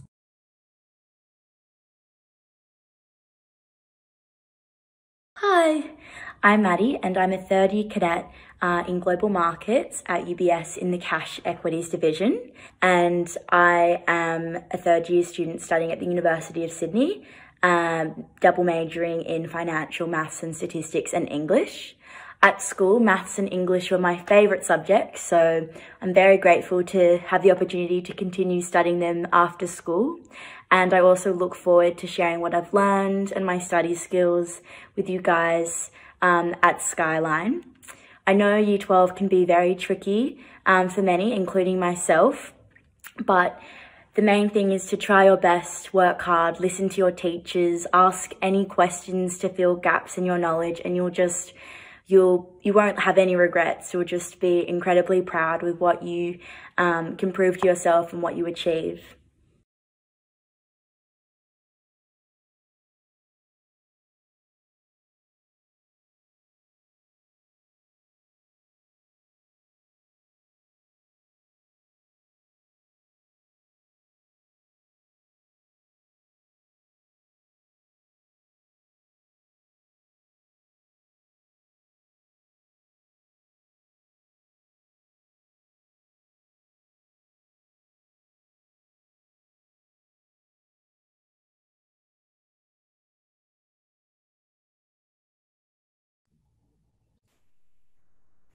Okay, welcome back everyone. I hope you had a nice little break. I think we'll just get straight into it though. So now we are going to go back and look at how exactly to sort of, if my slides will switch, how exactly to look at writing a comparative essay in terms of structure and breaking down prompts and that kind of stuff. As always, if you have any questions throughout me speaking, just submit them to Mentimeter, and I will get to them at the end of this section. All right, I've just put the criteria in here just to reiterate that this is kind of what you need to be working towards when you're writing your comparative essay. So especially discussion of meaningful connections, similarities and differences between the texts, use of textual evidence, showing your understanding of both texts. All of this is super useful, super important, and we're going to kind of be focusing on all of this throughout this section as well. I've just put this slide in here again as well. I know it's the same slide as before, but I can't emphasize enough. Once again, it's going to be really important that you understand exactly what the question is asking, and that you respond to every aspect of the prompt in your response. Don't, come in with a different idea and twist the response to what you want to write about. And so when we're breaking down a prompt to figure out what it's asking, there are a few different things to look for when we're doing comparative analysis. So I've added the different things in red here. So we still kind of want to figure out if it's kind of more centered around themes or characters or construction. Obviously, we still want to look up any words in the dictionary that we don't understand. Obviously, with quotations as well, sometimes there are two because they'll give you one from each text. Sometimes they just give you one from one text. Key terms, there will be some different key terms to look out for, which we are going to talk about very soon. And then the step 5, something that's not always true, is not as relevant for comparative because less often the topics are less often asking you to like interrogate a topic and discuss and evaluate. They're more asking you to compare. And we'll talk about that in just a second. So types of essay prompts, similar in that there's probably going to be more theme-oriented essay prompts and then more character and construction ones. Although have a think about how these prompts kind of seem different to the ones we looked at before, because they're definitely using different kind of instruction words. They're definitely worded differently than the ones we saw for text analysis. So I've just got some examples in here from each text pairing. So we can see this first one, compare what these texts say about fairness and justice. That's a pretty kind of standard theme prompt. It'll be like compare what the texts say. What do these texts suggest? Compare, compare what the texts say about these themes. Usually something about that. And then Crucible and the Dressmaker. What do these texts suggest about human behavior in a crisis? Again, just those kind of key themes in there. And then we have our character-based ones, Reckoning and the Namesake. It's got specific characters mentioned in there. That's a topic from last year's exam. Again, Tracks in Charlie's Country, it's a bit more of a subtle one. It's just mentioning characters, quote unquote, not specific characters. But again, you're going to want to center your contention on what's happening with characters, if that makes sense, rather than just the broad kind of theme of seeking to discover what really means to a person. And And again, Stasiland, Never Let Me Go, we can see it says, compare the ways in which fear dominates the characters. So we're not just talking about fear, we're not just talking about how it dominates in general, we want to talk about specific characters. That's an example from 2 years ago. And then construction-based, that same kind of advice applies as what I was talking about before. If you get this word how, you really want to think about how the authors have constructed their texts. You can see this one for The Queen and Ransom. It's asking about like portrayal of these themes. I Am Malala and Pride. Compare how they celebrate the value of adhering to principles. So then you're really going to want to talk about how they portray these principles in a positive light, essentially. I hope that makes sense. We'll move on to key terms. So this is kind of what I was hinting at before. The key term in most of these prompts will be compare or something along those lines. Maybe you noticed if you look back through all of these prompts, I didn't see a single word like discuss or to what extent or evaluate or do you agree. You don't really get those types of prompts in the comparative exam, in the comparative section of the exam. They really want you to compare the two texts. They don't necessarily want you to interrogate the topic as much. So if you have a look at this topic here, it says the proper word is fair. That's a quote from The Longest Memory. Compare what these texts say about fairness and justice. So unlike in single text analysis, it's not asking you to discuss, evaluate, or judge whether that proposition, the proper word is fair, is true or not. You no longer have to go in and say, oh, actually, maybe fairness and justice aren't important, or maybe there's other examples of that. There's no room for that here. It's really just asking you to compare what each text's views and values are about fairness and justice and draw kind of conclusions from that. For example, this text says X, Y, Z about fairness and justice, while the other text says ABC about fairness and justice. I hope that makes sense. Again, remembering that compare means similarities and differences. You might, it's probably worth noting, if you're doing like practice essays, you're looking through like lists of prompts for your text and stuff, you might see essay prompts that use some of that language I was talking about, like discuss, evaluate, that kind of thing. But if you look back at past exams, that's not usually what they're asking in the exam. So if you see prompts like that, like floating around, still use them, write on them. It's great practice to think about your ideas, but just be prepared that that's probably not the exact type of prompt that you're going to get in the exam. And if you go back and have a look, especially at like the sample exam for this year and last year's exam, they're really more structured like this. And then I just have this slide in here again. Once again, you're going to want to devise a contention, arguments to back up that contention, evidence from both texts, and then similarities and differences that support each of those arguments. I've just got a bit about the contention here. Remember that a contention is like your overarching statement that answers the essay prompt and summarizes your individual arguments. Some people do really struggle with coming up with a contention for comparative essays, since, as we've just seen, they're not really asking direct questions like, do you agree, or to what extent is this true? They're usually just telling you to compare. So it can be a bit difficult, but I still think it's really worth having a contention. And this is pretty much how I think you should go about it. Again, like I said, try and come up with your individual arguments first. Have a think about a sentence that maybe summarizes those arguments and relates back to the prompt. If you're stuck, just kind of use the contention to really nail the similarities and differences you're going to talk about in the texts. And a great way to do that is through this little framework here. Although similarities, ultimately differences, or swap that around. And I have a nice little example in here from The Namesake and The Reckoning. So I hope that really kind of reiterates that point.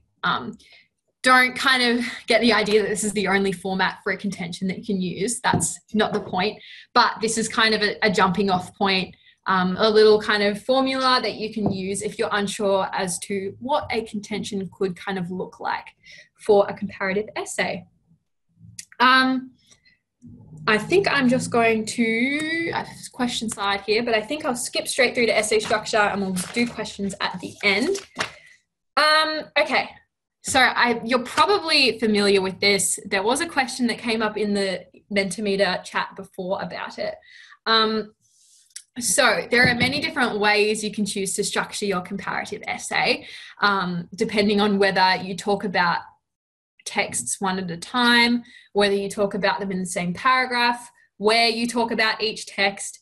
So I'm going to pretty much show you the three most common kind of approaches, show you what they look like, how to do them, tell you what I think about them.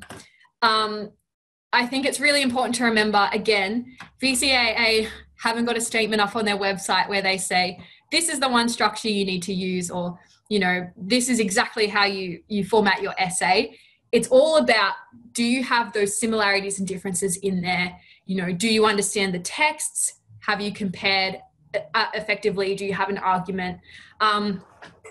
So that kind of means that there's no right or wrong structure. It's just whatever allows you to really analyze and get these ideas across. But if you're someone that kind of likes to think about structure, this should hopefully help you, I think, think about the different ways you can organize your essay. So this is kind of a visual summary. One text at a time approach is essentially where you have one or two body paragraphs on the first text, one or two on the second, and then you compare them in another paragraph. Text B is another form of block approach. I should have explained, block approach means you only talk about one text in a paragraph. So text B does that, but it alternates between texts. So you might have a paragraph on text 1, a paragraph on text 2, then go back to paragraph on text 1, paragraph on text 2, so on until you're finished. Integrated approach, you're talking about both texts in each paragraph and constantly comparing. It's just a bit more of a detailed overview of each different structure in here. I've pretty much explained that. I don't think I need to go over it any further. I think what I've put in here is important though. It's important to note that even if you're only focusing on one text per paragraph, like in this structure, you still want to put some comparison, like in your topic sentence or in your linking sentences, you know, kind of signal how it's going to be similar or different. Otherwise, you kind of just end up writing a separate essay on one and a separate essay on the other, and it's hard to bring them together. So make sure you're still kind of signposting where things are going to be similar or different. And then obviously the alternating one, you're alternating between texts. I think this is a stronger form of the block approach, because what I would advise you do is essentially group your paragraphs in two and like center those pairs around ideas. I hope that makes sense. You can see in this kind of structure I have on the left-hand side, text A and B are kind of, they're separate paragraphs, but they're both talking about a similar kind of idea in each text. And that's how you can get that comparison without necessarily having both texts in the same paragraph. Because if you explore one idea, one's kind of argument in the first paragraph about text A, then in the text B one, you can go and talk about how that's different or how that plays out similarly in the text. If we take that example I had before of Ransom and the Queen, what this would look like is essentially, you know, maybe the essay topic asked you about change. Body paragraph 1 might be, you know, in Ransom, leaders have to change to be effective leaders. Then body paragraph 2 would be the exact same thing. In the Queen, leaders have to also change to be effective leaders. But you might sprinkle some differences in there. However, the extent to which they can do this is limited, or, you know, however, this plays out in a different way. This is portrayed in a different way. There are different constructual elements at play. And then body paragraph 3 and 4, again, would be exploring a completely different idea. It might be, you know, change is impossible or something like that. And then you would explore that in both texts. I hope that makes sense. Essentially, you're talking about text separately, but kind of grouping them in pairs so you can compare a similar idea across both texts. And then we have the, I don't know what happened there. I have an example of this. Sorry, I was going to move on to integrated approach, but here's a really good example of how that can work. This is an example from the 2018 examination report. So you can see they've kind of got that overarching idea or argument in the topic sentence there. This is from Ransom and Invictus, which Invictus is in the blue. Unfortunately, Invictus is no longer in the study design, but I think this still gets the point across quite well, just in terms of what this paragraph could look like. So they start out with kind of comparison in the topic sentence. A leader must overcome the internal restraints posed by ingrained societal ethos in order to promote positive change. Both Priem and Mandela face internal conflict as they combat ingrained doctrines of life. And then in the red, it goes on to explain how this plays out in Ransom. They kind of have a comparison at the start of the blue here about Invictus, and then they kind of explain how it plays out in Invictus. And then in that linking sentence there, back to the comparison. I hope that is a good example. Like I said, you'll be getting the slides and everything, so feel free to go back and read it more in depth at a later stage. It's just kind of an example of how that could look structurally. And then finally, we have our integrated approach. So this is essentially where you're writing about both texts in every paragraph. Your paragraphs are completely organized by arguments or ideas. There are pros and cons to this approach. I think it probably allows for the most sophisticated analysis, just because you've got the texts kind of together at all times. But also people can fall into a bit of a trap of doing almost like a tennis match kind of thing where they just go back and forth between the texts and don't actually get to any analysis. So totally do what works for you. With the integrated approach, there are kind of two different ways you can also approach writing a paragraph within that structure. I hope this isn't too confusing. Please pull me up if I'm getting too kind of abstract and talking about structures and stuff. But within a paragraph where you're talking about both texts, you can kind of structure it different ways. So there's one like this. This is an example for Tracks in Charlie's Country from last year's study design examination report, where you kind of go back and forth between the texts within a paragraph as well. So importantly, this starts with comparison in the topic sentence, which is pretty much what you should do all the time, especially if you're doing integrated approach. Then it starts with Tracks, then it goes to Charlie's Country, then it goes back to Tracks, and then it goes back to Charlie's Country. You can keep doing that until you've kind of made your point, and then you finish with a linking sentence. Another way you can do this is kind of talk about the texts all at once, still within the same paragraph, but you block them out a bit more. So this is another example for the Penelopiad and photograph 51 from last year's examination report. So again, topic sentence, comparative at the beginning, then they talk about all how this plays out in the first text, and then how it plays out in the second text, and then compare at the end. And that's totally fine too, just making sure that you're still comparing when you're doing that.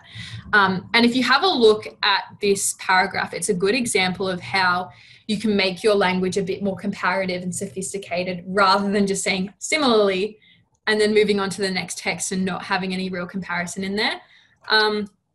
Really the key to that is, instead of just saying similarly, say why it's similar, or, what is similar, what is different. So we can see in the sentence about halfway down, the first blue sentence, Rosalind also expresses this determination, yet has this agency and autonomy on death, blah, blah, blah, blah. So it's really telling us what's similar, what's different, rather than just saying similarly or, in contrast. But we can get more into examples of that later. Back to this structure, I just kind of like to say another really effective way of doing this. I don't actually have an example, but another really effective way of structuring an integrated body paragraph like this is to sort of talk about the similarities between both texts, then have a comparative sentence in the middle of your paragraph and say, however, where the texts differ, or where the texts, diverge is, and then you nail the differences in the second half of the paragraph. That can be a really, really effective structure. I've seen it done really well. It, ensures that you're covering both similarities and differences, in each paragraph essentially. And I mean, it doesn't have to be a 50-50 split between similarities and differences. If you want to do a bit more on one or the other, that's fine. But that can kind of really, I hope that makes sense. I'm sorry I don't have an example. That can really come across quite effective and sophisticated as well, I think. Anyway, so in conclusion, I think that these two approaches are a bit more, allow for more direct comparison and more sophisticated analysis. But if you disagree with me, if you find another approach, including the one on the left or something different, if you find that works for you, don't let me dissuade you from doing it that way. Like I said, the most important thing is the quality of your analysis. It's not about whether you've chosen the correct structure. The only problem I have with the one on the left is just I think it's harder to compare because you talk for a while on one text, you talk for a while on the other text.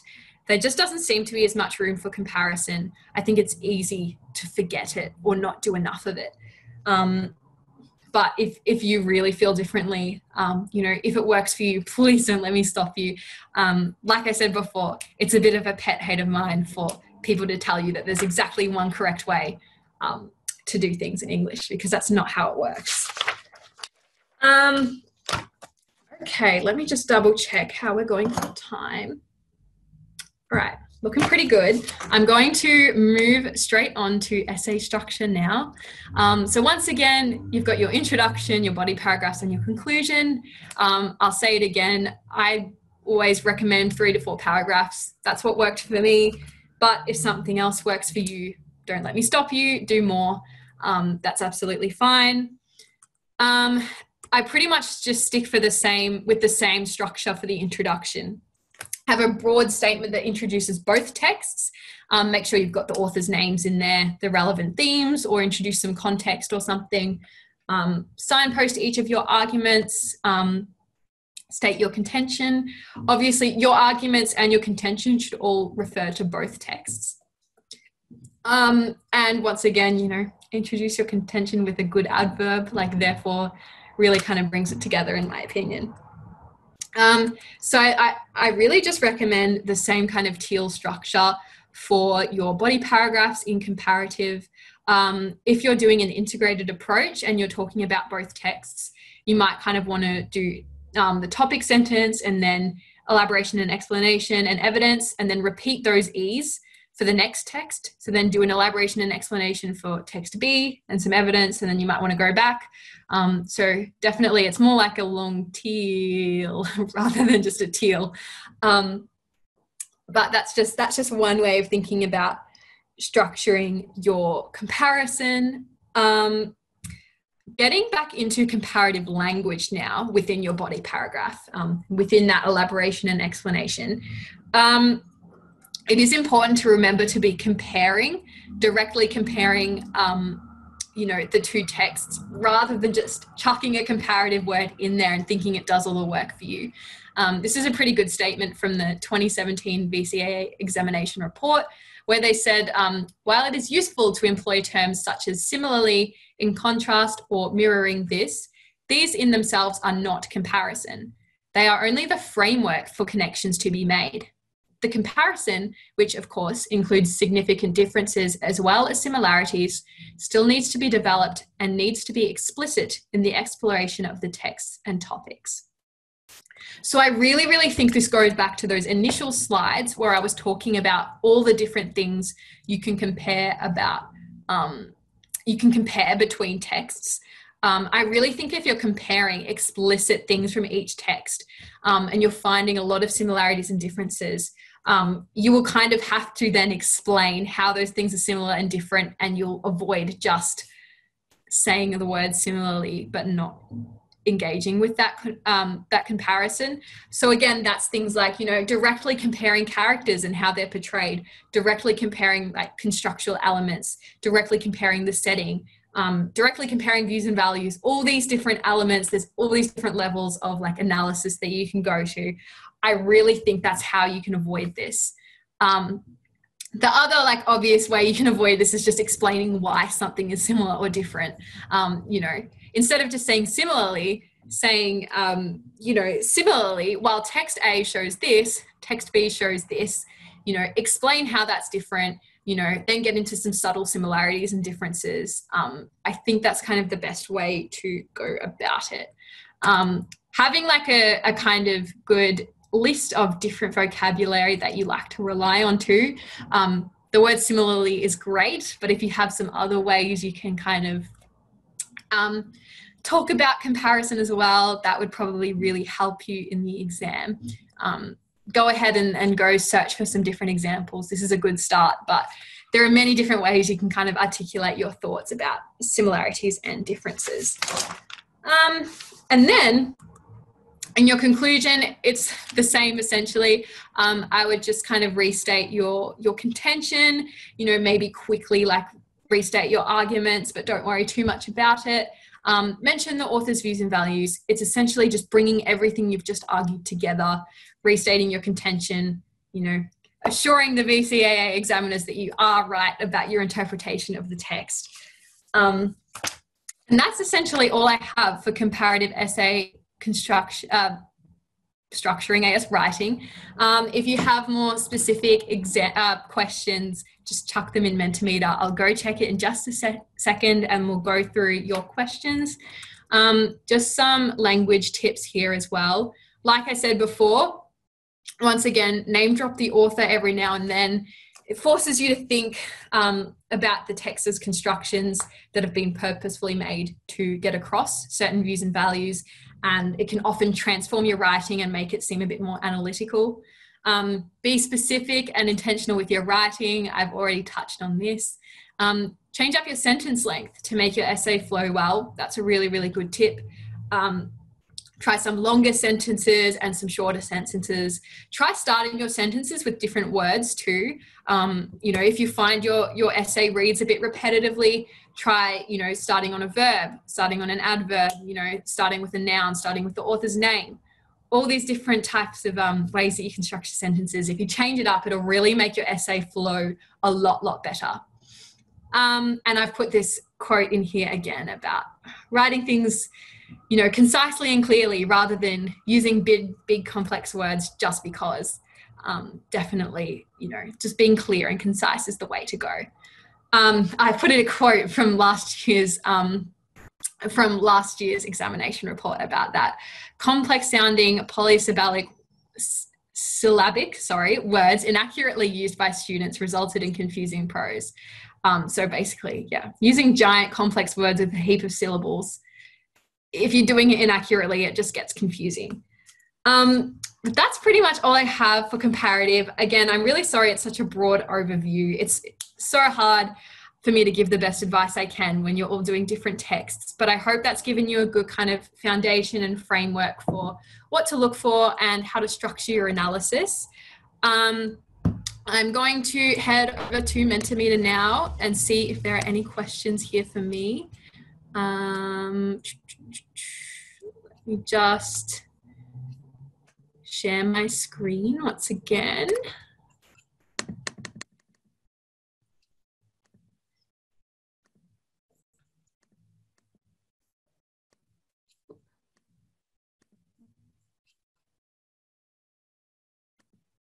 Sorry, it'll be off in just a second. Here we go. All right. So someone has said, would you recommend writing the essays? What order would you recommend writing the essays in? It'd be interesting to ask Fiona, our assessor, in case she has some different advice, because she said that she has advice about tackling the exam and, you know, strategies and stuff like that. My advice is do section C first and then figure out for yourself which order works best for you. I did C, then A, then B, just because I found that the easiest. That was just what worked for me. Oh, Fiona's just messaged me. Yes, I do have advice on that. Amazing. not too long and you'll get to hear from her. So it'll be interesting to see what she has to say. I won't speak too much more on it then, because we can get advice from a real examiner. That should be very beneficial. Oh, if you could go back and tell your year 12 self one thing. Oh, here she is. How are you going? Oh, you're on mute. Hello.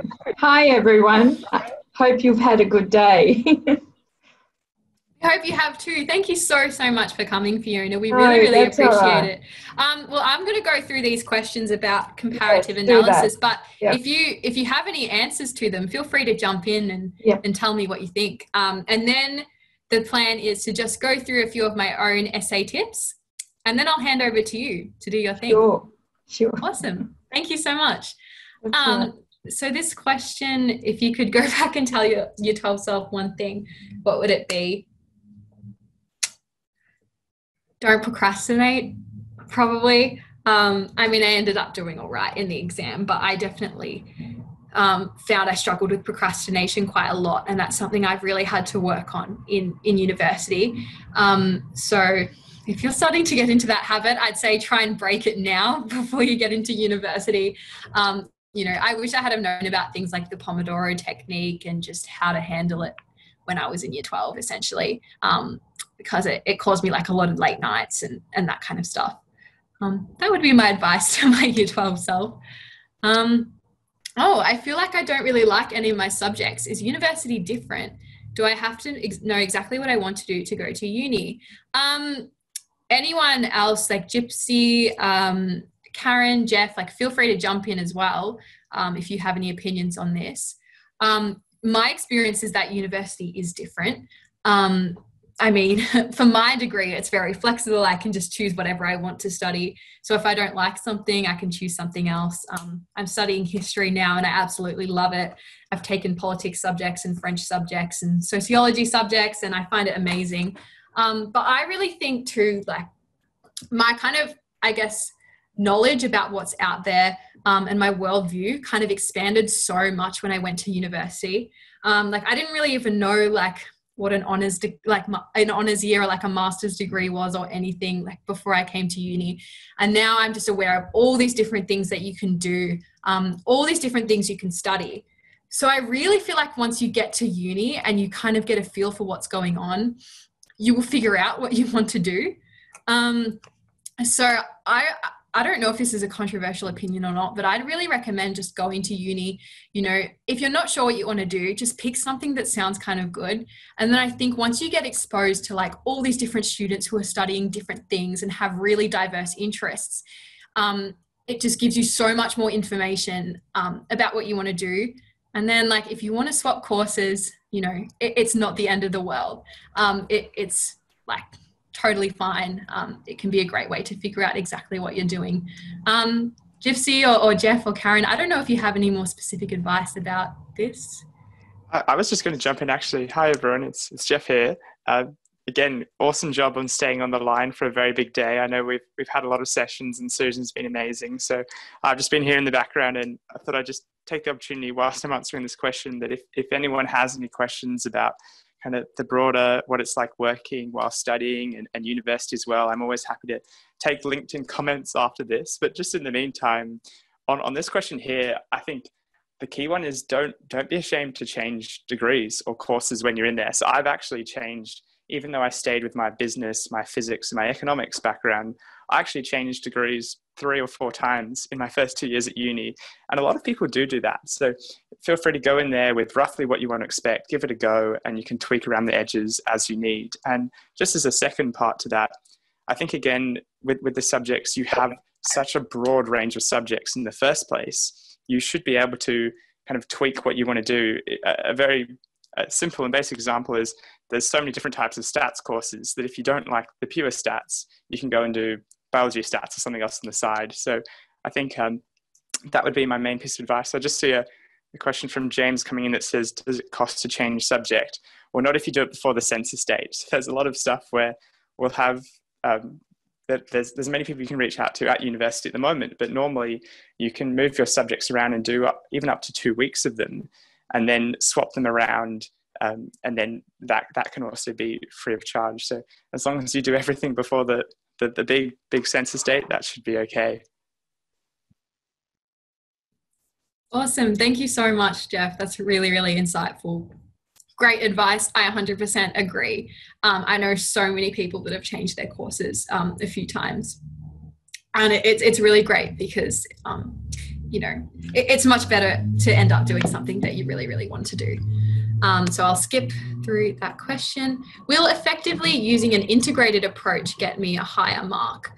I think this is pretty much similar to what I said before about if the integrated approach helps you personally do better analysis, then it will get you a better mark because your analysis is stronger.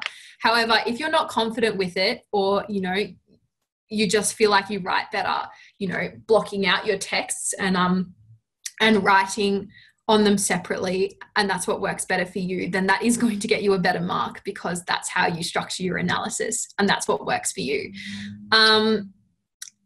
Like I said, there's pros and cons to the integrated approach because it can help to be comparing text side by side all the time, but it's also can be quite difficult if, you just fall into the trap of going between texts, he said this, she said this, but you don't get any actual really deep, genuine comparison or analysis.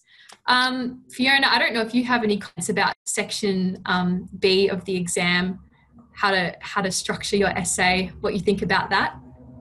So in terms of structuring essays, you're right when you say to the group that they need to play to their strengths.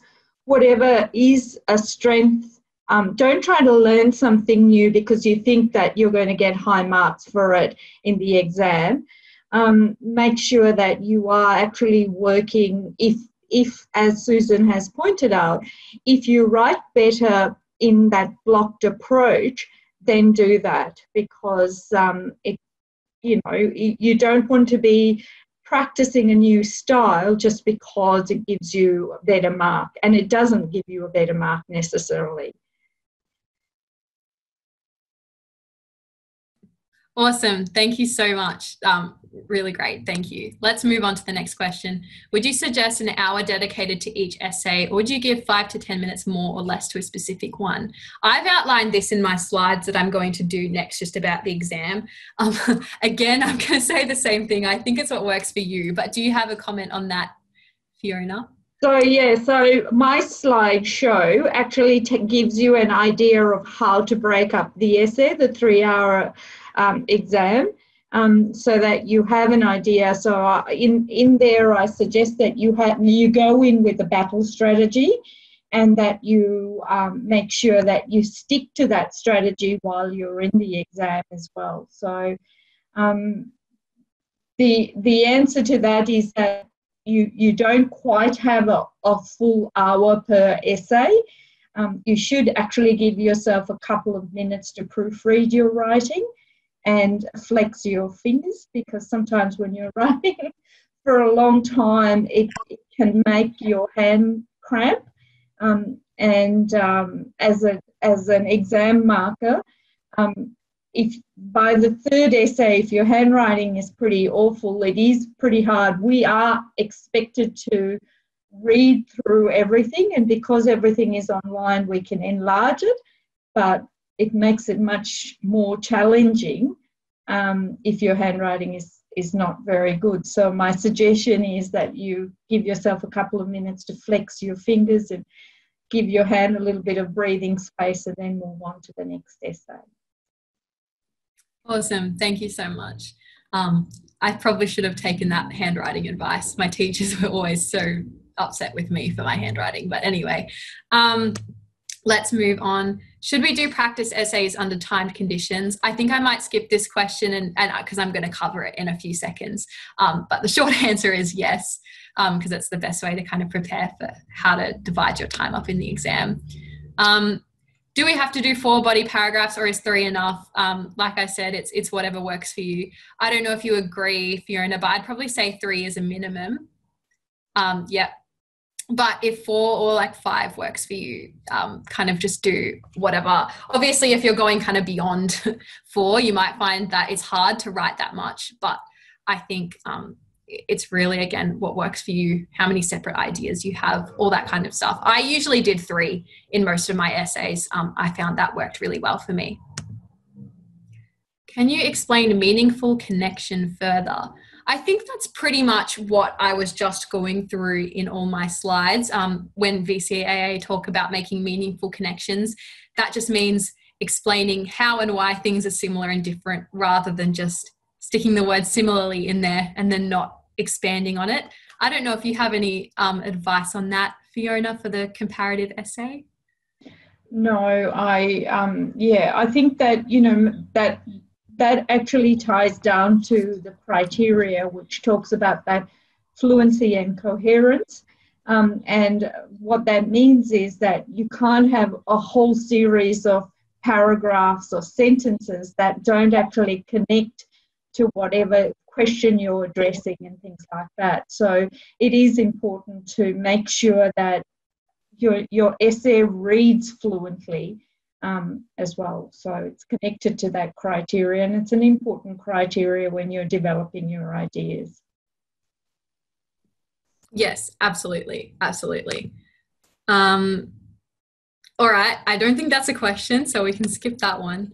Do you recommend moving out of home in order to go to university, or is it better to stay at home and go to a uni near home? Living in regional Victoria. Well, for me, I was absolutely desperate to leave my hometown and to come to Melbourne. And I'm having an absolute ball living in Melbourne at the moment.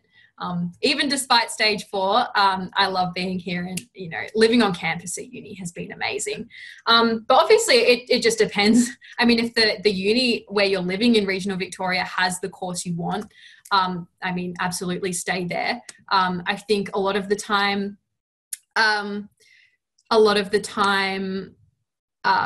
your choice of uni should probably be based more on what you want to study, rather than just the location or, you know, are your friends going there? Have a look at that uni's strengths, you know, maybe who the professors are, all that kind of stuff. But just in terms of like a personal kind of feeling, I mean, I love living out of home. You know, you get that sense of independence and you meet new people and you can do your own thing. I think it's great. There's a comment in the chat. Is it really beneficial to try to go to a prestigious uni like the University of Melbourne rather than a less prestigious one? I don't know if anyone else would like to comment who's been to university. I think more and more, I mean, the idea that kind of the University of Melbourne is the most prestigious uni, and it's like, you know, that kind of thing. You know, University of Melbourne is still very prestigious, but the other unis are becoming more and more recognised for being really, really strong in many fields. I really think, again, it depends on the course you want to do. If you want to do a course that Melbourne has, then like come here, I love it. But if it's not what you're looking for, then I wouldn't come here just for the prestige. I think you'd be better off going for something that you really want to do. And especially Melbourne, the degrees are a bit more broad. They more lead you to go into research rather than train you in specific vocational fields. If that's not what you're interested in, then I definitely recommend going to a different uni. I don't know if Gypsy or Jeff or Karen or anyone has any comments on that. So I'm at Melbourne with Susan, and yeah, it's definitely really up to what you want to do. I want to get into research and academia, so it's kind of perfect for me. I'll have a straight path. I'm going to do my master's and PhD, etc., etc. But if you want a job straight out of undergrad, Melbourne Uni is definitely not the place you want to go. Or you want to do something like very specific, or, you know, say you want to do medicine, maybe Monash is a better option because you can do undergrad medicine. It's really up to you, like who you are, where you want to go, what you want to be. Don't go to Melbourne just for the prestige, especially because the prestige comes from its research, not necessarily from its teaching. So it's really up to you. Yeah, you.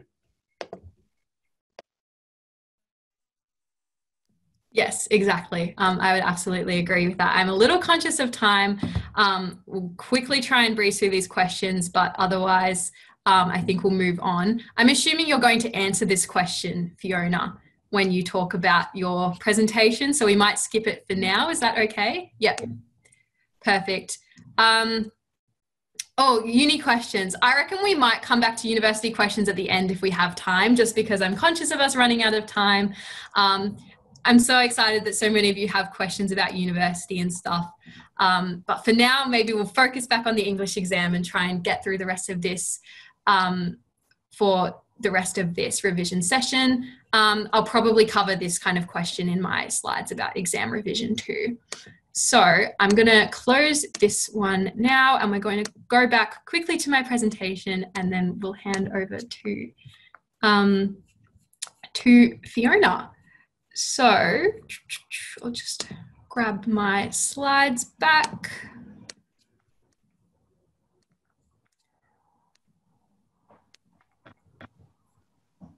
All right. So I'm not going to cover this for too long because I think Fiona is going to talk about most of this.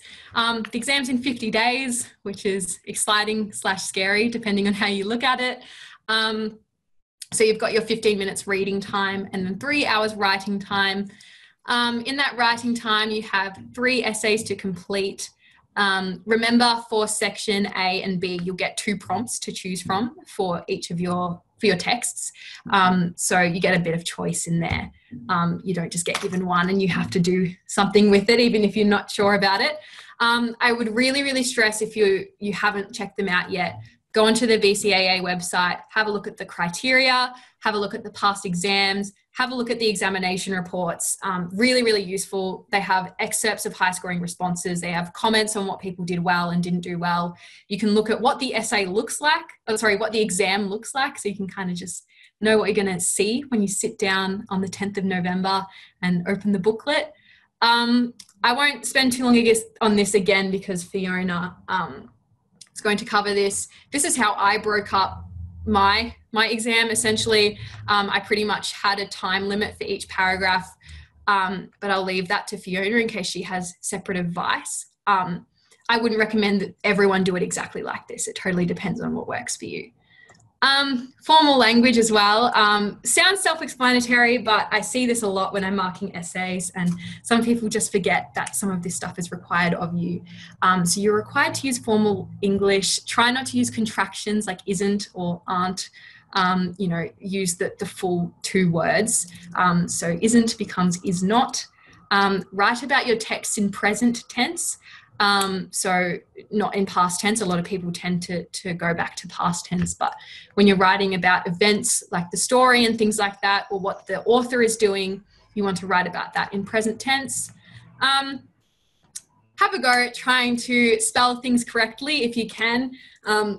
Obviously, it's a bit hard, sometimes you don't realize, but that's why it's important to proofread your essays too, so you can pick up on any of those mistakes. And also, I'm pretty sure in the VCAA guidelines, it does say use Australian spelling as well. So that's just, some words end with SE instead of ZE and all those different things. This is how I kind of prepared for the English exam. So it's probably a bit difficult, unless you're doing it already, to just jump straight into doing timed essays. So I would just have a go at doing some plans first, because that can really help you bring your ideas together, especially for comparative. Get a prompt up, think about, how can I plan this out into 3 or 4 topic sentences, contention, evidence, then have a go at some untimed essays using all your notes. Then I'd have a go at trying some essays with all your notes, but time them. First maybe just time yourself, see how long it takes you, then just see how much you can do in 60 minutes or 50 minutes or something. Then I'd move on to timed essays with no notes, like exam conditions. Then have a go at doing maybe 1 or 2 exams where you try and smash out 3 essays in 3 hours.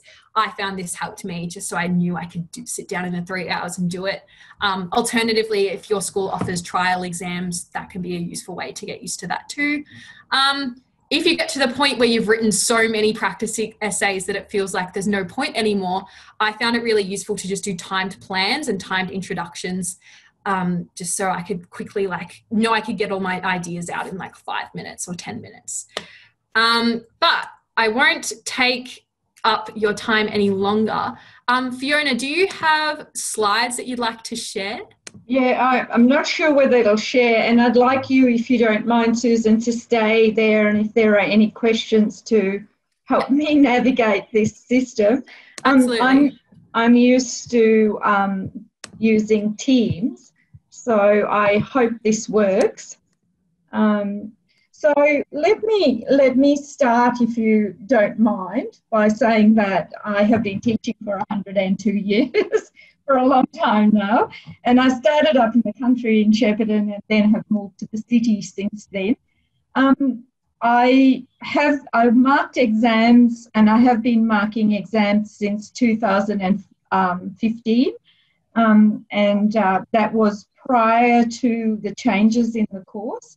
And then in 2017, I think there was a change to the English exam. And so the way we marked the exam changed as well. I'd like you to stop me and ask questions because, yeah. I also would like to say congratulations to this group. It's pretty awesome that you've stuck the course in such an amazingly difficult year. And I think that if nothing else, this group of Year 12s can say on their resumes that you're resilient and that you have been able to manage many different settings. You are highly employable in the future because you've been able to do some of the things that we have never, ever done before, and it's all been online. So congratulations to you all. And I wish you all the best for the exam as well. I have been accepted to mark the exam this year, and we've already got a letter from the Chief Assessor, who is Karen Graham, and she has already let us know that we will need to make sure that we are extra diligent this year, because we understand that not everybody has had the same opportunity, and we will do some extra training in order to be able to mark the exam. Susan talked a little bit about, I don't know whether this is going to work, let me try this. Susan talked a little bit about revision. One of the things that I would like to encourage you to do is that revision can't happen in the study week alone. I used to often say to my students, particularly with English, mainstream English, it is a 3-hour exam, and I encourage you to start your revision early. And it doesn't have to be full-on 3-hour exams now. It just needs to be deconstructing questions and doing detailed plans to start off with. And yeah, you need to try and start that process early, as Susan has pointed out. I'm glad I came early so that I could see what you were saying as well. And when you actually start your revision, if you are on the at the start of your revision, it is that you start with all your textbooks around you and a dictionary with you. Don't try to make it an exam unless you have actually already been doing that work. Have all your texts around you and draw on your text and your resources as much as possible when you're doing your revision, and get yourself well and truly ready. I encourage my students to buy themselves an exercise book or get an old exercise book. So from now on, you should be doing a lot of handwriting of questions, only because I know we have spent the year doing a lot of stuff online, but handwriting, while it's not assessed, as someone who sits here at 10:30 or 11 at night marking exams, when you get something that the handwriting is difficult to read, it really does, it becomes challenging. And while you don't get marked down for it, the fluency of the piece is affected by poor handwriting if you cannot read it very well. So commence your revision early. It's hard to revise, in the 3-hour, for a 3-hour exams just overnight.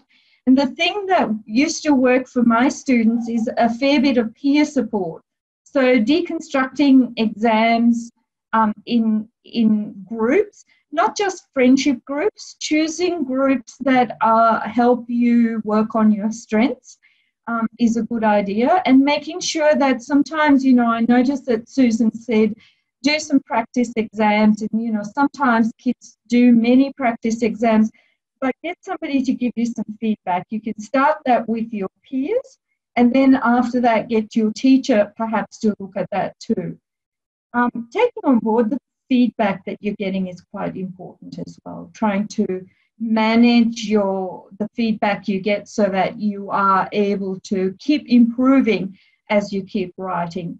I used to say to my students the reason why I love teaching Year 12 is that the improvements in your writing and the way that you actually approach things tangible. You can see that there are changes to your learning, and so always be confident that wherever you started at the start of the year, there would be lots and lots of improvements. So build on your strengths there. What should you do? I often have students ask me, what should I do the night before? I never suggest that they do a full exam the night before or anything. By the time you get to the night before, you should just be, if you have done a film as text, watching that, maybe looking at some of the resources that you have, maybe reading over stuff, making sure that your equipment is right, making sure that you have your dictionary there. It is quite important to make sure that you take a substantial dictionary in to your exam. I used to say, take a dictionary that could create some damage. Often students take their little junior school dictionary that actually don't have the of words and things like that. Take a good dictionary in and make sure that you use it while you're there. Remember, you cannot take a thesaurus in, so make sure that you have a dictionary that gives you a good understanding of the words that might be there. Key advice. On the VCAA website, the front page of the script book is there. It is my suggestion that you download that and have a look at it. So familiarise yourself with that book. It seems like a simple thing, but for something like 15 years, I was the head of VCE at a local high school here in Melbourne, and the numbers of students who didn't actually get their student numbers in properly as instruction because you're nervous. Sometimes you might want to start writing quickly, and so if you're familiar with the front page of that script book, then you will understand what you need to do and where you need to shade things and all of that sort of stuff. Also, one of the things that is really, really, as an assessor, one of the things that is really worrying, and somebody asked that question, what is the biggest mistake you can make in an exam? And I want to address that in a number of ways. One is that you address the question and you haven't told the assessor what your question is. Often we have students who write an essay and they haven't shaded in what the right box is. The other thing that does happen is that a student may start by selecting question number 1, but then decide to address question number 2. And there are issues that you really need to make sure that you are careful about. So if you have already shaded in box number 1 because that's what you're going to do, make sure that if you decide to do question 2 by the time you come to that you make it clear by putting a big cross through it and circling the question that you have actually addressed, because that is a mistake, because what we are looking for as assessors is that you're addressing that question. And that is the other big mistake that students make, that they memorize an essay and they come in and they try to force that essay into the 2 questions that have been given to you. And that's a problem too. I've also had students do things like they start their introduction and their first body paragraph is addressing question number 1, and then the rest of the essay is addressing question number 2. They're big mistakes to make, ladies and gentlemen, so I would encourage you to think carefully about what you're doing and make sure that you are familiar with that and that you stick to the question that you have selected and you're doing. And that's where this next session, this next part is really important. Use your reading time really well. I often used to have students that would sit in there and they'd quickly read the paper and then they'd be able to look around and that sort of stuff. The reading time is really crucial. In that reading time, start at the front of the exam paper. Make sure that you read your instructions very carefully, looking at your times and things like that. And then make sure that you go to the text that you have selected to write on. There are 2 questions there. Often what does happen is that sometimes students choose questions really quickly. And this means that you haven't thought, what will I write in paragraph 1? What will my topic sentence be in topic 1? What will my topic sentence? You won't be able to write anything. But think about your 3 topic sentences or 4 topic sentences that you are going to actually address. Don't just pick the question that you think looks like it's the easiest question. Pick the topic that allows you scope to write about. A question is only easy if you feel confident and you can address it and that you know what you're writing about. So think carefully about that. Look at your 2 topics well, and here's where your dictionary comes into play. You may be a wordsmith. You may have won your prize for the spelling bee at your school, but look those words up again. Just give yourself time to think about that and look those words up, because when you look up those words in the dictionary, you will find that it stimulates your thinking and your thought process again, and you might have some different thoughts that you might write about. So as I said, you won't be able to actually pick up a pen till you are allowed to. So be careful about that. The exams. What I mean by that is that at 9 o'clock you arrive, you are in the exam, you have settled in. You should arrive a little bit early, particularly with English exams. Some schools have hundreds of students. I remember one year I had 220 students and they were all in different rooms, and the panic comes from, can I find where I'm meant to be and all of that sort of stuff. Avoid all of that by getting there a little bit early and making sure that you find out where your rooms are and you're settled and you're calm. At 9 o'clock, carefully study your topics, section A and section B. And I'm really glad to hear that Susan said that the recommendation is that you might start with section C. But having said that, again, I'd like to endorse what Susan said there, because if you have learned a whole lot of quotes and you think, hell, I'm going to lose that, you will never lose that. If you think that and you feel that you want to start in section A or section B, then please make sure that you do that carefully. And do that. Start with your strengths, start with whatever you're wanting to do. So my strategy was read the exam paper from cover to cover. At 9:06, my suggestion is for you to read the background information associated with section C, argument and persuasive language.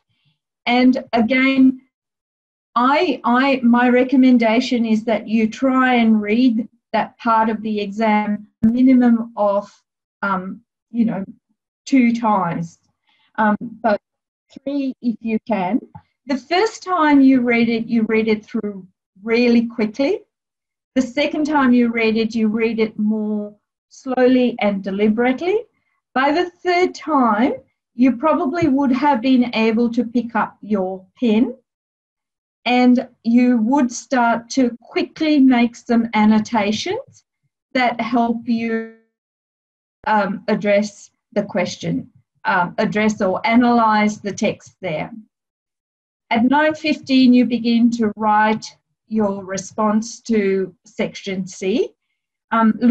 Firstly, you need to actually engage with the background information closely. You need to be able to open and understand the context of the debate and who is the audience and what is the purpose. So make sure that you read that carefully and use that information when you are looking through the entire section, through the section C. 10 o'clock, you physically put your pen down, have a sip of water and flex your fingers. As I said to you, I've had students get cramps in their hand, which makes it really difficult to finish the exam. So I strongly recommend that you keep your hands and your fingers flexible and make sure that you have a bit of breathing space and time there. Then at 10:06, you select your comparative, or if you want to go to your section A, one or the other, you select one of them and make sure that you address that question fully. I was in the session when I heard Susan say, you don't get extra marks because you did an integrated approach. What you do get marks for is showing your understanding of the text and being able to actually confidently analyse and compare your text fluently, without making it stale and cliched, And again, at 10:15, I suggest that you have another drink of water, flex your muscles, and then finish your next essay, your final essay as well. Some things that you might know, I talked a little bit about reading time. I'll send this to Susan so that you might be able to access these slides as well. When you're reading through your analysis, don't just jump into identifying techniques, and I'm sure you've talked about that, Susan. Section C is my favourite section to mark, as assessors mark all three parts of the essay, and then we are allocated a special part, and my special section is often section B, and we are given 4 texts or 2 groups, 2 pairs to mark. Can I say that there are students that are writing really well, quite detailed analysis of the 2 texts that they have studied. And one of the things that they are able to do is flow and integrate between the 2 texts really well and use the evidence really well. So again, with the evidence using textual detail, please be aware of trying to keep your textual detail down to single words and phrases from the text and integrate that into your discussion so that you have that meaningful connection, as Susan was rightly talking about. Just some things that you might not know and your teachers might not know. With exam assessing, some exams can be marked up by 6 different assessors. So it's not just one person. Person A marks the exam and marks the exam online. That then goes, and there's a rigorous process that has been put into place to make sure that students have the best opportunity. So we have 2 days of training over the weekend once the exam. in those 2 days of training, the first thing that we are given is that we're given a booklet of essays for each section, and we're put into groups of 5 or 6, and we assess those essays, and we are given what we call benchmark essays so that we have an understanding of what gets a 10 out of 10 and what might get a 2 out of 10 or whatever. So with the actual assessing, each essay, once I have marked the essay, it goes to another assessor, and if there is a discrepancy of 2 marks or more, then it goes to a 3rd and a 4th, and sometimes essays even, they have a panel of assessors, as in chief assessors, and sometimes it may go to that panel as well for further marking as well.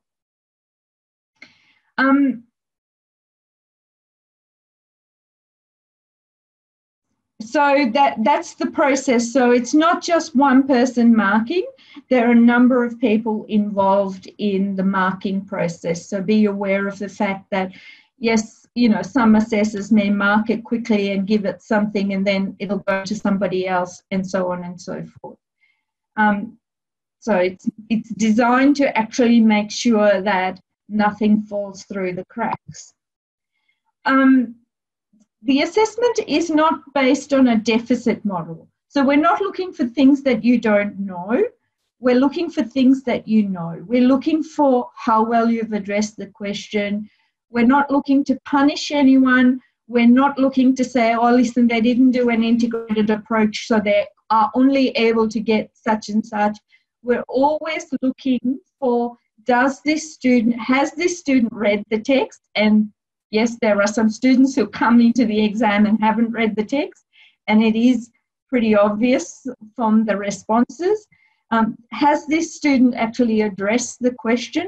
What do they know about the text? They're the sorts of things that we are looking for as assessors, and we use the criteria. I have to say to you that I have my benchmarks on one side of my computer, and I have my assessment criteria on the other side of my computer when I mark the exams.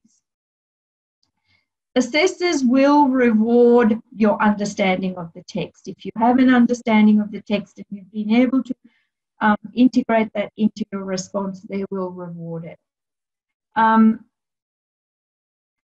Assessors, by the way, every morning assessment starts with what they call some scripts that are sent to you. In the morning, they are scripts that I always have to smile because they are hidden scripts where you have to mark and give it a mark, and the assessment team, as in the chief assessor and her team, actually check to see whether you get the benchmarking scripts right. If you're getting those benchmarking scripts wrong, they call you back in and they retrain you. Luckily, I haven't had to be in that situation, but there are assessors that actually get called back into the retraining program because they're not getting the marking spot on. So it is all designed to make sure that it's fair and it gives you the best opportunity to achieve well. Any other questions? That's the end of what I have got. Perfect. Thank you so much, Fiona. We have a few questions coming in over here. Not too many. I'll just read them out to you.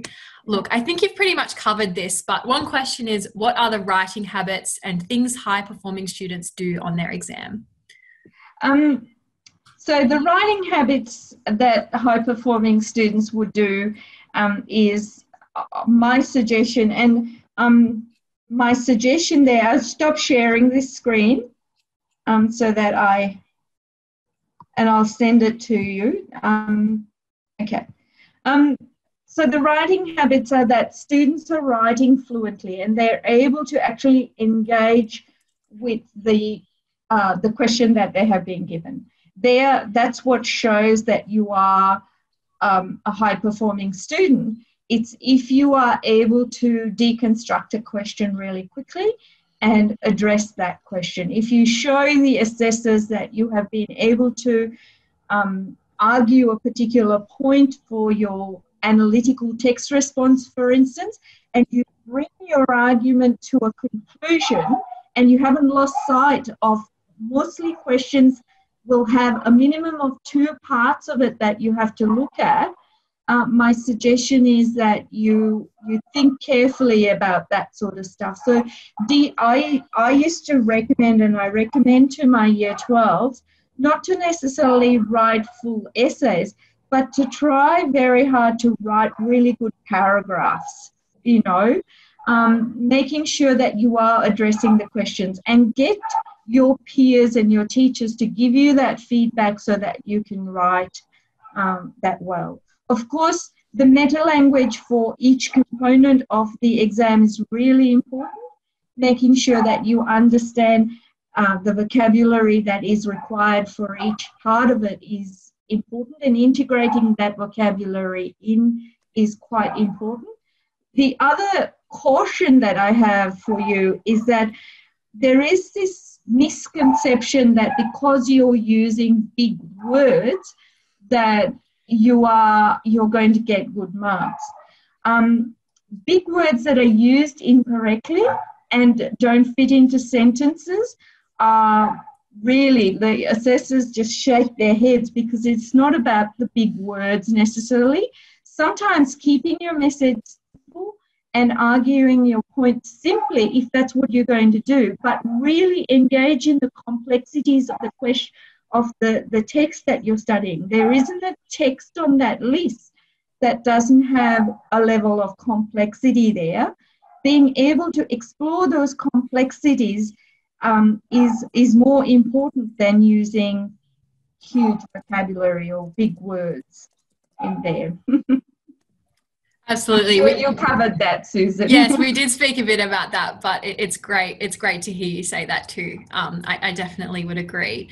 We'll try and speed things up because we're getting towards the end of our session. I'd just like to reiterate what I've said in the chat there. If it's 3:30 now, so if you have to head out, please fill in the survey. I've put the link in the chat. Please fill that out before you leave. It's really important. If anything like this is ever to run again, we kind of need this data. I'd love to hear your comments, negative or positive, what you thought about the revision series. So the link is in the chat. Please go in there, click that link if you have to leave now. Fill it out before you leave the Zoom call. Otherwise, we'll get on to a few more questions that you guys have and then we'll wrap things up. One question for you, Fiona, is if you only completed 2 out of the 3 essays, but you did them extremely well, would the 3rd essay matter? Yes, you must have a battle strategy and you must try to complete all 3 essays. You cannot just do 2 out of 3 or, whatever. It doesn't matter. You must try and address the whole thing. It does matter. So I think that you need to prepare well enough so that you address all 3 questions. Yes, absolutely. I would agree with that one too. I'm just seeing some questions in the chat, so I'll just quickly address them. People are asking how you get a copy of this recorded lecture.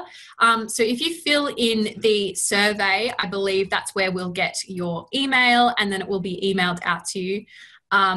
Otherwise, things will also be sent to your school. It might be a bit slower than emailing it directly. But if you'd like a lecture from a session that you couldn't attend today or another day, I believe that will be accessible to you as well. Excuse me. Jane, were you going to jump in there? I was, Susan, just to say the way to get access to the sessions is to complete the survey. Then we'll have your email and we can provide you access to any of the sessions. Yes, so please please complete the survey. Link is in the chat. I'll pop it in again now just so you can see it, and then I'll have it up on the slides again soon. All right, I'll just get through some more of the really top questions here and then we will wrap up. Do you know if our English study score can be brought down if we've done fairly well on SACS but do poorly on the GAT? Also, this year the GAT will be used to moderate more than the previous years.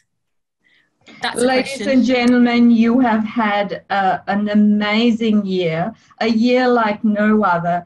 Please don't worry about that. Do your best on the GAT. Do your best on the GAT, but please don't worry. They are going to actually, VCA, I am told that VCA is going to look at the way they actually calculate your study score for English. They are going to be kind to you. They have to be kind to you. So focus on, you know, what you know and shine, because, you know, I think that the VCAA people are well and truly aware of what you've been through. So, no. Perfect. Thank you so much. I think that we will wrap things up there. It's 3:35. Let me just share my screen again. Jane, I don't know if you have an answer. Someone commented in the chat that they completed the survey for literature. They are unable to do it again, I believe. Oh, you're on mute. Thank you. That's a shame. Okay, well, if they've completed it for literature, that's great. We have one set of feedback. That's wonderful. Yeah, just I'm not sure what would be the case there. Make sure you're using, I don't know if there's different links for different subjects, or no, it doesn't look like it, but have a go. Here's the link for everyone that hasn't done the survey yet. So please submit a review here. I'll give you 2 minutes to go do that now if you haven't, and then we'll wrap things up.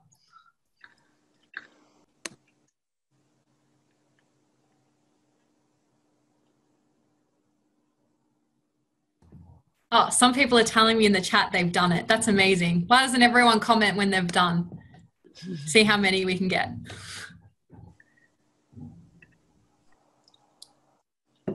Woohoo! Amazing.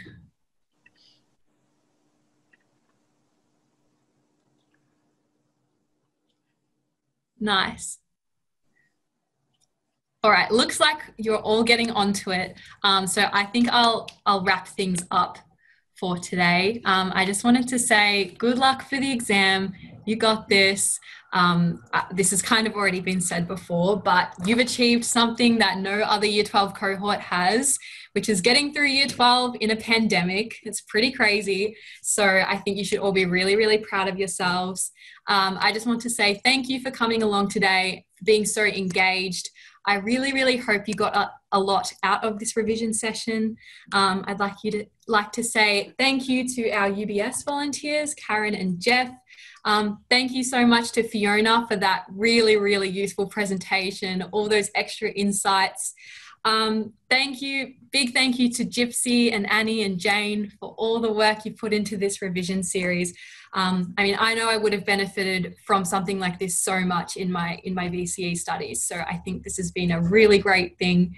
And thank you to everyone here for surviving this big Zoom. It's been a long day. Take the rest of the afternoon off. Go enjoy the rest of your day. Thanks so much for coming along. Do you have any concluding comments, Jane? Yes, a very big thank you to you, Susan. A great session, and congratulations for all of the hard work that you put in to make this possible for us. And I firmly believe that there's lots in what you've shared with us today that's going to make, you know, possibly the edge for the participants. So thank you so much for all of the effort you put in to make this possible. Thank you. Well, I think that concludes today's Zoom session. So feel free to leave the call now. I can see the number of participants slowly dropping. Don't forget, if you did the survey, you'll get the lecture slides and the recording, all that information, so you can go back and review everything. And thanks for coming along. I will send you my slides too. You can do with it what you want. Perfect. That would be amazing. Okay. Thank you so much. No worries. Thank you. Thanks for doing this. And thanks for coming along. Pleasure to be part of this. It's awesome. Yeah, Fiona, how lovely. On behalf of everyone at Skyline, so grateful for you coming and sharing your insights. It's so helpful. Thank you. Thanks. Anytime. Oh, be careful what you wish for. Not a problem. Okay. Thank you. Thank you. Bye-bye. Bye, Fiona. Bye.